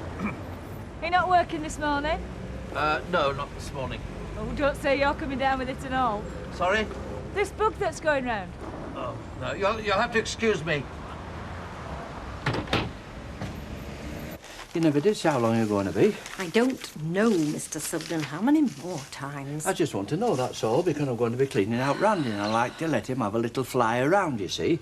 Well, I mean, I don't want you coming back any minute when he's doing that now, do I? Right. Well, you'll have plenty of time for that. Now, where did I put my handbag? I don't suppose he knows what he's going to be doing with himself. Sorry? Your vicar friend, when he packed his job in. Well, we haven't really had a lot of time to discuss it, Mr. Sugden. And I would appreciate it if you didn't discuss it either. Not until such time as Bernard chooses to make it public. Discuss it? Why should I discuss it? It's no concern of mine what he does with himself. No. Well, I don't think you need to worry about Bernard. He'll find some way of continuing to serve the community. And many worthy causes, believe me. The plight of the homeless, for instance. That's a cause that's especially close to his heart. Well, it would be, wouldn't it? Because he's likely to be one himself before long. Look what wind's blowing in. What's up, love? Could you not sleep? I fancied coming in a bit early. No law against it, is there? No, as long as you don't expect to be paid overtime. Right, well, I'll be off then. I shouldn't be too long. Right, well, just think on.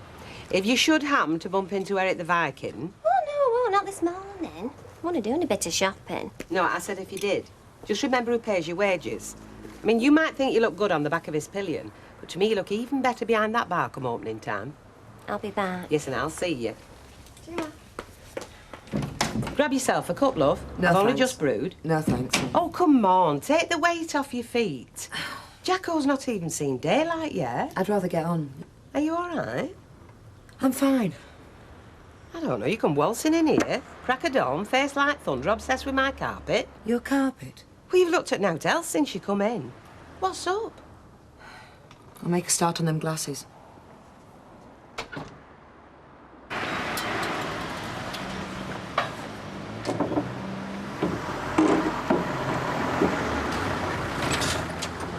Take it you've had a look then. And who have I seen since last night? I don't know who you might have bumped into after you left the Rovers, do I? Yeah, well, it was a hot bath and an early night for me. Ken Barlin must have thought we were crackers. It didn't get us anywhere, though, did it? I don't know why we didn't just come straight out with it. Just ask him how old he is. Now, where's the fun in that? Yeah, well, tell you the truth, I'm getting to the point where I don't care how old he is. Oh, right, so if I crack it, then you're not interested. OK. Hi, Simone. Hi. Well, I'm sorry, Mrs. Carpenter. I thought you gave me £5. It's OK. What's up with that? I gave her the wrong change. She gave me a £10 note. You sure? Yeah. Well, you have to watch it with that law. It won't be the first time they've tried it on. Look, I'm sure. Well, I don't know. I think I'm sure. Oh, look. If it's going to bother you, I'll give you the £5 myself. Now, come on. I'm sorry, but I take it we've got Derek to thank for all this. I don't want to talk about it, Rita. Look, it's not all down to you. He was the one that missed the coach. You don't understand. I understand he's making your life a misery. And mine and all.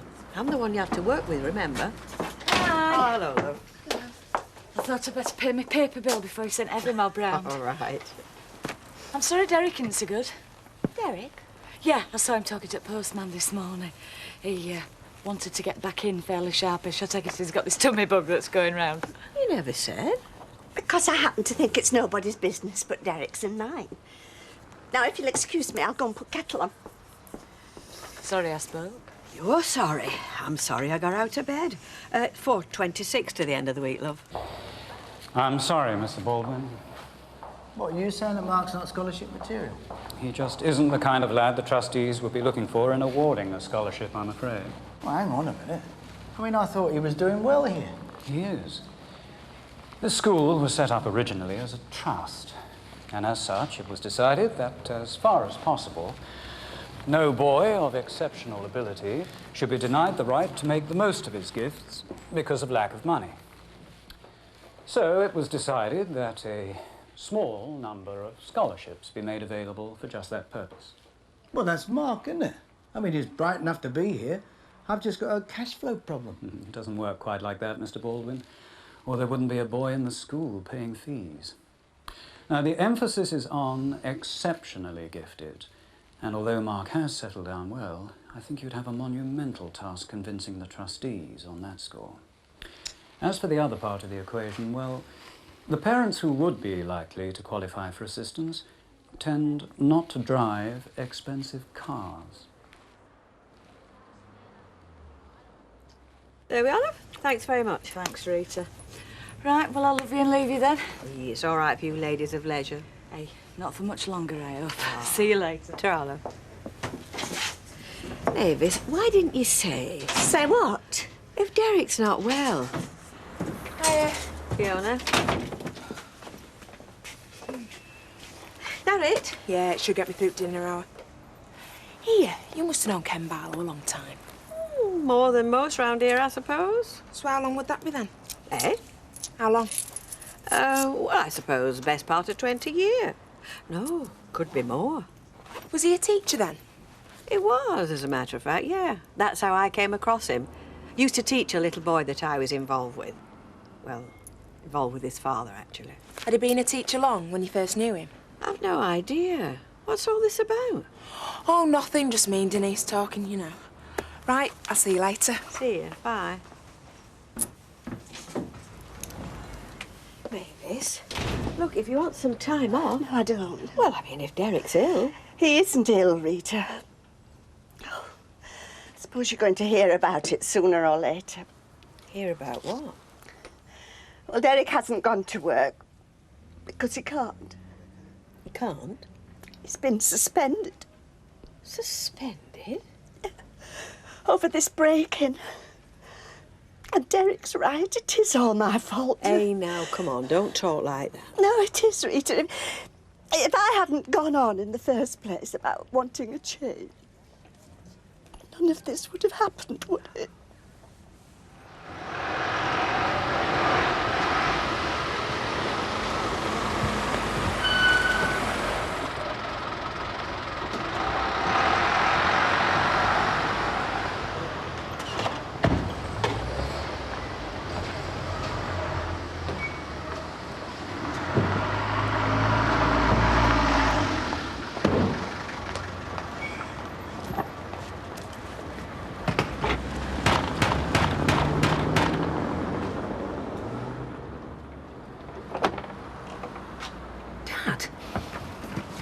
Excuse me.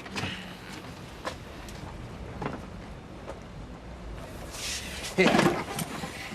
Don't you come near my home again. Dad, listen! You want to carry on the way you are doing, you go ahead, I can't stop you. But you're not spending another minute under my roof. I think you and me had better have a little chat. Don't you?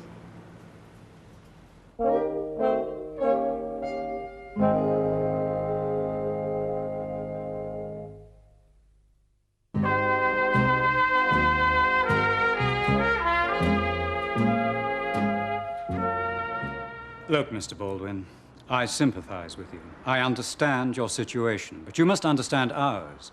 We have cash flow problems as well, you know. And what am I supposed to do then, eh? Take the boy away? That is not what I'm saying. No, you're not, no. Because there are other parents in the same boat as me. If that was your policy, you'd have to close this place down. Have you tried other sources of providing capital? What do you mean? Well, a bank loan. Mr. Samuels, I'm a businessman. I've been a businessman all my life. I know more dodges about making money than you've had hot dinners. Now, listen. When I say I'm temporarily in stuck, that is what I mean. Are you with me? I think you've made your point. And how long do you expect this state of affairs to prevail? Well, I don't know, do I? Month? 3 months? I don't know. By which time not only will you owe the current term's fees, but next term's as well. So, that's why you were here with the milk this morning. He waited up last night, saw what time I got in, who I was with, and this morning he hit the roof. Just because you were out with a fella? Because I happened to be going out with this particular fella. Oh. What's up with him? Has he got 2 heads or something? No. 2 kids. And a wife? Right. Look, I don't want this going any further, all right? But why, Tanya? There's plenty of lads your own age. Unattached lads. What do you want to go getting yourself mixed up in something like this for? I've no complaints. Look, we didn't plan it, it just happened. 2 people who happen to find each other attractive. We get on, we're good mates. And he takes care of me. For how long?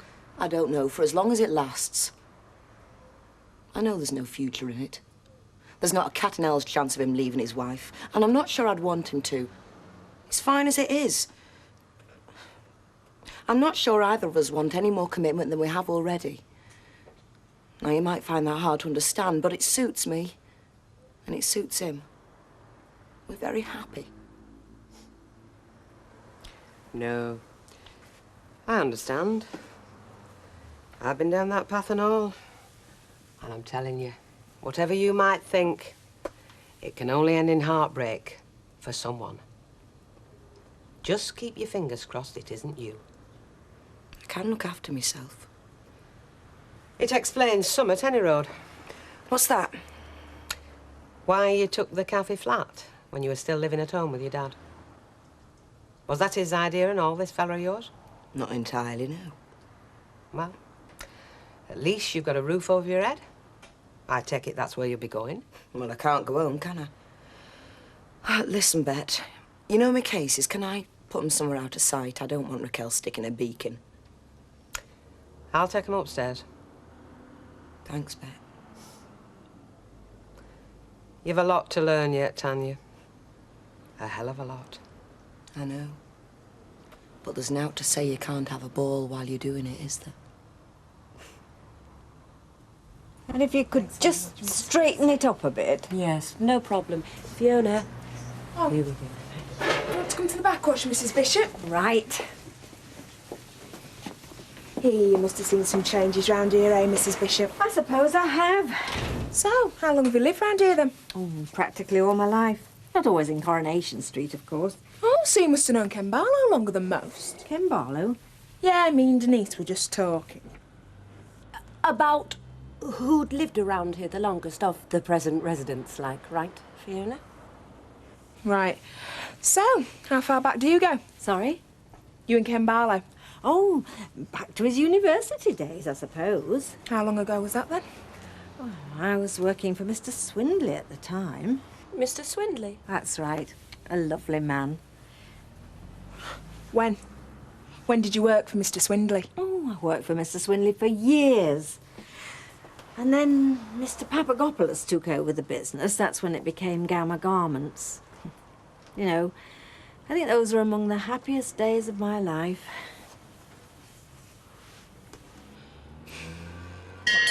Right, that's your lot. Time, lads and lasses, if you please. Alfie be wondering where I've got. Where is he, any road? The town hall, where else? Actually, he's gone for a fitting for his mayoral robes. Oh, I can't wait to see him in all his regalia. Yeah, neither can I. With a twanky, eat your heart out. John, come on, he won't be that bad. Well, I think it's a waste of time and money. I mean, how much does it cost to fit him out and get him into all that pomp and circumstance? And what do we get out of it? Well, it's tradition, isn't it? Yes, of course it is. Do you know, if it were left to him, there'd be no Father Christmas now. Well, I'm all for it myself. Well, so am I, love. Especially when I think of all those new outfits that I'm going to be needing it. See you. See you, Mrs. Roberts. So you're having a facial? I am after it. Well, you best get gone then. Me and Tanya will clear up here. Well, are you sure? Well, I could be persuaded to change my mind. Thanks, Ben. Time I was making tracks and all.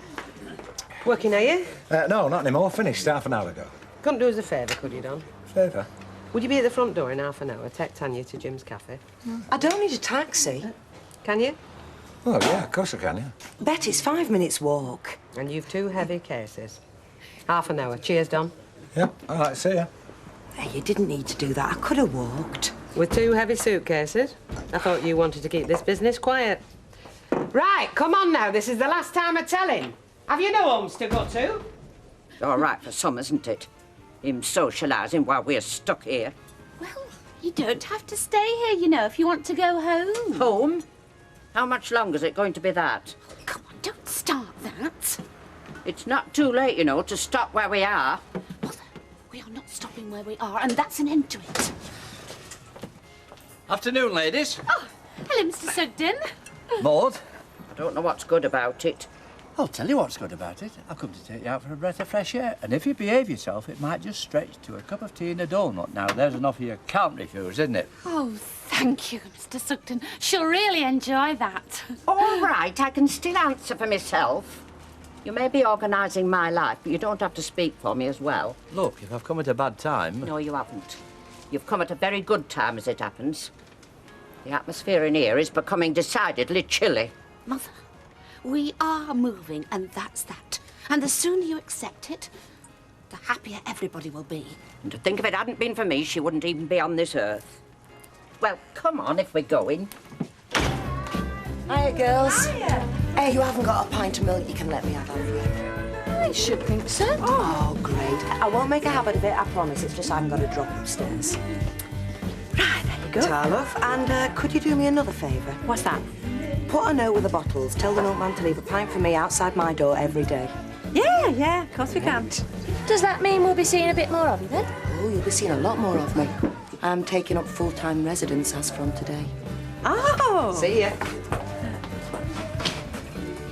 What do you make of that, then? Search me. But if what we reckon is anywhere near the mark, she's not the only one we're going to be seeing a bit more of. Oh, come on, Raquel. It's like Siberia in here. I could feel the draft as soon as I walked through the door. Perhaps you should keep your trap shut, then. All I did was offer an opinion. There's nothing wrong with them photos. I happen to think they're very tasteful. Yeah, suppose you're right. Well, you've changed your tune, haven't you? Look, if I said the wrong thing, I'm sorry. Just don't like the idea of your body being drooled over by some oily, sex-starved mechanic. I happen to think you're worth more than that. But it won't be like that, will it? Them photos were commissioned by Newton and Ridley for the calendar to be put up in places like this. Aye, to be drooled over by fellas like me. Yes, Don. Pat a bit, love. I'll see to that, Raquel. Oh, right. I owe you this, Don. Eh? For what you did this afternoon. Tanya. That's all right. Don't be so daft. Well, if you insist. I do. Thank you very much. I could make a career out of this. Hey? She gave me a couple of quid and all. Pals again, are we? Oh, go on. But I'm warning you. One more word from you about my modelling career and we're really going to fall out. So where do you fancy then? Fancy? Tomorrow night's your night off, isn't it? Yeah. Well, so the least I can do is show you how sorry I am. Any place you like, you name it, you've got it. Well, no, I can't. I'm going to a party. Party? Yeah, with Eric and some of his pals. Well, tell him something's come up. Well, I can't do that, can I? Because I promised and... Well, besides, I want to go. It might do me some good. You see, being a model ain't just about having your picture took. It's about being seen in the right places with the right people.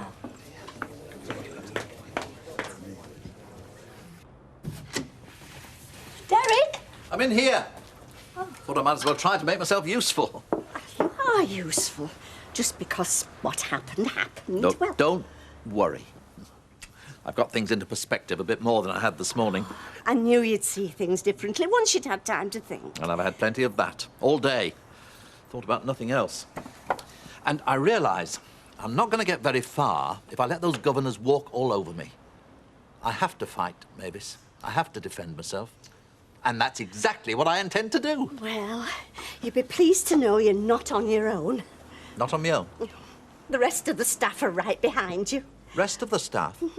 They know I've been suspended. Mrs. Jeffers told them this morning. Ken Barlow came in the shop to tell me. What is she going to do next? Take out a full-page advert in the Gazette? Television commercial, perhaps? It's not like that. I mean, well, you had to say something, didn't you? Because your absence was bound to be noticed. So I suppose she thought if she confided in the staff... Confided in the staff? The whole school will know by now. The staff, the kids. I won't be able to go out on the streets without them sniggering and pointing. Oh, and I thought what Ken said you'd be pleased. Pleased? Oh, yes. I couldn't be more delighted. Cheers, Mike. Silent. There you go. Oh, am I ready for that? You and me both. You know, I really am sorry, Mike. I mean, I know what it meant you having Mark at Oak Hill, but... Well, I mean, you haven't got much choice now, have you? Well, I wouldn't have if I gave in as easy as you, that's for sure. Yes, but I mean, you've done all you can do. I mean, just tell the lad. He'll understand. I mean, he might be disappointed, but, I mean, he'll understand. Ah, it won't come to that. They know which side their bread's buttered. I'm not with you. Well, if they put the screws on now, there's no way they're going to get their money, is there? If they let the lads stay, then, well, they're in with a shout, aren't they? So, just what are you on about? They've agreed to defer payment until the end of next term. But what good's that going to do? Well, it's going to give me time.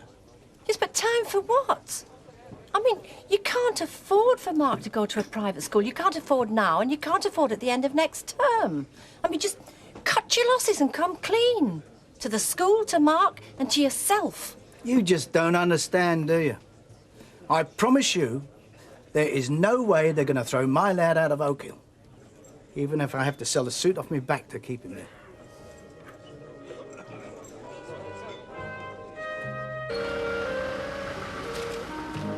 Right, handbags, gloves, scarf. Is that everything then? Luke, we should have been home a quarter of an hour Want me ago. crossword? Oh, I'll get it, hang on. Want another cup of tea?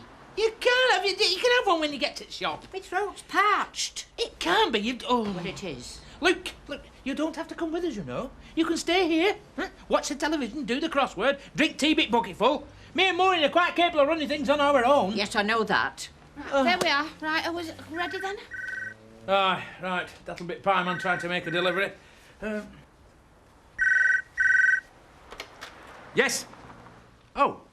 No, not at all. No, that'll be quite convenient. Yep. Well, my mother-in-law will be at home. Well, any time. Yes, right, thank you, yes. No, she'd be absolutely delighted, yeah. Bye. Delighted to what? Stop at home. Hey, you know Mr. and Mrs. McGill, them as are going to buy the place. Well, they want to take some more measurements. Why? 'Cause they do. I don't know, do I? Perhaps they want to make some alterations. But it don't need altering. There's nought wrong with it. Mother, why can't you just accept that we are moving? I told you, this place suits me. And the new house will as well. What do you know? You know nought. And please be nice to them. So when are they hoping to move in then? Well, Reg reckons that they'll exchange contracts next week, so as soon as the cheque goes through, it should be straightforward. It's very sad. Not really. That house doesn't have many memories for me. Tell the truth, it'd be a weight off my mind. I mean, it's nothing but a worry, is it, an empty house? Have you read this Gazette? There's a bit in it about your Derek's burglary. Oh, let me see. Get off, don't snatch. I'm reading it. Well, what does it say? Tell me. It says police are investigating the theft of £3,000 worth of computer equipment from Weatherfield Comprehensive last Friday evening. Does it mention Derek? Wait a minute. The headmistress, Mrs. Susan Jeffer, said one of the computers was brand new and had been donated by the PTA. Oh. No mention of Derek. Sorry. Sorry. Oh, thank goodness. You mean it's been dreading what they might be going to write. Oh, what a relief. Oh, hello. No paper this morning, or haven't they come yet? I'm sorry. It's my fault. Yeah, well, if it's any consolation, you're not the only one that's been missed. No, I'm afraid I've got a lot on my mind. Oh, yeah, it must be a trying time for both of you. Tell me about it. I think you must be a quiz question. Sorry. Well, there's been people in here asking all about you, you know, how long you've been in the street, that sort of thing. Who? What's she called? Fiona, works for Denise. Oh, yes, I know. Oh, you know, do you? Well, what's it all about? Oh, no. I mean, I know who you mean. I have no idea why she's asking questions. Oh, well, she was very interested, wasn't she, maybe? No, not interested. Downright nosy. Bye, yeah, you're up with sparrows. Come in. What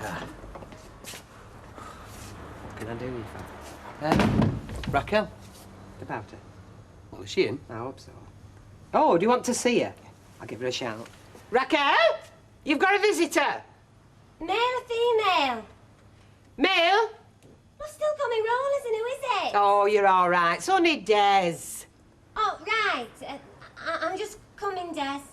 Come on through, cock.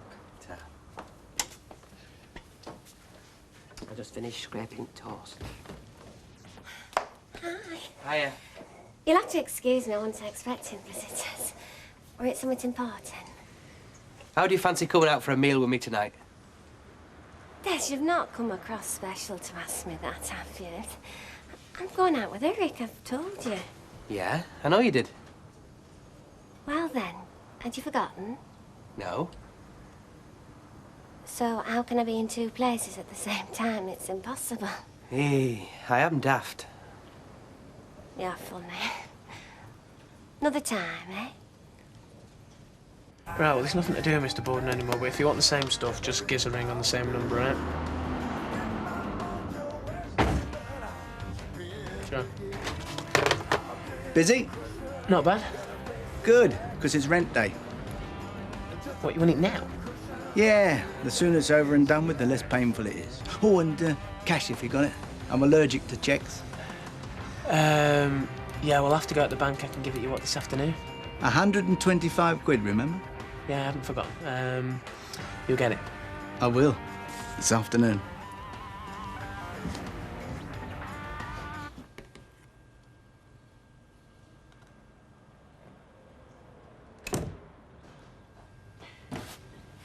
It's only me. Oh, everything all right? Not bad. Oh, that's a good idea, doing a jigsaw. Yes, it was under the stairs. Must be 3 years since we did this. The Golden Arrow. Do you mind? 500 pieces. The age of steam. London to Paris in the lap of luxury. Those were the days. 499. What? 499 pieces. The driver's head's missing. Well, thank you very much, Mavis. There's another morning wasted. Well, I thought you'd have remembered. Anyway, what are you doing home? Don't tell me you've been suspended as well. There's a report in the Gazette about the theft. I thought you'd like to see it. Well, thank you. That'll cheer me up. Oh, relax. It's only a tiny piece here on page 7. And don't worry, it doesn't mention your name. It's a relief at any rate. Where is it? Oh. No sign of a break-in. You know what that means?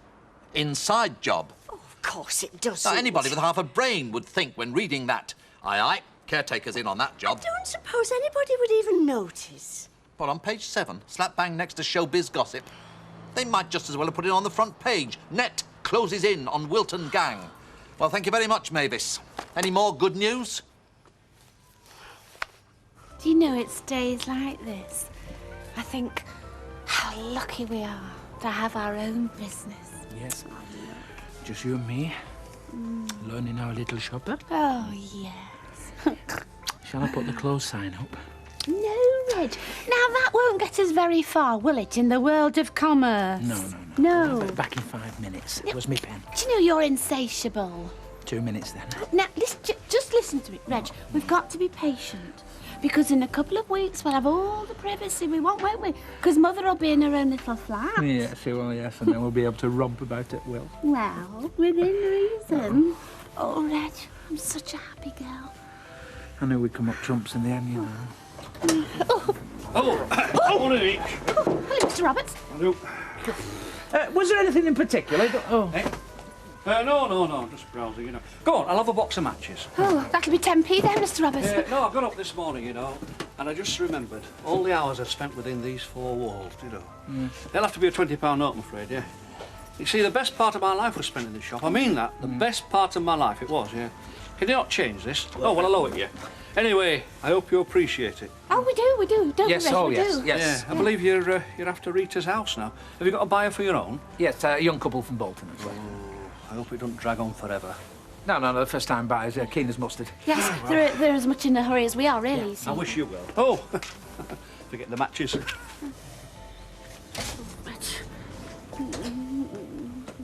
Oh, Mrs. Holdsworth. Grimes. Oh, I believe you're expecting us. I hope we're not being an inconvenience. We just want another look. Changed your mind, have you? Ah, on the contrary. More measuring.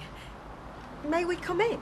Look, I'm very sorry, but you're wasting your time. Oh, why's that? Because there's been developments. What developments? It's been sold. Sold? Yes, love, sold. Yes. Well, to us.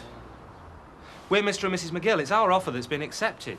Did your son-in-law not tell you? I spoke to him on the phone this morning. Never mind what my son-in-law says. He's only 9p in the bob. I'm telling you, you're wasting your time. It's been sold. They accepted our offer. You can't do this. Try and stop me. Well, you won't get away with it. Are you threatening me, young lady? You'll be hearing from my solicitor. Aye. And if you don't get off my doorstep, I'll set me dog on you.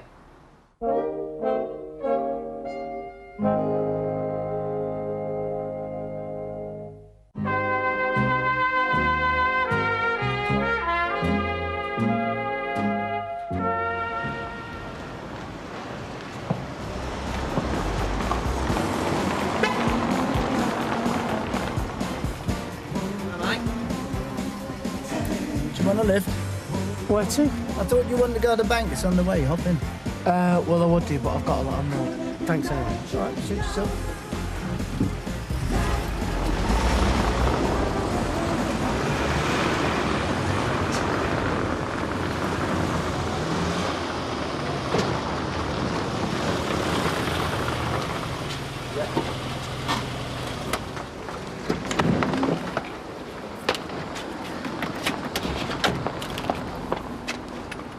Before you say anything, take a deep breath. I want to speak to Mr. Holdsworth. Yes, right. Reggie, the McGills are here. Why didn't you tell us on the phone? Tell you what. It's been sold. So, what are you on about? She says it's been sold, the house, the old lady. And she said she'd set the dog on us. I knew this would happen. You knew, did you? Well, it's come as a complete shock to us. I mean, why weren't we informed? No, hang on. Nothing's been sold, no. She's up to her tricks again, isn't she?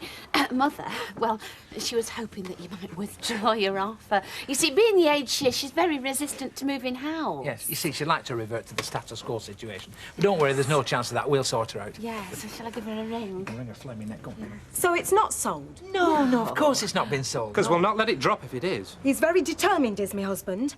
Once he's aroused... So it's mine, aren't you, Reg. Right, well, if it's not sorted out by tea time, you'll be hearing from our solicitor. We don't like being mucked about. Oh, you're not the only ones. I mean, All right if I put a poster up, not too controversial, PTA do. Yeah, it should be fine. I'll get you some drawing pins. Great, thanks. What is it? Parent-teachers having a fashion show, raise some funds for it. You come? Perhaps I'll persuade girl, always on the lookout for a new frock. Can I get you a drink?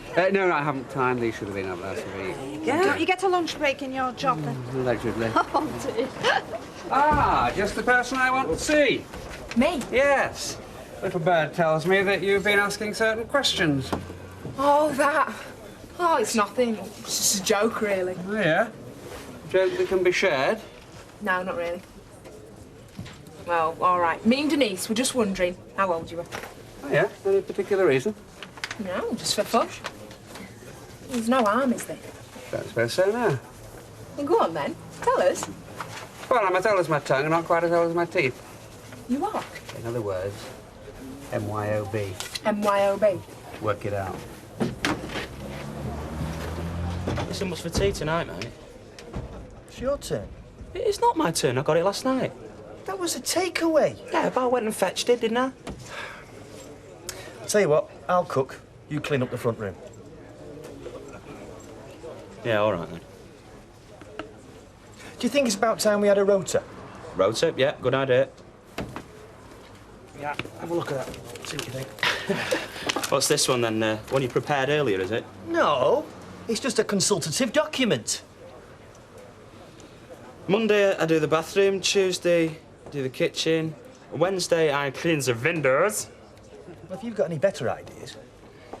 No, it's all right. It's your house, pal. You can make the rules. No, they're not rules. They're more like, guidelines. Guidelines, right. Well, whatever you say. Anything else? Yeah, when you finish with the milk, put it back in the fridge because it goes off. Right, OK, I'll remember that. Anything else? Yeah, don't leave the newspapers lying around. Newspapers, OK, I'll try and remember that one as well. Look, I don't want to be fussy. It's just that I think we should be pulling together in the same direction. Right, fine. Well, that's great by me. And if there's anything I'm doing or not doing that I should know about, then let me know. Well, there isn't. Oh, well, there's only one thing that I can think of. Well, go on then, be open. Well, you know when you're finished in the bathroom? Bathroom? Yeah. You wouldn't mind leaving the window open a bit, would you? Oh, the window. Yeah, come on, let's get going. OK, good stuff. Hiya, don't be long. Mate, I won't be long now. Sorry, mate, we're just off. No offence, like. Yeah, don't matter. Look, can you do us a favour? Well, that depends, doesn't it? No, it don't matter. Oh, God, come on, how much do you want? 30. £30. Right, there you go. Blinding, cheers, mate. Look, you'll get it back on money, just I ain't got time to go to the bank today. Oh, really? Business that good, eh? Can't be bad. See you later. See you later. You're making a big mistake, you know. How'd you work that out, then? Well, those speedway riders, they live dangerously. Take the pleasure where they can get it. They're all the same. Well, Eric's not like that. He's a gentleman. Yeah, I'd bet. You're just jealous, aren't you? Hello, Des. Fancy seeing you. Oh, hi, Alex. You looking for me? No, just passing. Nice pub. Your local, is it? Yeah, I've just popped out for a couple of minutes, you know. Urgent message. So long as you left someone reliable in charge. Who's that? My flaming boss. I should be at work. Look, you know where the betting shop is. When you finish, come in and see me. I want a word with you. Small scotch, please. Small scotch it is. And one for yourself, love. No, thank you. Love.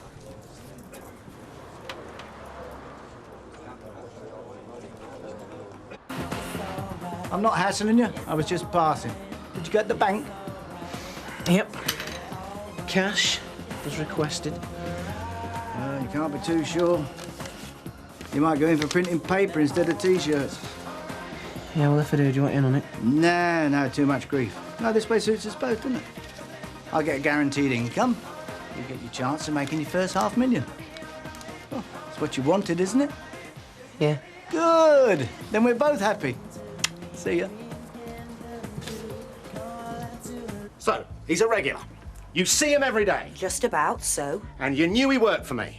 Well, I don't really discuss his business with him. I'm not that interested in betting shops. But you knew he'd recognise me. Well, I suppose so, yeah. Then why on earth didn't you warn me? Because we had an agreement, Alex, remember, that you wouldn't see me at work. That's not the point. That is the point. That's what this is all about. I wouldn't walk into your office. I wouldn't dream of it. I was missing you. Well, you took the risk, so don't blame me. All right, I'm sorry. No, honest, I'm sorry. Let's forget it. Okay. Just wish you'd warned me, that's all. Don't start again, unless you want to spend the rest of the afternoon arguing. Of course I don't. What time do you have to get back? Late. How late? Late as it takes to drive back from Walthamstow Dogs. That's where I'm supposed to be tonight. Ooh, I'd say about 2 o'clock in the morning. Ah. Well, then it's a good job I've got the night off, isn't it? So, do you think he suspected anything?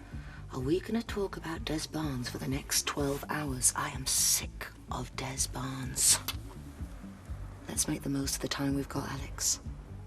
Please. I promise.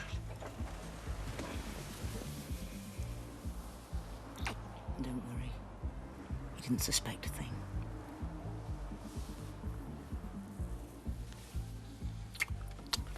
You said what?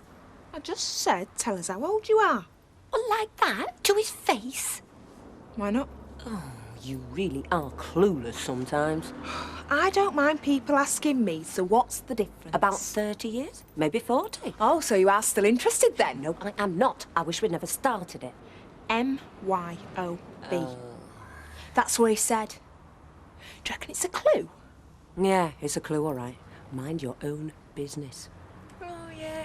He's gone beyond a joke, Fiona. He obviously doesn't think it's funny, and you can't really blame him, can you? Oh, it's no big deal, is it? Maybe not to you, but I live on the same street as him, and it is dead embarrassing. What's more, it's bad for business. How come? If word gets out that we're having a laugh behind our customers' back, well, work it out for yourself. Big uphill up on the outside, then on the inside in sixes, draw lots. Christine, take over for a couple of minutes, will you, Pat? The ditch was Lorella. So here they come into the home straight for the first time, coming towards the nets. This is fence number 4 of the 12. And it's hops and pops, clearly by 3 lengths from Preparo as they jump it. Well, what is it? Campbell, behind this comes Will you go out with me tonight? Is that it? Well, you changed the flipping needle. You've already asked me. Yeah, well, I'm asking you again. Tomorrow, Des, the day after, but I've already told you can't make it tonight. Listen a minute. I want to make an apology. Oh. Go on. Well, I've taken advantage of you in the past, I know I have. And I'm really sorry. Well, maybe it wasn't all one-sided. I've been thinking about it and... I mean, thinking about us. And I'm really ashamed of myself. Oh, come off it. Honest? Straight up. I know I had my reasons at the time. Stephanie.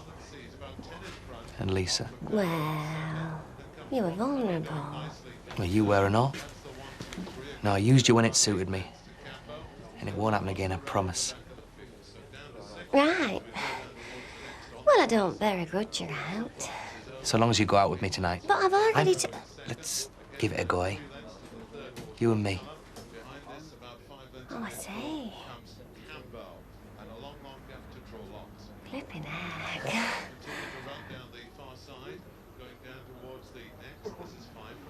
All right. But I'll have to make a phone call. Oh, Des, what am I doing? Nothing you regret.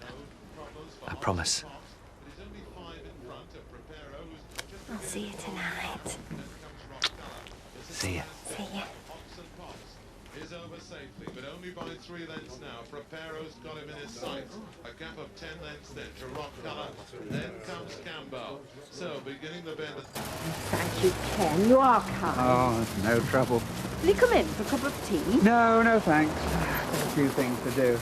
Any minute. I better get the key out. I put it in my pocket. So good, okay. Thank you very much. Pleasure. Bye-bye. Bye. Bye-bye. Hey, Ken! Just a minute. Oh, I think I've got an apology to make. Have you? Fiona. Ah, so you're in on this hilarious joke as well. Oh, this is embarrassing. It's not a joke. Well, it is, but not at your expense, believe me. It all seems a bit third form. I know. And Fiona's not known for her tact. Yeah, well, I can believe that. Right, OK, well, let's forget it then. Oh, please, don't get the idea that we're in the habit of making fun of folk. All it was, Fiona... Well, maybe it was me. I happened to make a remark about how a certain person... Oh, this sounds awful, but it's a compliment, really. Well, wasn't in bad shape for their age. Whatever that might be. So it got us wondering. Whether I was drawing my pension. It was a joke. OK, not a very good one, but not malicious. Anyway, I just wanted to apologise for Fiona's rudeness. But I am partly to blame too, so are we forgiven? Can I make a condition?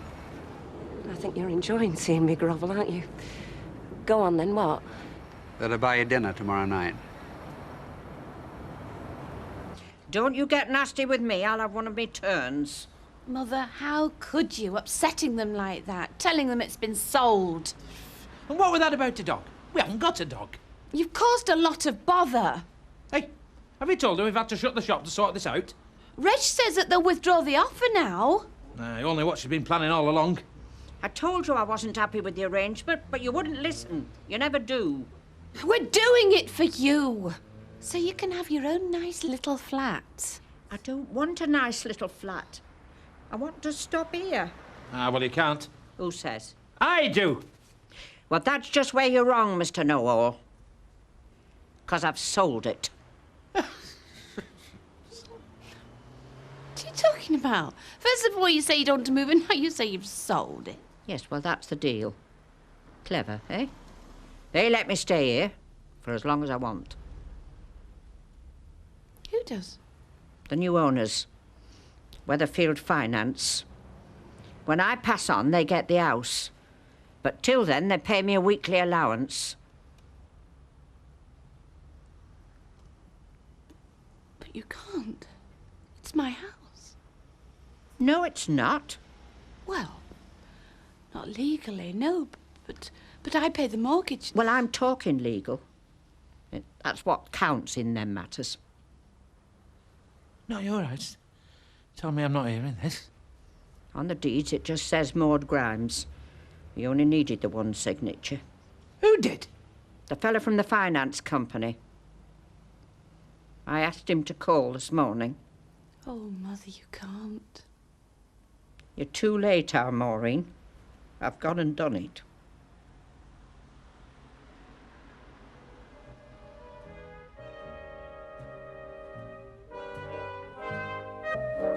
I'll take it to court. That's what I'll do. I'll take it to court. Oh, I mean, you know it's a nightmare scenario, is this? I paid the mortgage, not her. Every single month. Year after year after...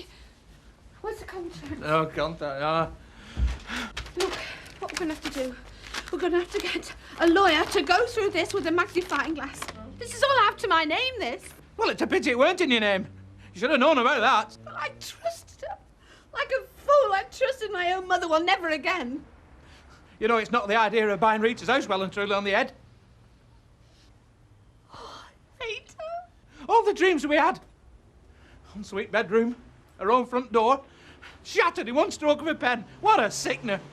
Oh, Reg. Well, how can I? We haven't got that sort of money, and I haven't. Well, neither have I. This is all I had, my security for the future. Give me that. Give me just that. He looks shifty. What's he up to? I'm not talking to you, not ever again.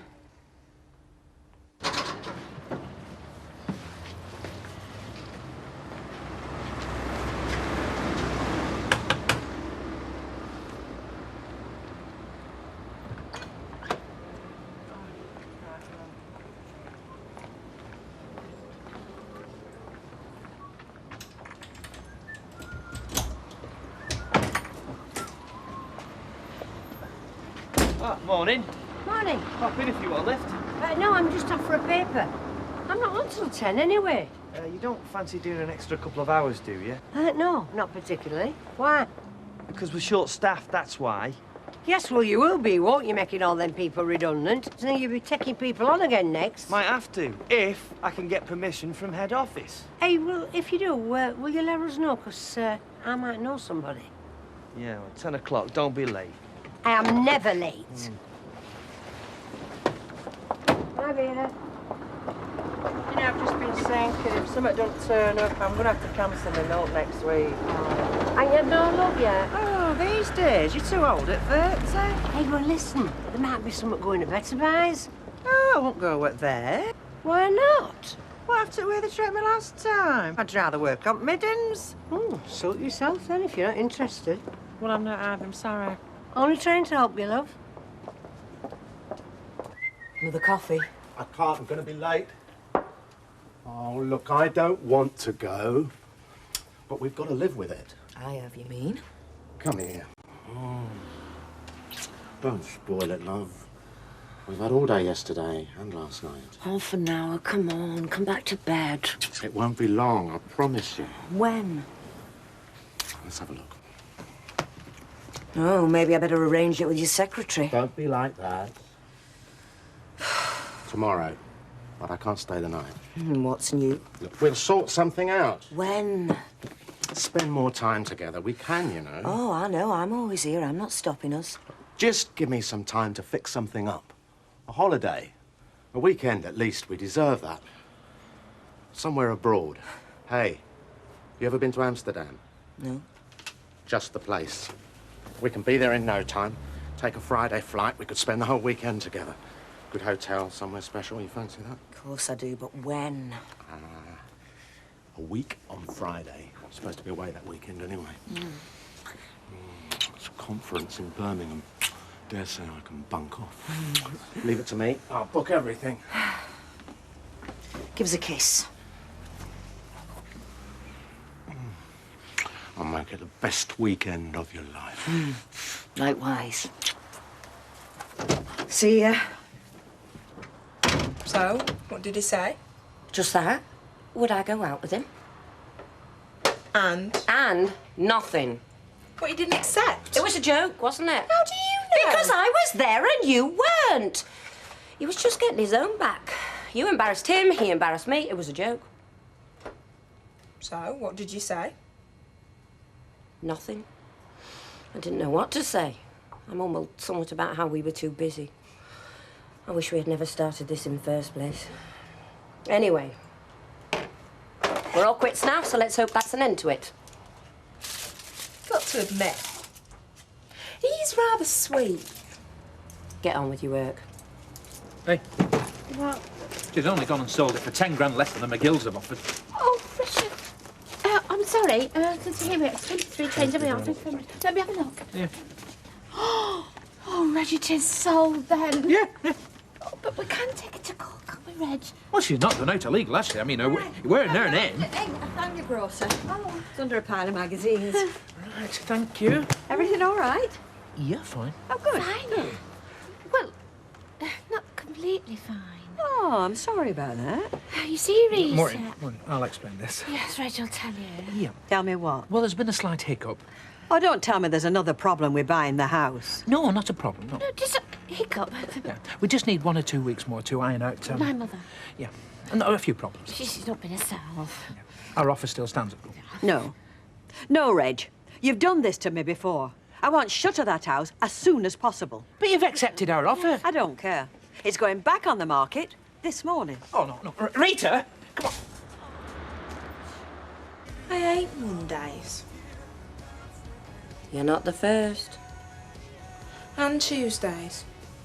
I prefer it when we're busy. Workaholic, are you? Could have fooled me. Hi. Hello. I think Fiona has something to say to you. Have I? Oh, yeah.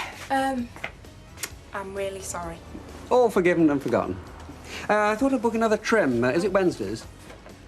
Is what Wednesdays? Half price for OAPs. All right, all right. Look, we've both apologised and we promised not to say another word, don't we, Fiona? What about him not looking too bad for his age? Oh, and do you wonder that we're so quiet? I thought you said you were very busy. Would you like to take your lunch now, Fiona? Anything you say, boss. Don't you have work to go to? I mean, chess club or dinner duty or something. You are a schoolmaster, aren't you? Well, strictly between you and me, that's a cover. I mean, these aren't real school books. See ya. Bye. Bye. You mean you're not a schoolmaster? Well, I used to be, but unfortunately I had to retire at 65, so the last few years I've just been walking around the park all day, but keep that under your hat. You're not going to let it drop, are you? Actually, I came for an answer. And I don't believe that you're so busy you can't allow me to buy you a meal. Go on, then.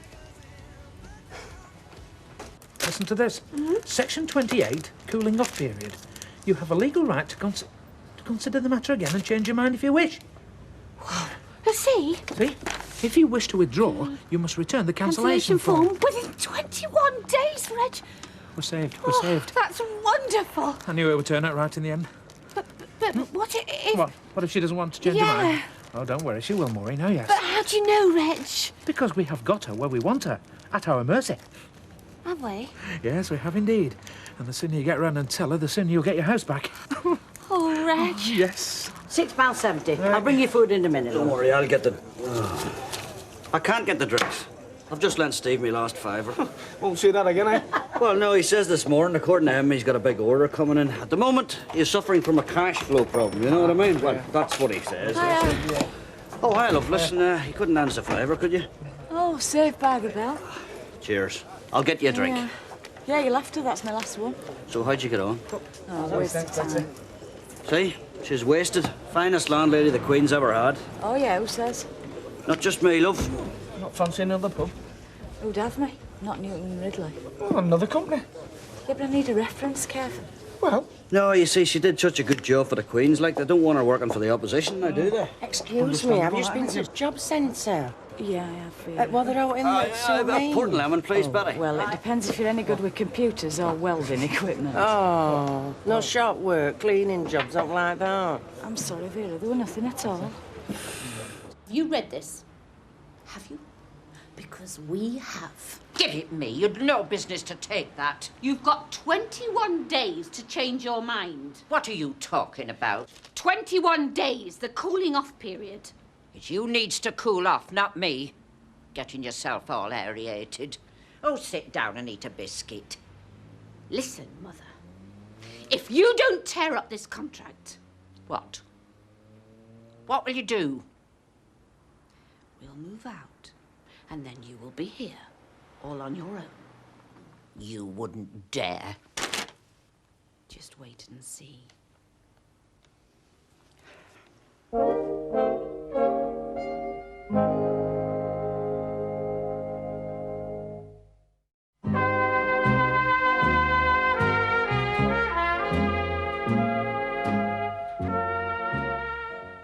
Every time there's the slightest chance that I might have found a tiny bit of happiness, you slam the door on it. Rubbish. I'd have married Reg 25 years ago if it hadn't been for you, but you couldn't bear to see me happy. You only took up with him to upset me. All the men in the world, and you had to pick him. It may interest you to know that I love him. I do. Pity you don't love your own mother. Well, of course I do. Don't sound like it. But you make it so difficult. What you've done is very wicked. What you were doing to me was very wicked. Shutting me away in that garage like a clapped-out Morris minor. But it wouldn't have been like that. You'd have had the best of both worlds. You'd have had your independence. You would, you mean? We both would. And me and Reg would have been there when you needed us. Oh, mothers, please see sense. You've made your point, but it's come far enough. Now, shall I ring them for you? Who? The finance company, to say you've had second thoughts. But I haven't. And what's more, if you want to go and leave me on my own, do it. I can manage by myself. Say that again. I said I don't need you, Maureen. I can see to myself. Well, why, for God's sake, Didn't you say that 25 years ago? I do feel awful about Derek. Has he heard anything? No. I think they're keeping him in the dark by way of ticking him off. I'll be glad when he gets back to work. Bye. Thank you. Estate agent. Do you know it's only been back on the market a few hours and he's got somebody to go and see it? Let's hope it's not a time waster like Reg Holsworth. Is Reg not buying it then? Not unless he puts in another offer and shows me the colour of his money. She's no intentions of changing her mind. Yeah, she's bluffing. She can't cope on her own, can she? So what's happening if we leave her then? Hey! Sorry, love. Did you want the pudding rice? Yes. Yeah, it's just, look, under the bread, look there. Just near the bed, pal. Thank Right. you. What'll happen? Yes, if she has an accident. Well, she'll phone us up, like she usually does, to tell us to go round, but we won't, will we? No, not until she turns up that contract. Supposing she doesn't.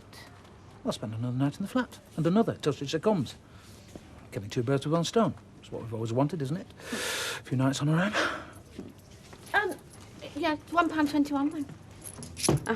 Thank you. Thank you. Thanks, love. Cheers. Bye-bye. Bye. Bye-bye. I don't know, Reg, if we should risk it. Risk? Maureen, you can't waver now. I mean, 5 minutes ago, you'd have strangled her, wouldn't you? Look, we have got to stand firm, or we could lose that house forever. We've got to be bold and bloody resolute. The Holsworth United will never be divided. Just remember that, will you? Come on. All right, Reg. Oh, there you are. Hey, you know that job? With a small light ale. Right, love.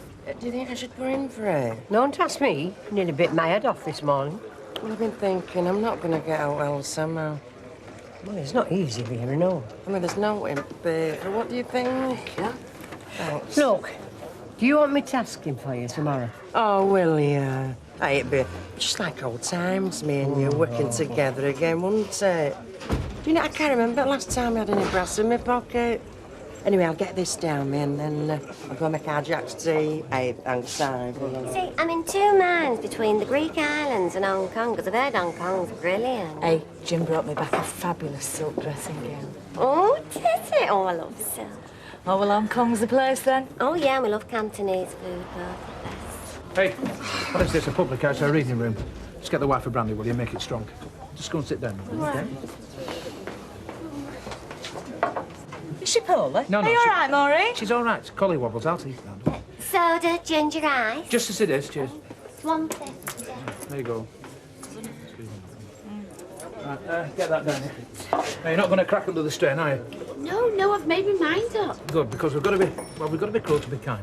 So once more, go upstairs, throw everything into the suitcases. Yeah. Right? And then I give her the ultimatum. Yeah. Right. Go through the door and Yeah. round to the flat. Mission accomplished. Right. Right. Into battle. Let's go. I think I'll have one of them brandies. Oh, I'm sorry to keep you waiting. Where are we going tonight? Anywhere nice? Well, I thought I'd take you to my club. It'll be a very decent dinner, very civilised. Fine. And am I suitably dressed for your club? I can always go and change. Oh, no. You look perfect. And don't worry, they always make members' guests very welcome. Right. But first, I thought we'd go for a drink. A nice little pub that I know. Not by any chance the Rovers. Don't worry. No, it's just a short bus ride. We're going on the bus? Well, I'd rather leave the car at home. You don't mind going on the bus, do you? No, of course not. You brought this on yourself, you know. You smell of drink. Is it any wonder? She'll be locked up for what you've done. You think we don't mean this, don't you? Well, we do. Reg is loading already. Aren't you, Reg? We're going to get in that van. And we're going to live in the flat on our own, just me and Reg, like we've always wanted to. And you'll be here all on your own. I told her, Reg. I hope she knows we mean business. I shall manage. I've got Mrs. Hodgkins coming round to see me last thing at night and first thing in the morning. Lucky Mrs. Hodgkins. And that's my television, you know. I paid for that. Check it. I shan't have time to be watching TV. Oh, won't you? No, I won't. Well, are you going or what? Oh, yes, we've decided. Well, then hurry up, because you're blocking the gate. And I've a young man coming for me in a transit. What young man? In with a ring in his ear. Mr. Scrimgeour from the centre. It's club night. Not Monday night. She's got it all mixed up. Wednesday night is club night. Wednesday night's bingo. It's Wester night. And there's pie and peas. And you needn't bother about me Tuesdays neither, because there's a quiz on. Come on, Maureen, I'm getting in the van. Look, if anything happens, you've got our number. I'd rather ring the talking clock. Maureen! Well, you know where we are when you need us. I don't think so.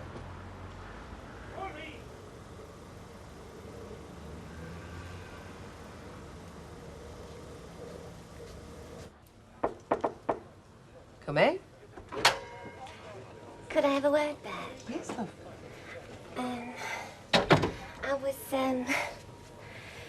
I was wondering where I stood when it came to giving notice. You're not leaving us, are you? Well, yes and no. Have you got a job? No, not the keeping job on well for time being. No, I meant for my room. Have you found a place of your own? Well, you know me and Des are back together. Well, I know you've been out with him. Yeah, well, it's more than that. Are you moving in with him? It's imminent. At least you know what you'll be letting yourself in for. What's that supposed to mean? Well, like I say, you've been there before, haven't you? Oh, yeah, but it's different this time. I mean, last time, Stephanie was still on the scene and... Well, it was still in turmoil. And this time? Well, we've given it a lot more thought this time, and, well... Me and Des, we're looking very much towards the future. Do I hear wedding bells? Maybe a distant tinkle.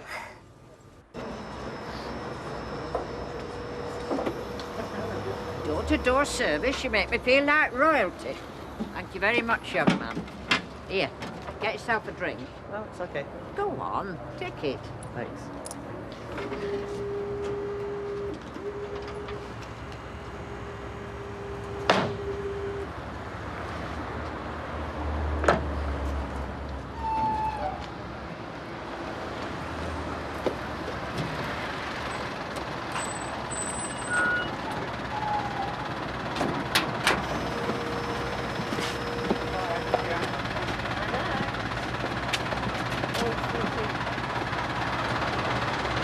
You're determined to embarrass me, aren't you? What was all that about your bus pass? Well, I was quite sure I had it in my wallet. Now, come on, or we won't get a table. I've been set up, haven't I? This is your club, isn't it? Oh, no! I knew this was a mistake! Oh! Couple of pints, please, Raquel. Right, Des? Yeah, all right. Fancy a game of ours? Will in a bit, yeah. Right.